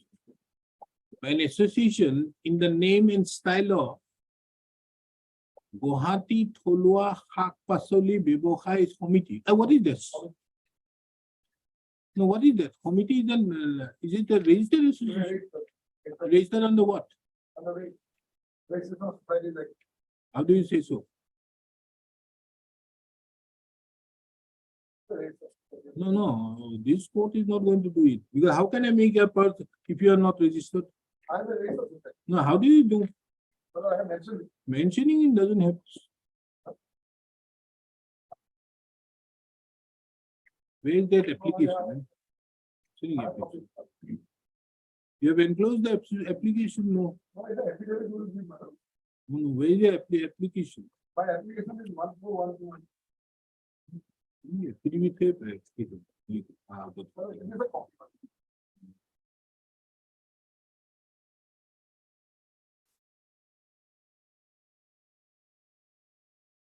And why 5 and 6? Why 5 and 6? Who is this? Sompok Bormon? He is the president, madam. He's already there. Why do you need number 2? Yes, ma'am. The instant application has been filed by an association in the name and style of Guwahati Tholua Shak Pasoli Bebohai Committee, which is a registered association under the Societies Registration Act 1860.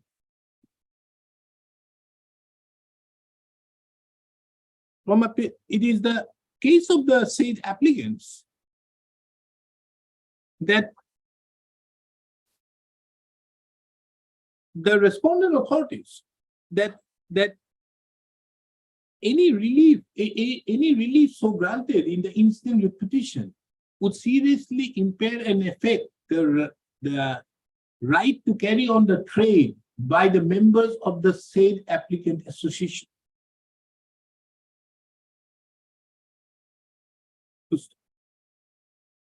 Taking into account the above, this court therefore impleads the applicant number 1 as the respondent number 5 to the instant petition, accompanying petition.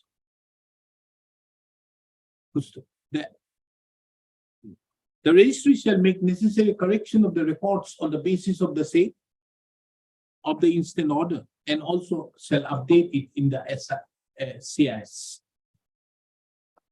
It is made clear that the applicant number 2 is not a party to the accompanying petition.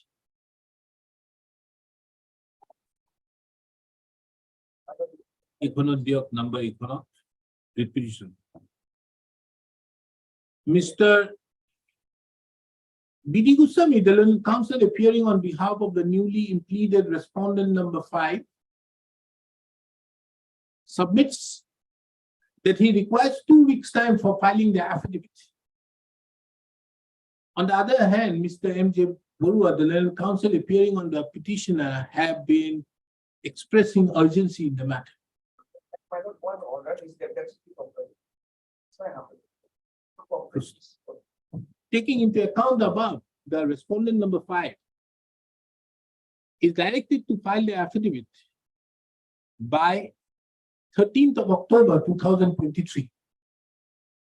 The petitioner thereupon shall be at liberty to file their reply, if any, list the matter on 9th of November for final disposal.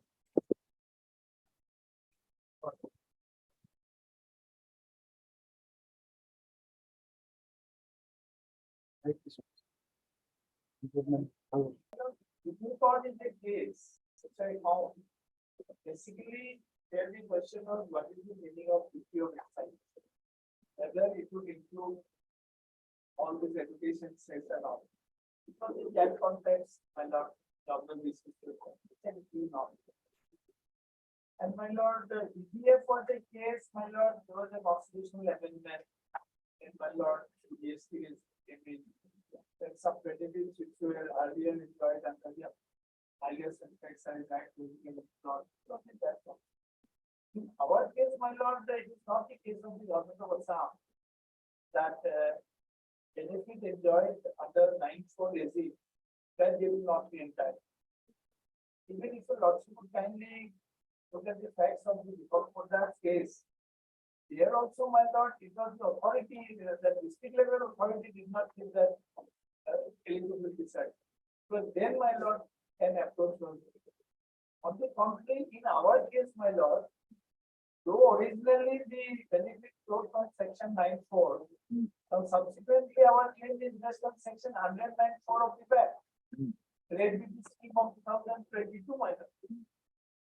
In fact, my lord, there is one judgment, division judgment of our High Court that squarely covered our case, my lord.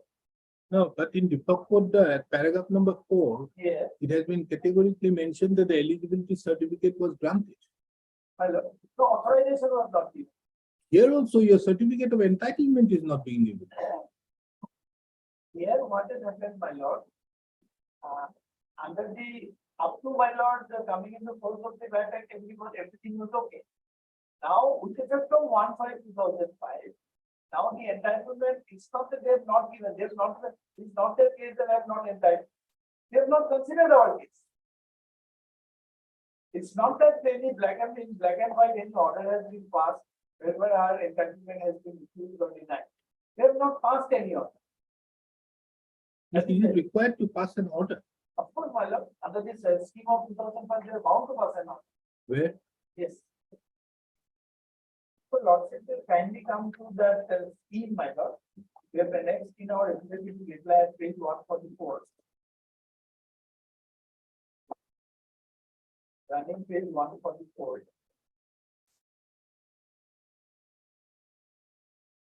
At page 145. For issue of certificate of entitlement. Just 1 minute. Page 145, my lord. No, running page 145 is different. My lord, reply to this one. Sorry. Definitely reply, page 145. Where we have annexed and annexed and end.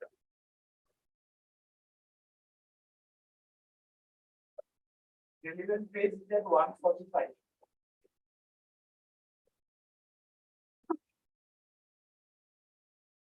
Yes. Come to my lord, the heading is issue of certificate of entitlement by the prescribed authority. Eligible industrial unit holding a certificate of authorization issued under the Assam Industry Sector Section C97 as of the date of commencement of the Act shall make an application in format 1, a format appended to the scheme to the prescribed authority within 1 month from the date of commencement of the Act. This is a period of limitation, my lord. On receipt of the application, the prescribed authority, after satisfying itself that the application is correct and complete in all respects, shall issue a certificate of entitlement in form 2 appended to the scheme in view of the certificate of authorization ordinarily within 30 days. Such certificate of entitlement shall be issued for a financial year on. So, my lord, neither it is the case that we are not entitled to nothing, my lord, they have simply not disposed of all this. And instead, my lord, that the assessing officer resorted to the proceedings taken under section 40. But it is not your prayer in your petition that you want to, that the certificate of entitlement has to be issued to you. My lord, no. It is not the prayer in your petition that the certificate of entitlement has. With all respect, our case is very simple. We say we are an existing unit. We enjoy the benefit under the scheme of 97. Under the 2005 scheme, it is automatic, therefore we should be given the benefit. That is our simple case. But first of all, if you see, And you come to clause 3 of the, at page 144. Limit of tax revision for LGBS.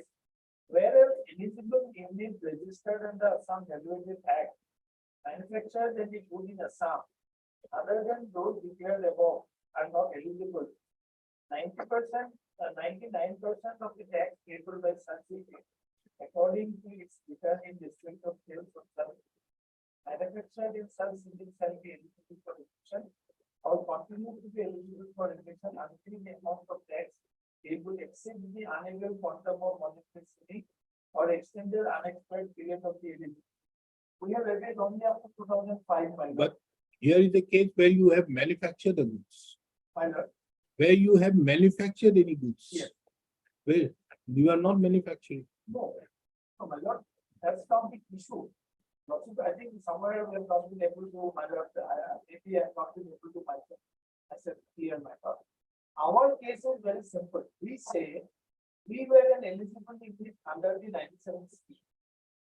And my lord, in view of section 109, subsection 4 of the MAT Act, after that, which is a temporary provision, led with the scheme of 2005, the moment I apply, I am eligible to get it, they should give it. Now, therefore, for the unexpired portion, that is, we enjoyed up to 2031, 2004. Thereafter, our entitlement is up to 2011. So, till that period, we are entitled. And precisely on this point, there is a division and judgment of this court. So, lots of kindly permits me, I can create the judgment. What is the name? Sunil Kumar Tapari. Yes. That is on the question of change of opinion. Same thing, my lord. Here, this is not a case of change of opinion. No, my lord. Here is the case where you have not manufactured. No. Kindly see, my lord, see the facts. Kindly see the facts. Yes. This order will dispose of the WPC and so. As all the three petitions have been filed by the same petitioner on the same issue. Petitioner seeks quashing of order dated May 2009, passed by the Director of Industry and Commerce, followed by an order dated 14th of February 2010, passed by the Commissioner of Tax under the provisions of the Assam Value Act and consequential assessment order. The case of the petitioner is that he is engaged in business of manufacturing, lubricating and fuel oil out of the used oil. As per industrial policy of 2003, sales tax exemption for 7 years was permissible eligibility. The petitioner claiming to be eligible applied for the same benefit, which was considered in accordance with the industrial policy and Assam Industries tax exemption for pipeline unit order 2005. Eligibility certificate dated was issued in favor granting benefit from March 20, 2006 to March 1930. Accordingly, certificate of entitlement was also issued to the petitioner. However, on August 29, 2008, Director of Industries and Commerce Assam withdrew the sales tax exemption, which was challenged by WBC number so. The petition was allowed on February 6, 2009 on the ground that petitioner not given reasonable opportunity. Thereafter, order dated was passed on the ground that activity of the petitioner could not be termed as manufacturing, which was a condition for grant of concession. The petitioner challenged the order dated and also order dated so passed by the commissioner. Petitioner also challenged the consequential assessment. So, my lord, on the ground, eventually that was the order. Now, my lord, will kindly come to paragraph 912.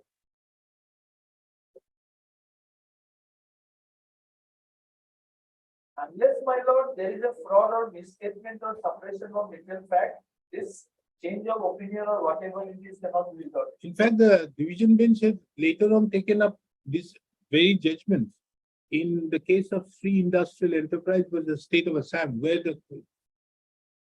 it is almost the same, the facts are almost same, Yes. like it is, My lord, wherein it said that the question of change of opinion, yes, by change of our opinion, you cannot say that we are not going to give you. That is not the question. But the fact that it is no longer a manufacturer, then how can you? no, my lord, it is no longer a manufacturer. That's why, my lord, the commissioner of tax also clarified that position. for a unit which commences post 1/5/2005, if it doesn't amount to manufacture the process, then you are not eligible. But for a unit which continues prior to point of time, it is only a transitory phase date that. That is the commissioner of who? Commissioner of taxes. Comes. Now, let me read paragraph 12, Mata. The above clause clearly lays down that the eligibility certificate once granted cannot be cancelled. Can be cancelled only if there is violation of any condition or information furnished was found to be false, or if the certificate was obtained by fraud or misstatement or suppression. The impleading order does not show either the allegation of fraud, misrepresentation, or suppression on the part of the petitioner, nor violation of any conditions of eligibility. Only ground on which eligibility certificate has been terminated is the change of the opinion as to eligibility of the petitioner to get the benefit. This course is clearly otherwise the power conferred under clause so and so. This being the clear position, it is not necessary to go into the question whether the activity of the petitioner amounts to manufacturing. It will be law laid down by this, laid down in judgment in so and so versus so and so. The issue is debatable, and as per opinion earlier formed by the department, the petitioner was eligible. No subsequent development or suppression or misrepresentation by the petitioner has been pointed out. In these circumstances, the impleading orders cannot be sustained. Accordingly, if we allow this petition and quash the impleading order, the respondent authorities will be at liberty to proceed addressing the matter in accordance. I now will kindly see, though my lord, the definition of manufacture under the old regime, a GST regime of section 222, it was very wide. Now, my lord, even under, if you construe that also, now what we are doing? Before there was a case where mustard oil was being brought from market, it was put into a pouch and thereafter it was being sold. It was in that context, was that too for a situation which was prior to my lord, 1/5/2005. So it was in that context, it was said that it does not amount to manufacturing. Now, here in this case, my lord, we are basically transforming groundwater into packaged drinking water. So, can it be said that this doesn't change the? It's definitely a different entity in emergence, my lord. So, my lord, there was a policy which provided incentive. Being influenced, we came forward, established industry. My lord, we produced. Then, my lord, we provided employment. To say that we do not resort to, it does not amount to manufacture. That too, my lord, in the transitional period, my lord, in my humble submission, that may not be correct. This I can't help it in view of the division bench judgment. No, even I am replacing a division bench judgment. That judgment has been taken care of by the next division bench judgment. No, I come to some more judgments, my lord. Yes. Then, my lord, will kindly permit me to place the judgment. There is one judgment, my lord, Joy Chemical Industries versus Kedavasa. That is again a division bench. I think. Yes.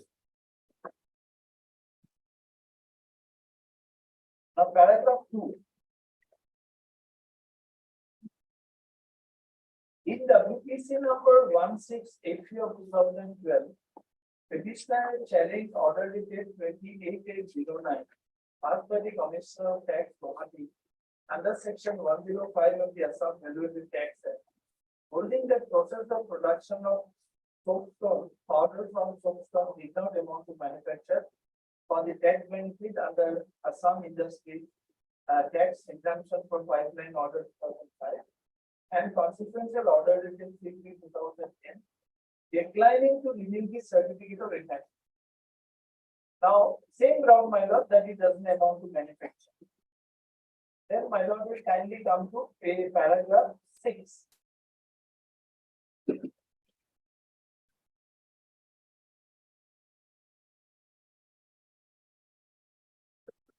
Para 6. Learned counsel for the petitioner subjects that the department having taken a view that the petitioner was eligible for tax exemption, the said opinion could not be changed without any valid basis. The petitioner having acted upon the exemption was entitled to continue to avail the said benefit in the absence of change of situation unless it is illegal or inequitable to allow the same. It was also submitted that the clarification issued by the commissioner was not justified, as the process of branding of softstone amounted to manufacture in view of the ratio of Germany so. And my Lord Pondicherry, Vadilal and all been relied upon. Reliance has also been placed on definition of manufacturing under section 230 of the Act, which is as follows. Manufacture means any activity that brings out a change in an article or article as a result of some process, treatment, labor, and results in transformation into a new and different article, also understood in commercial parlance, having a distinct name, character, use, but does not include such activity of manufacture as may be prescribed.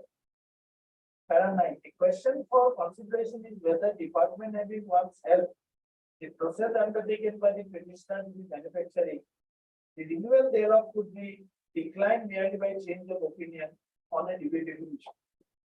For further question is whether earlier view holding the process in question to be manufacturing was a possibility.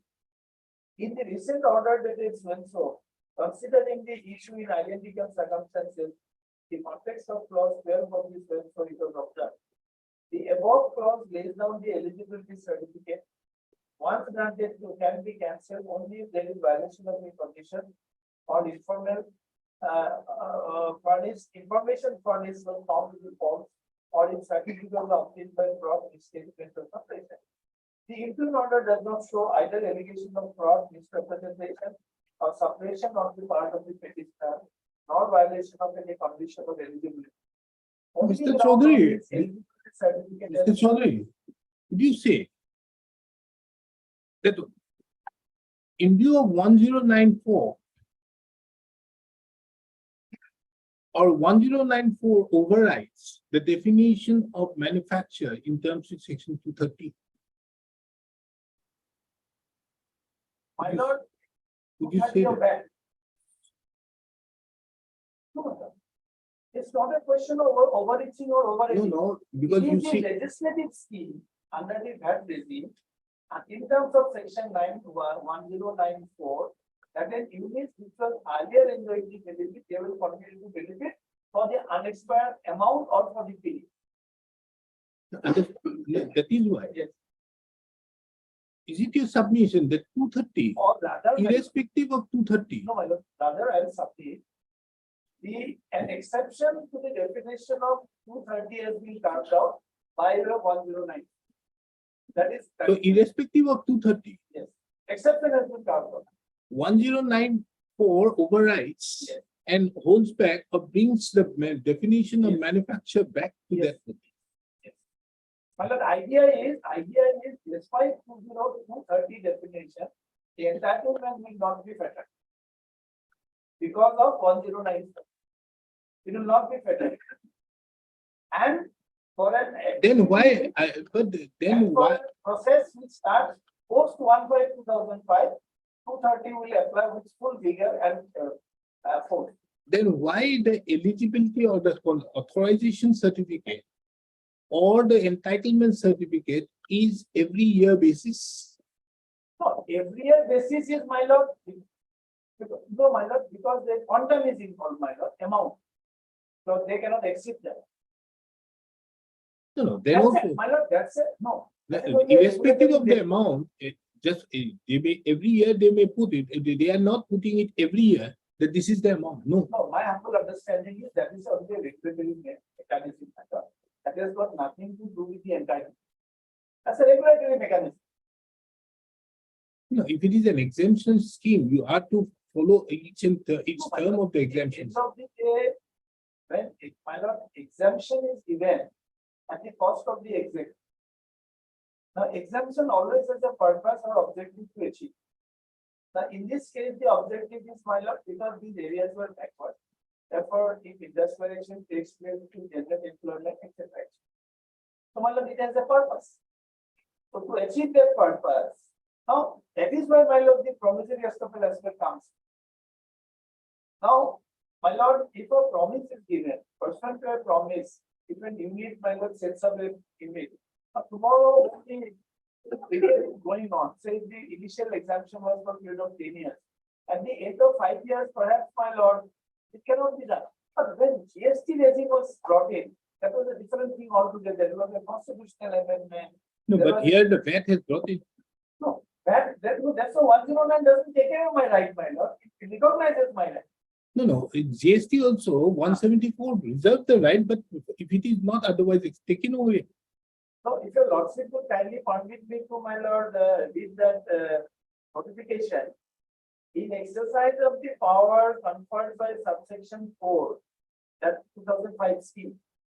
In exercise of the power conferred by subsection 4 of section 109 of the Assam Value-Added Tax Act, Governor of Assam is pleased to create the Assam Industry Sales Tax Remission Scheme, substituting the existing Assam Industry Sales Tax Concession Scheme 97 for continuing the conferment of benefit being enjoyed by the eligible industrial unit, Assam under Assam Industrial Sales Tax Concession 97 by a remission of tax to those units in conformity with the provisions of the Act in the manner hereafter. In conformity in provisions of the act means which act? In conformity includes 1094. No, it will also do 230.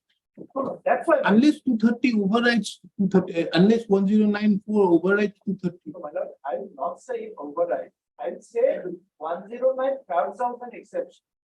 It will not, 230 better will not come as long as, my lord, and unit is covered by 1094 regulatory scheme. Otherwise, my lord, it makes no sense. And it is the legislative wisdom, my lord, 1094, it is the legislature. But provided it has to be a manufacturer, that is the legislature's wisdom also. Manufactured for a unit post 2005, not for an existing unit. But Mr. Chaudhary, if we go to section 9(4), yes, it has come later on. That is a different thing. You have enjoyed for this period up till 39 to 33, 2004 or whatever maybe, you have enjoyed out there. That is another thing. But initially also, if it does not come under manufacture, if you see in section 9(4), how do you get the benefit? Constitution 10 judgment of the Supreme Court that Hansran Gundandas case. There, my lord, kindly see how the right is to be constituted.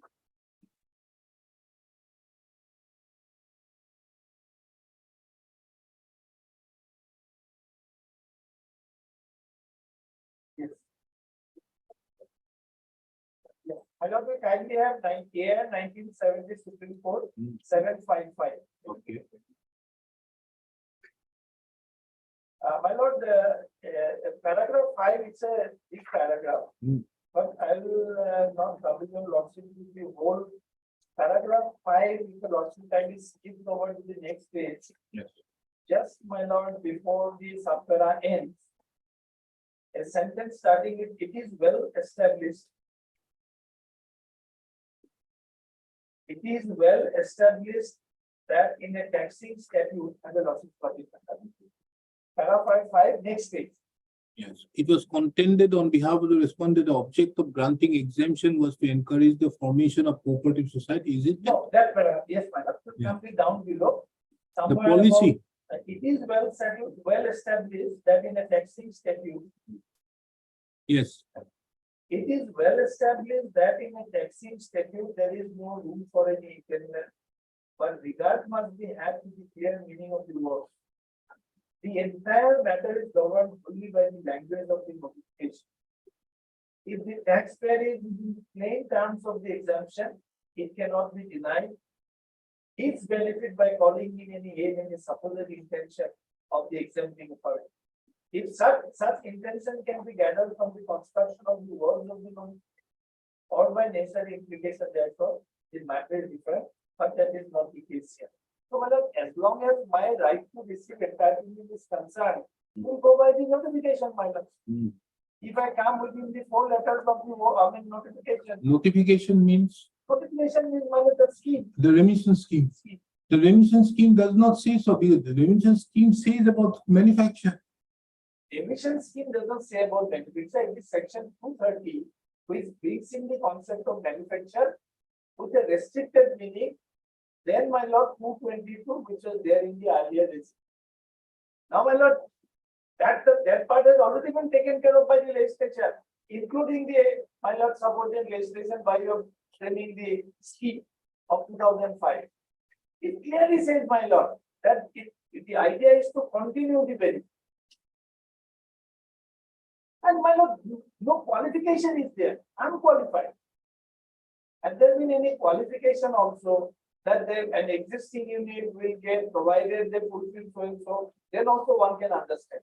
So the language is absolutely clear, my lord. No, if we take your submission to be absolute on that aspect, then don't you think that that act of the remission scheme would be wrong then? That saying that it has to follow as per the provisions of the act? No, the remission scheme doesn't say so. That is If what you it has also been please stated. come to the remission scheme one.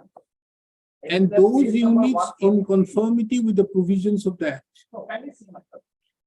It says at page 143 of the affidavit in July. Yes. In exercise of the power conferred by subsection 4 of section 109 of the Assam Valuated Tax Act, and after power so governor is pleased to frame the Assam Industries Tax Remission Scheme 2005, substituting the existing Assam Industries Sales Tax for continuing the conferment of benefit being enjoyed by eligible units under the Assam so by way of remission of tax to those units in conformity with the provisions of the Act in the manner hereinafter applied. So these words in Now, my conformity. lord, this preamble part, if your lordship kindly comes to definition of two, Yes. an industrial unit which is or was in the commercial production before commencement of the Act and was already found eligible for exemption under so and so, as per eligibility criteria of industrial policy of so and so, as the case may be, shall be treated as eligible industrial. I think my lord, this clinches the issue with all respect. The preamble and clause 2 clearly recognizes our right. There is no, here my lord, no, there is no ifs and buts, there is no qualification. No. No. Let's accept that yes, you are an eligible unit as per 2. But the exemption which you are going to get has to be based upon the manufacture as per 3. So my lord, now that manufacture, whether it is by virtue of section 230 or it is a change of opinion, this will all depend from case to case. Now in the any package drinking order last paragraph, that exercise has not been undertaken. And you see that last paragraph any package drinking order, division bench order, that is still open. Nobody has taken that call. Therefore, to say, my lord, that because of the decision of the division bench of this honorable court, in any package case, we should be debarred from getting the benefit. That prima facie does not follow. No. Not on the basis of any package, because any package is another aspect. Any package is only for the purpose of taking as to whether your activity would come within the fold of manufacture. That's all. Nothing beyond that, nothing more than that. But the question is, can this court direct them, or can you get an entitlement or benefit under this scheme without a certificate of entitlement? No, that's right. But they cannot. Now, if refuse- they- No, my lord. Then question is, when they are going to refuse me the entitlement, they are on what basis? Now, That can is they not now, can they now issue the certificate of entitlement? They are bound to do it, my lord, in How? terms of this scheme, 2005 scheme. My lord, we are proceeding on ifs and buts. Nobody knows why government is withholding it. Let government come up with their clear stand. They have not come. Whether it is a change of opinion, whether because it is not manufactured, we do not know. It is all in the realm of ifs and buts.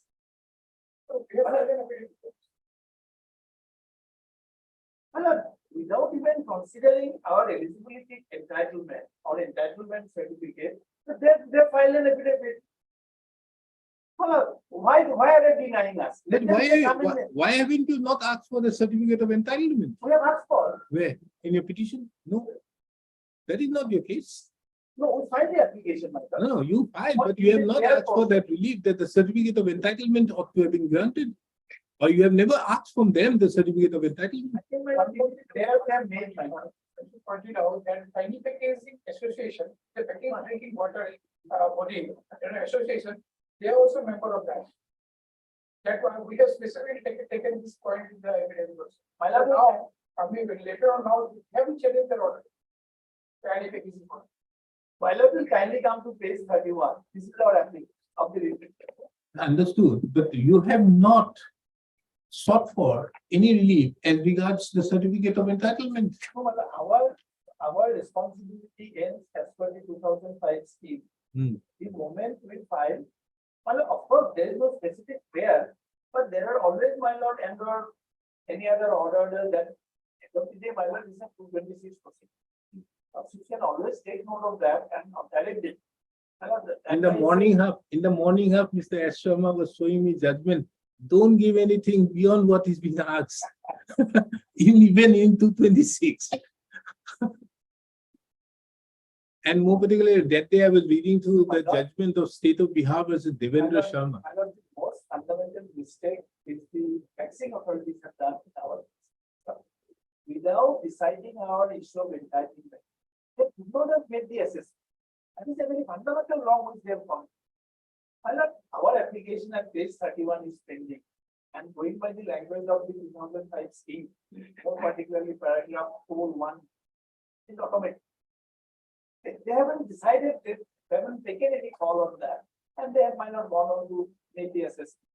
That is very wrong, my lord. How can they do that? But why haven't you ever asked for or filed a writ challenging it or asking for an inaction on the part? You have not ever asked for that. No, my lord. If you keep quiet on that, why have you allowed this? You were entitled every year to get it.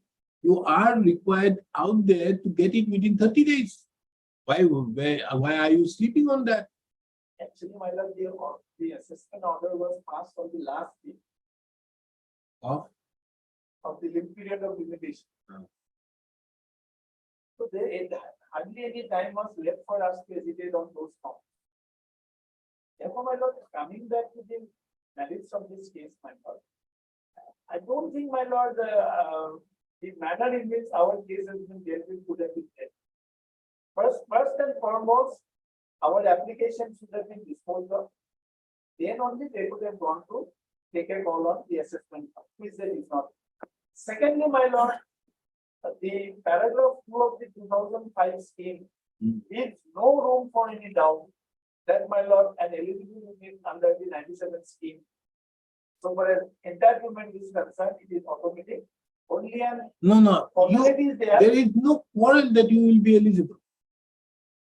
But to be entitled is another aspect depending on the manufacturer. Entitlement, certificate of it. No. What is the entitlement? Entitlement will be only depending upon the manufacturer. As per fee. In terms of earlier eligibility, I will continue. That's it. I don't know any scheme. End of the day, this scheme is a statutory scheme. The Act of 2003 or 2005 is the scheme of the legislature. That itself recognizes our right. So now to say that for an unit which was set up prior to 1/1/2005, unless it is strictly in terms of manufacturing, in terms of section, will be eligible nowhere at the same time. To come, I mean, when it comes to, my lord, the exemption, my only purpose is to show that in terms of the scheme I am eligible. After that, constitution will judgment. And what about my right under the doctrine of promissory estoppel? How can they midway, my lord, throw me out? Yes, you can. You restore my position. You can even without public interest also, you can, even without overriding public interest or supervening public equity, you can resign from your promise, but you have to restore my position. That's what, my lord, that Sri Sales Corporation. Hello, right from MP Sugar Mills, my lord, position has not altered. Well, Supreme Court in Unicorn says that MP Sugar Mills did not take into account Jitram. My lord, on whether duty of excise also includes. No, not on that. That is another aspect. Unicorn says many other things, but the fact as regards while dealing with promissory estoppel, it was said that Motilal Padampat's the judgment did not take into consideration Jitram, which was the 3 judges. On vaccine statute, there are so many judgments, my lord. In fact, my lord, Supravat steel is more or less same like ours. What had happened, my lord, the policy stands, then my lord, the particular department came up with their position. Supreme Court says, who are you tax commercial tax department? You are not. Same here, my lord, commissioner of tax. Nobody else is raising any issue. The decision is of the cabinet. And how can you as a cabinet, you can take a contrary stand? Government is supposed to speak in one voice. Finance department cannot speak in one voice, and industry department speak in one voice. My humble submission is, my lord, I think the issue is slightly different here. Actually, also, be it Deepak Poddar, be it any packaging, my lord. On the contrary, there are 2 judgments, exemption judgment of our High Court, where it says, once we are enjoying, unless we resorted to fraud or misstatement, merely on the change of opinion, it cannot be, my right cannot be taken. And here is the case where it is more pronounced, because section 1094 related to the scheme of 2005 clearly recognizes our right. Only thing is, my lord, they did not take a call on it. Within 30 days, they should have taken the call, they did not. Now they're filing, my lord. Let them show what at that point of time that their decision was. Today, by filing their affidavit, they cannot change their stand. It is never their case, my lord, that it is not manufactured. It is now this misunderstand we are trying to take because of the anti-begging. It is, in fact, it was like a pure and simple change of opinion. My lord, I place the judgment of my lord, CG Exports. I have brought the Nestle's decision also, my lord. Nestle was like Jindal, 5 judges. Yes. It gave a lot of rights. Srinji Sales Corporation, my lord, 97, PSCC, 390. Nestle was the best judgment for the SSC. Likewise, the Jindal.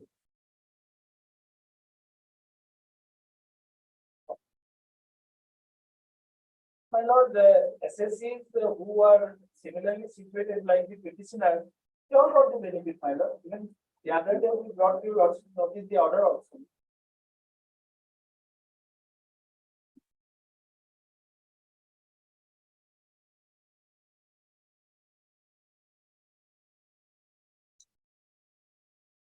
My lord, I'm handing over the copy. Paragraph 7, my lord.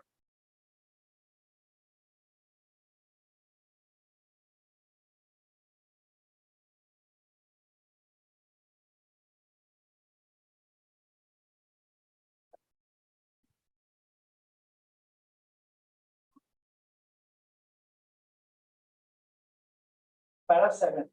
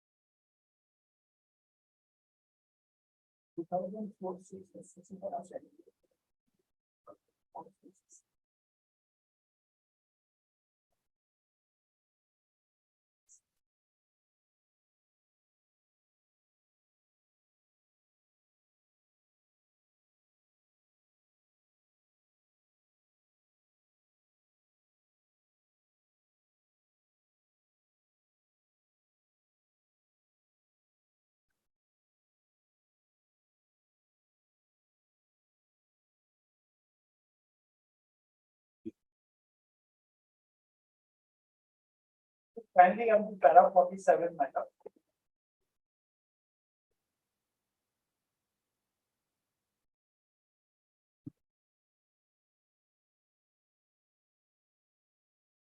The appellant, that is state of Punjab, has been unable to establish any overriding public interest, which should make it inequitable to enforce the estoppel against the state government. The representation was made by the highest authority, including the finance minister in his budget speech, after considering the financial implication of the grant of exemption to the.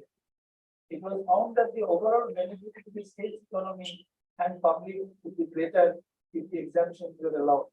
Respondents have passed on the benefit of exemption by providing various facilities and concessions for upliftment of the game producer. This has not been denied. It will be in this circumstance that be inequitable to allow state government now to result from this decision to exempt milk and demand the purchase tax with the prospective effect from 1,496, so that the respondents cannot in any event readjust the expenditure already. High Court was also right when it held that operation of estoppel would come to an end with the 1997 decision of the cabinet. The case before us, power in the state government to grant exemption under the act is coupled with the word may, signifying the discretionary nature of the power. We are of the view that the state government refusal to exercise its discretion to issue the necessary notification abolishing or exempting the tax on milk was not reasonably exercised for the same reason that will often give the promissory estoppel raised by the respondent. We therefore have no hesitation in affirming the decision of the High Court and dismissing the appeals without cause. So, my lord, end of the day, the law is, yes, in the absence of supervening public equity also, you can resign from the promise, provided you put the other party. Your paragraph is paragraph 30. My lord, Paragraph 30 of of Nestle. Nestle, my lord, yes.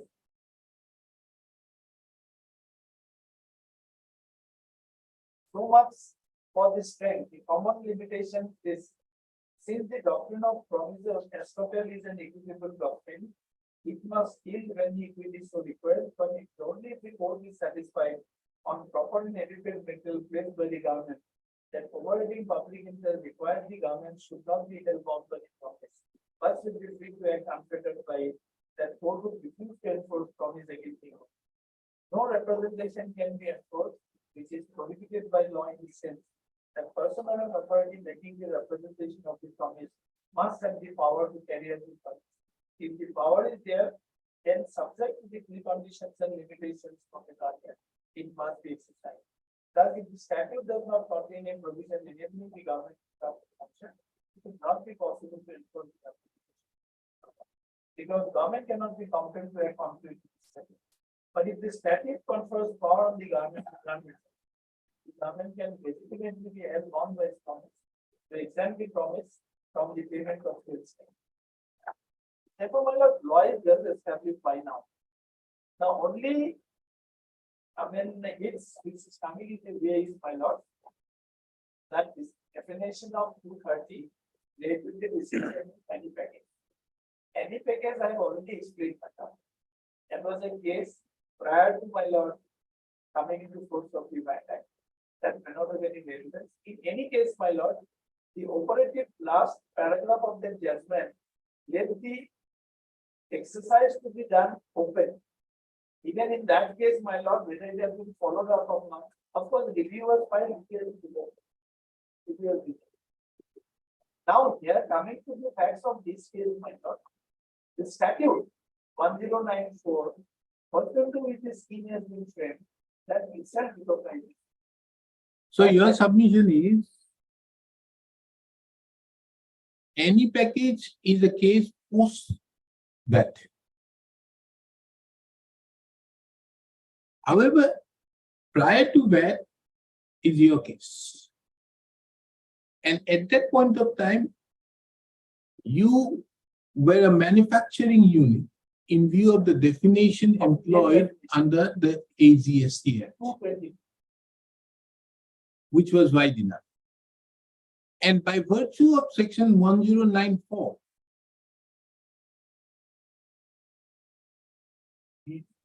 or section 1094 creates an exception to those industries who are otherwise qualified under the sales tax concession scheme. Yes, 97.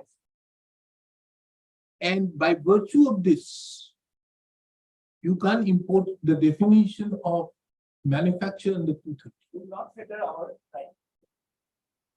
Until only for the unexpired portion. Originally, I am entitled to 2011 only for that period. Not beyond. It can't be for infinity. Because originally I was promised exemption up to that period only for the unexpired. And that was held by the commissioner at its.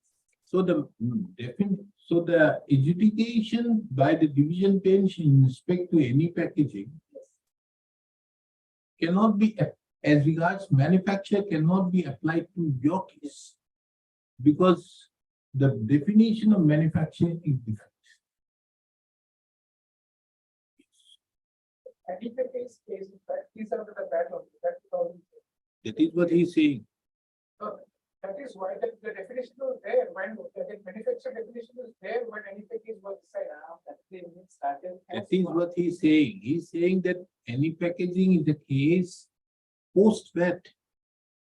And as such, 230 will apply. His specific case is 230, 1094 creates an exception to 230 for those persons who were enjoying the benefit of. And that is 97. That is your submission. Yes. Anything, Mr. Chairman? That's all. So, Lordship, first Lordship, first one, the petition, wherein this 109 has been put. 109 of the case 50, I just read out like what is the scheme there. For in respect of registered unit which had been enjoying the benefits of sales tax concession under the Assam Industries Sales Tax Concession Scheme 1997, any other such schemes immediately for the appointed date, and it would have continued to be eligible for any period which is to end after the appointed date had this act not come into force.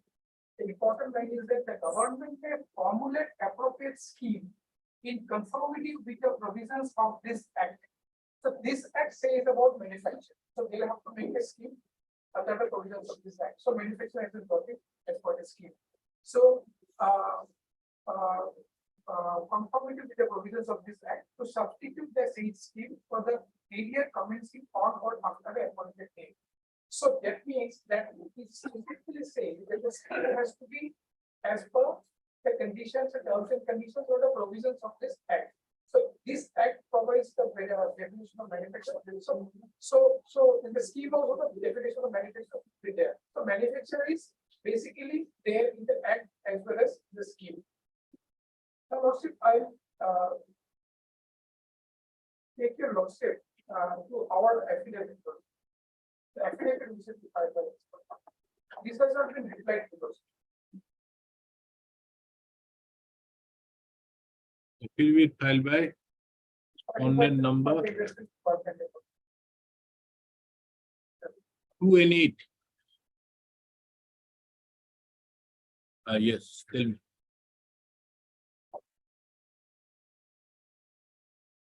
What is the stand taken by the government? So paragraph also page 7 here, page 7. Paragraph G here. So here I just read out Lordship. Here Lordship, this Lordship may escape it, right? Because it says about the scheme and the part of the definition of manufacturer and all. Page 8 here Lordship will find that scheme, the provision of the scheme has been stated. Page 8. The page goes, page, paragraph 8. Though the petitioner's image is apparently not a manufacturing. And Mr. Gulzar, tell me what is your geniusness on the part of the industries department now to make all this submission when the commissioner of taxes or the tax department is very silent? Whose money is going? I'm not asking just. That's a different thing, but like. No, there is a very good reason for that because you have not cancelled the eligibility certificate once forming that opinion of. Lordship, I was about to submit our lawsuit about the sequence of events, how it has happened. I've heard of you on that day. You say in 2003 Kerala judgment came. Thereafter, you were thinking what to do, what not to, what to do. Then in 2008, you realized the commissioner woke up and said, no, no, no, no. The commissioner of whichever department they came up. You have not done They came anything. up with a notice. The commissioner, you have come up to that effect. They have come up with a notice, then like that notice was basically challenged. Because he is challenging an order of assessment. But no, notice was challenged because what has happened also, when the notice was given, No, what is he challenging here? here they have to get us progress.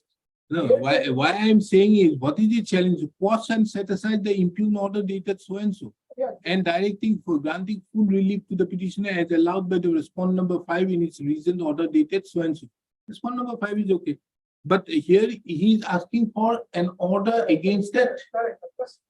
So What is the extra zealousness on the part of the industry? Talking about was that certification of 8 was in fact when they from challenge the any packaging. So any packaging meant I think that notification was challenged. And like this honorable court said that like, this is not manufactured, so that will be accessible to tax.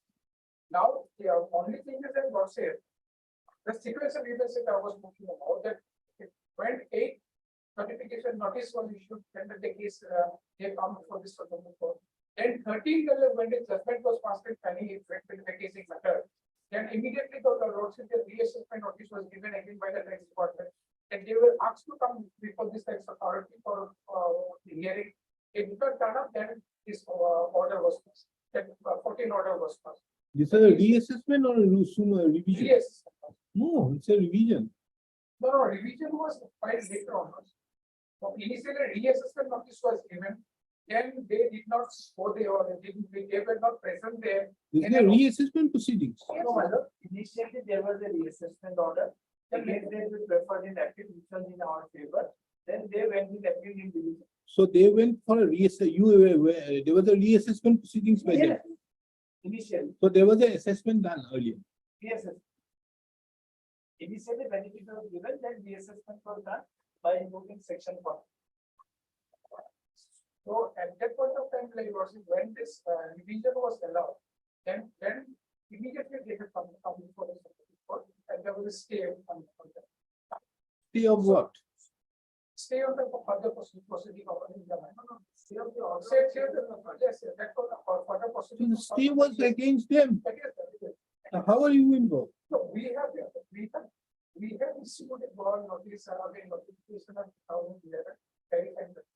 That's You are the industries department. You are to tell us, not on the positions of what is there in the VAT Act or not, as per your industrial policy of 1997, yes, sir. So I'll whether the petitioner herein could be an eligible industry. That is your only limit. Mr. Chaudhary will submit anything else. I'll address the lawsuit on that. Isn't it, Mr. Chaudhary? Yes. Lordship must be having the copy of that 1997 policy. Policy कौन कहते हैं? Policy कौन है?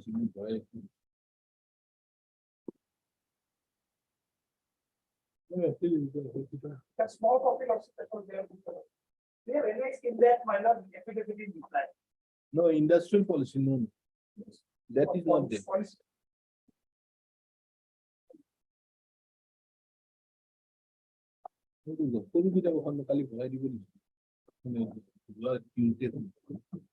Yes, tell me. So their lordship pays 19 euros in the company. So ours can be that lordship industry department say unless they have done an error. They have done an error from the very beginning. That is the same industry department. By giving this eligibility set. No. Now that error has come from. No. Yes, there might be an eligibility certificate because your eligibility certificate categorically says 2 things. One, that he will be he is an eligible unit for 3 things. One is packaged drinking water and other pet jars and all these things. So these are for 3. Now, in the reassessment proceedings which have been initiated against him, packaged drinking water was taken and the benefit which was given was taken away. So that is it. Now, as per your industrial policy, is he a eligible unit? But that's what, he is not eligible. How? That's what I'm. Let us assume that you have made a mistake. Let us assume your officials have made a mistake. Now tell me, as per your industrial policy, That's is it mentioned that it has to have a manufacturer? That's what I'm coming to. Lordship may kindly take this. Take it, take it, take it, take it. Take a look, take a look, take a look. Take it. Look at it. There you go. Kulma hinna tagjakal sabi through delivery good thing. Go na sir, take it up. Yes, tell me, well, read it.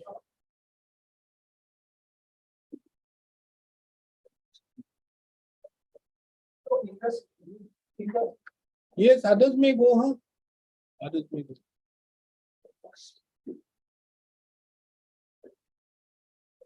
Go look. One deviation.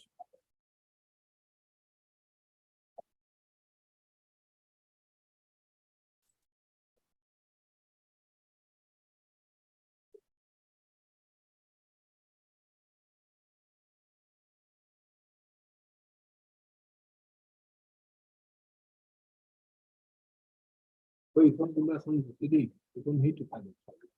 To dispose of product. Even billing. Yes. Tell me. So base 19 euros.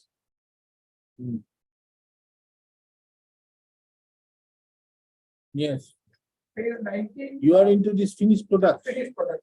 That is That I've seen it on the last video. then lordship may come to phase 23.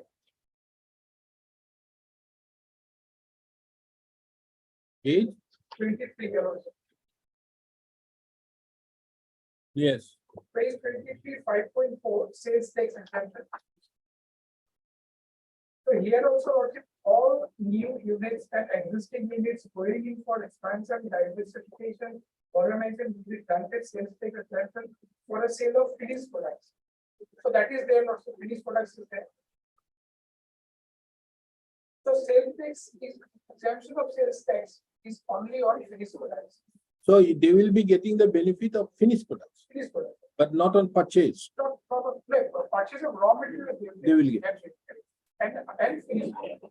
Now, lordship may kindly come to. Referring to this, then lordship may kindly come to phase 23 of the affidavit beside the table 5. That working material lordship.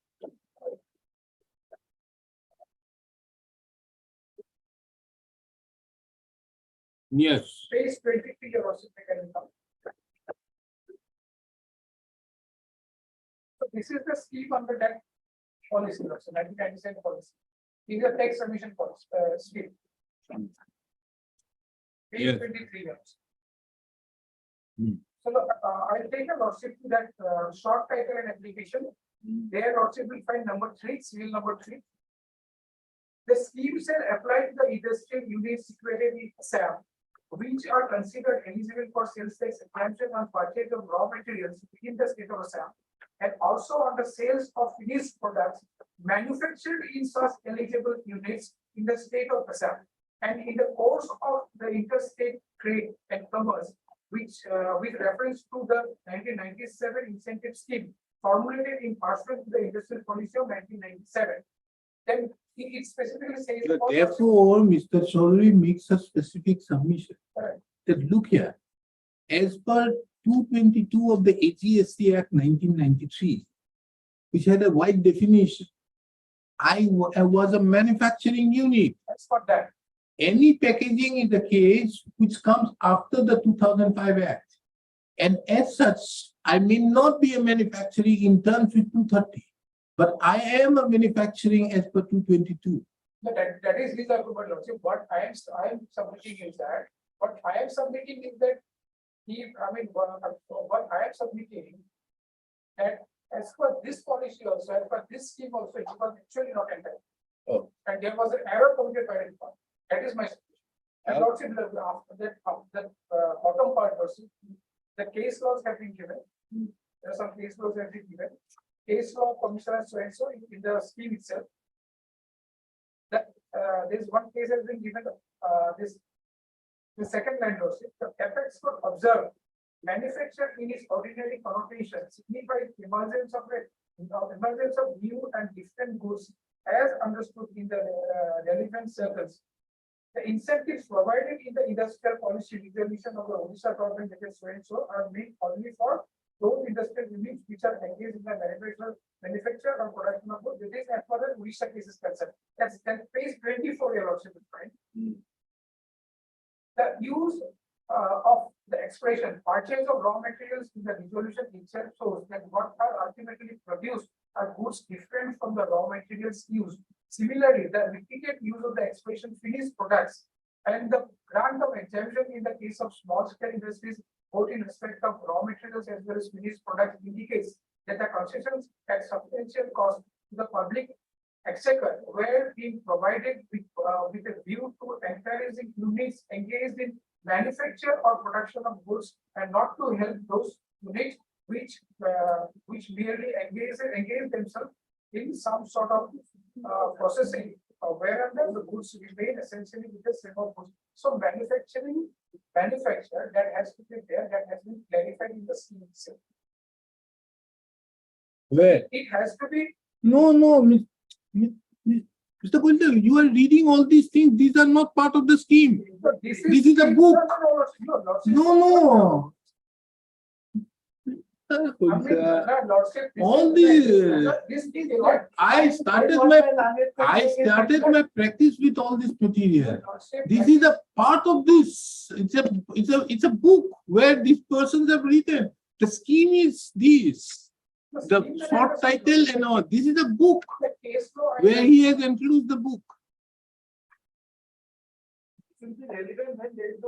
You see, the manufacturer concerned, if you see, that is why the relevance is that judgment. Have you looked into it? Deepak Poddar.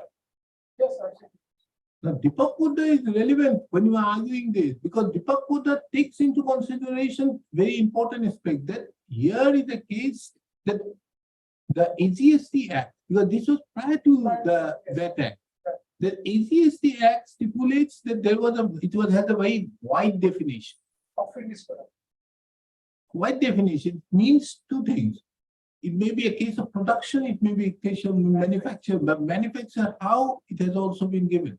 So I have to follow, if we are to understand the manufacture meaning, the manufacture meaning has to be understood in terms of Deepak Poddar. Because Deepak Poddar says in respect of the 1997 scheme. Mr. Chaudhary's submission is very clear. Yes, I may not be a manufacturer as per the 2005 Act. But by dint of 1094, an exception has been carved out by which I would not fall within the ambit of 230. Long and short is this. Okay, we'll hear you again on Thursday. Mr. Chaudhary, you have already finished it. Hard in part to be heard again on Thursday. 2 o'clock? Mr. Goilda, busy? 2 o'clock? You are a very busy council.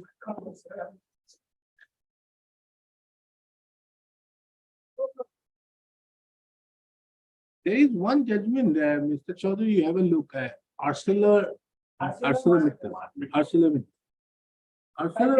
is also another judgment. No. It is another, I think two or three judges. More particularly paragraph 16. The first thing point of time is perhaps this judgment is cited here 1970. Yeah. But the problem which is happening is the Supreme Court is interpreting in this manner. There is another judgment of Justice Emasa in 2023 4 SCC. I forgot the name. There, no, how an exemption notification is to be interpreted. Because you see, you have to fall absolutely within the four corners of the exemption. That's what my lord. Go. Answer as golden dust. That's it. Because on one hand, the tax also, the sales tax authority also cannot be imposed beyond that. Because it has to be, you can't give a purposive interpretation to that. It has to be a literal, and you are to fall within the four corners. You are to satisfy all the conditions. No supposed intention, that's the expression. And that is why the problem arises is, I can't give you the benefit that yes, you have done all these things, the industrialization aspect and all these things, that this court can look into at this stage because of this. There is still constraint. That is the thing. When it comes to entire. Yeah. Absolutely, it has to be there. Legal provisions follow the legal provisions, whatever will be facts of. So that is where. That is why okay, now manufacturer has come there. So it has to be manufactured. No. May not be- You are to therefore satisfy this court that by dint of that other judgment which I was placed in, which was a unicorn, no, the other one was Hero Hindu.